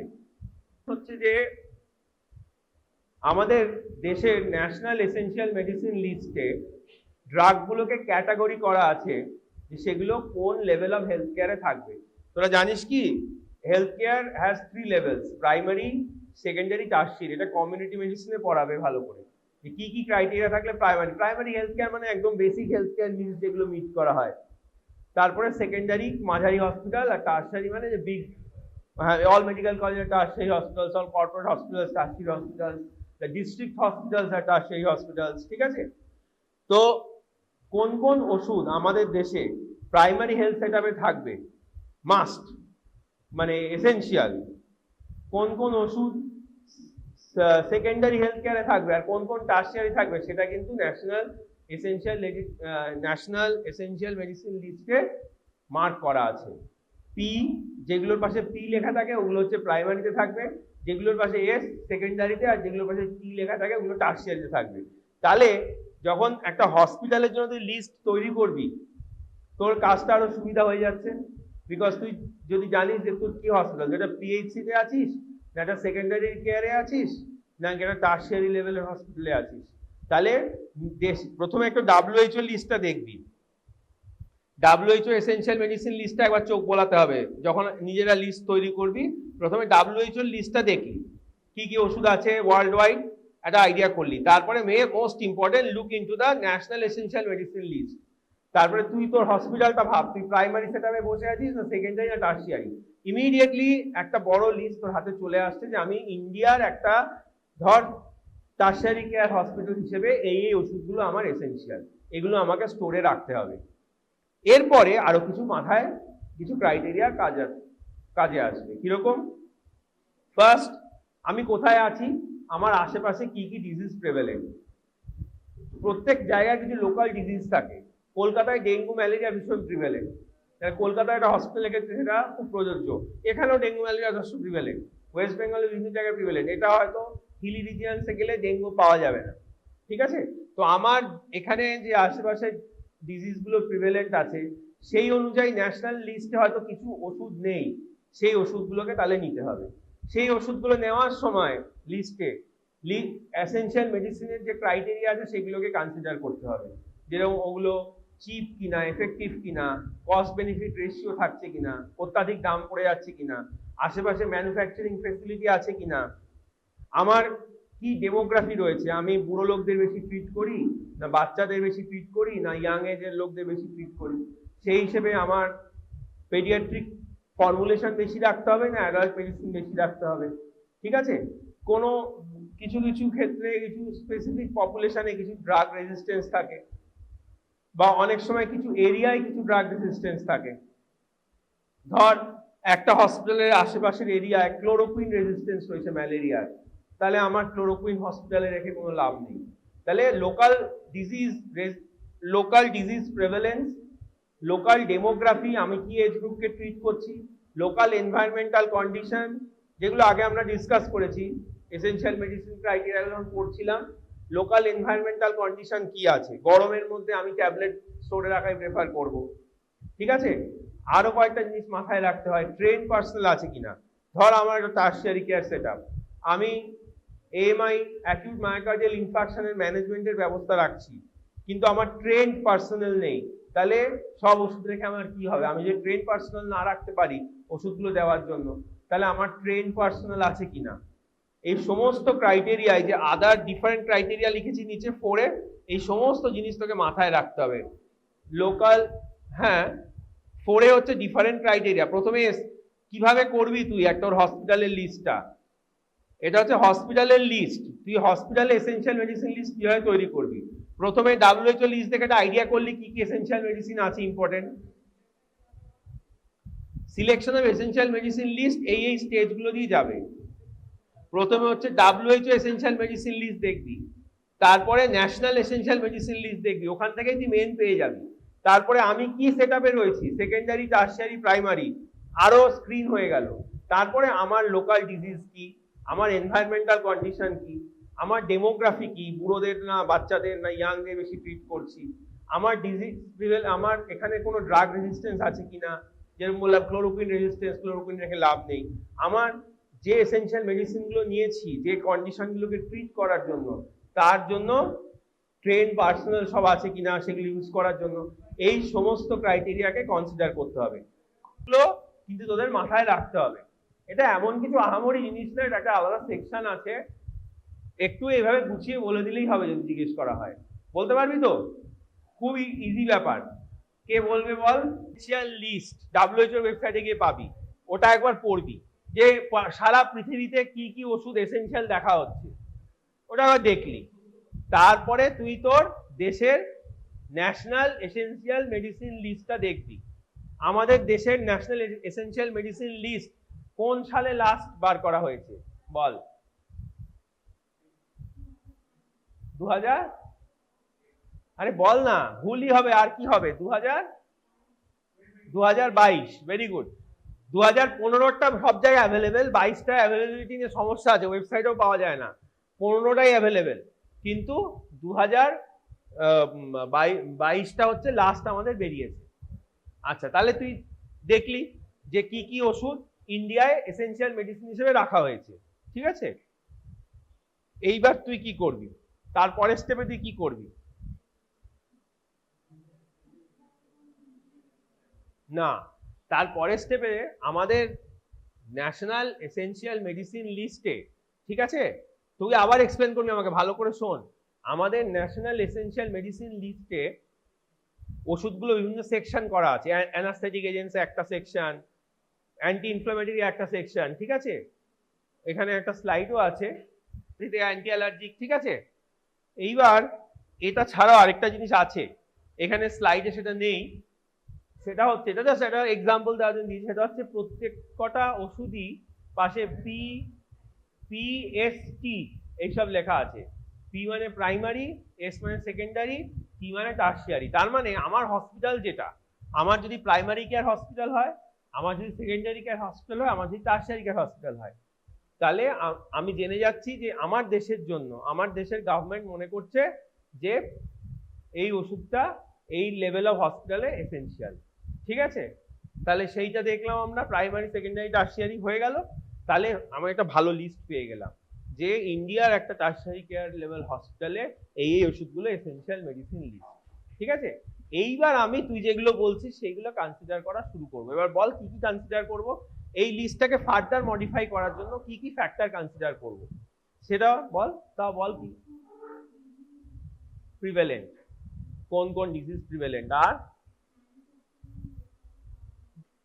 আচ্ছা এনভায়রনমেন্টাল কন্ডিশন কি, আমার যে ওষুধগুলো নেব সেগুলো সব স্টেবল থাকবে কিনা, যেটা লিস্টের ন্যাশনাল লিস্টের বাইরে নেব বা ন্যাশনাল লিস্টের ভেতরে যেটা আছে নেব সব স্টেবল থাকছে কিনা, ঠিক আছে। এছাড়া বাকি সব ক্রাইটেরিয়া আমাকে ম্যাচ করতে হবে লিস্ট বানানোর সময়, কস্ট এফেক্টিভ কিনা, যদি কোনো নতুন ওষুধ নিচ্ছি সেই নতুন ওষুধটা সিগনিফিকেন্ট অ্যাডভান্টেজ প্রোভাইড করছে কিনা, এইগুলো জাস্ট মনে রাখার ব্যাপার। এই জিনিসগুলো দেখে তাহলে আমার লিস্টটা তৈরি হবে, ঠিক আছে। আচ্ছা এবার তুই মাইকটা আরেকজনকে দে, যাকে খুশি দে তোমরা আশেপাশে।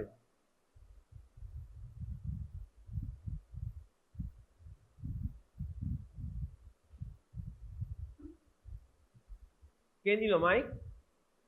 বল কি করে তৈরি করব আমার হসপিটালে এসেনশিয়াল মেডিসিন লিস্ট, এতক্ষণ ধরে ওকে যেটা বোঝালাম।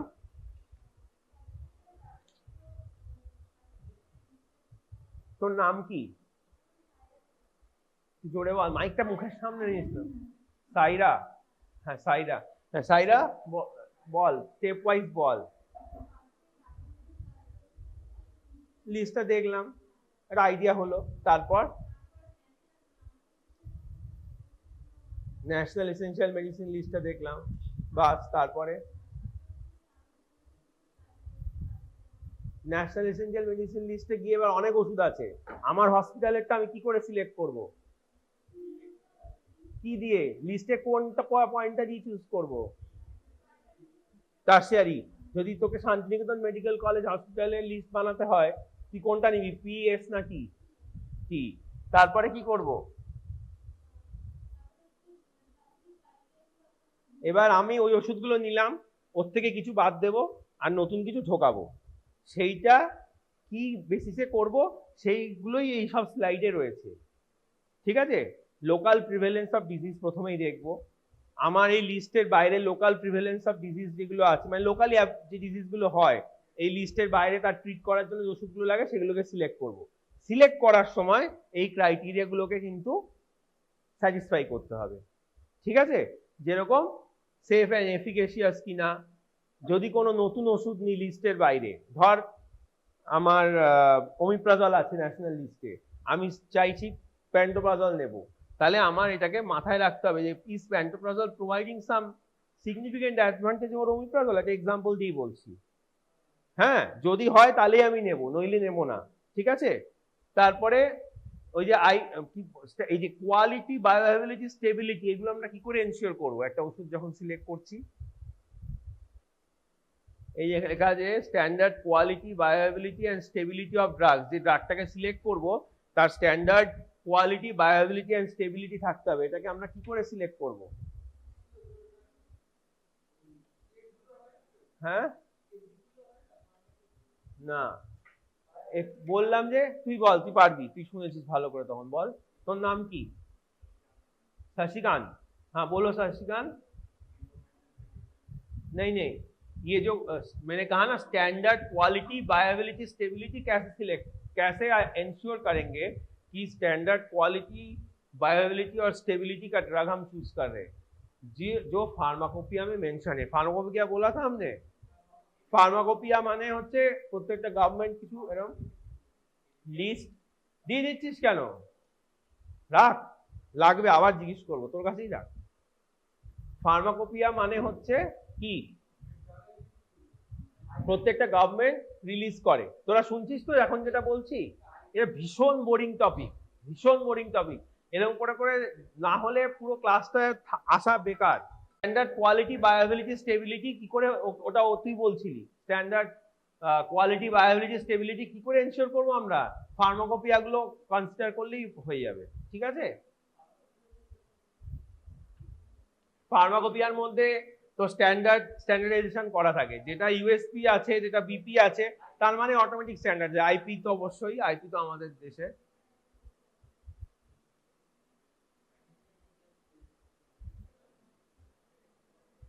আচ্ছা সায়ন এসেনশিয়াল, এবার মাইকটা দে, সায়নকে পাস কর। সায়ন বল তুই এসেনশিয়াল, মাইকটা নে। তুই অ্যাংশাস হয়ে যাচ্ছিস কেন? এসেনশিয়াল মেডিসিন ব্যাপারটা কি বোঝা?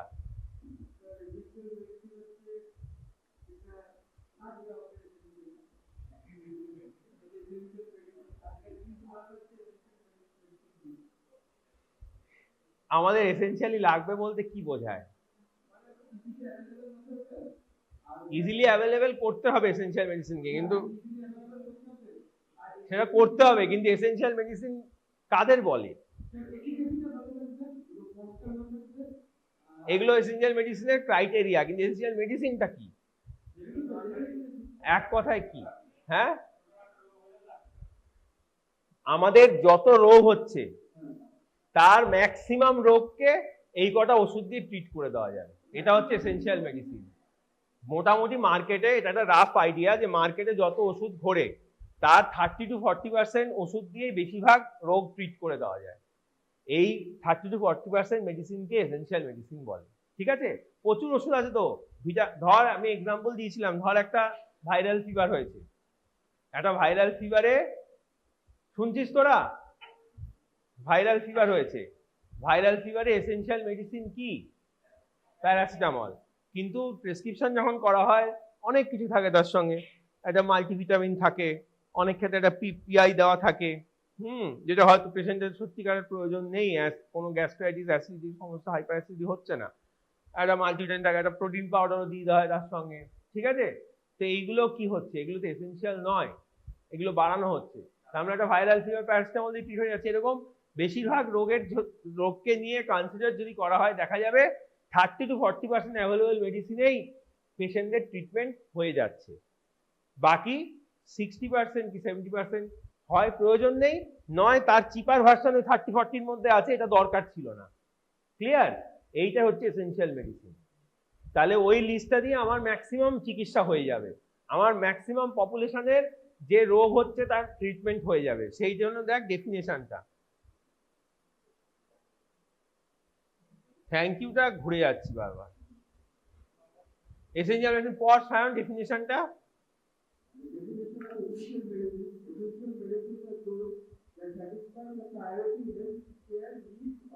মেজরিটি অফ পপুলেশন, বুঝতে পেরেছিস যেটা বলতে চাইছিলাম? হ্যাঁ, এবার যেটা এসেনশিয়াল মেডিসিন আমার চয়েস হয়েছে এইগুলো থাকতে হবে তার ক্ষেত্রে, নইলে আমার এসেনশিয়াল মেডিসিন লিস্ট করে কোনো লাভ নেই। হ্যাঁ, এবার ধর আমি এরকম একটা ওষুধকে সিলেক্ট করলাম যেটা তো কাজের ওষুধ কিন্তু অ্যাভেলেবেলই রাখা যায় না, তাহলে সেটাকে লিস্টে রেখে লাভ নেই। এরকম ওষুধই সিলেক্ট করবো যেটাকে আমি সবসময় অ্যাভেলেবেল রাখতে পারবো, অ্যাডিকুয়েট অ্যামাউন্টে, অ্যাপ্রোপ্রিয়েট ডোসেজ ফর্মে, with assured quality and adequate information and at affordable price. এই হচ্ছে কনসেপ্ট এসেনশিয়াল মেডিসিনের। তোরা বুঝেছিস কি? আজকে এই দিকটা খুব ডাল হয়ে আছে, এরা তাও একটু, তোরা সব বুঝেছিস এসেনশিয়াল মেডিসিন?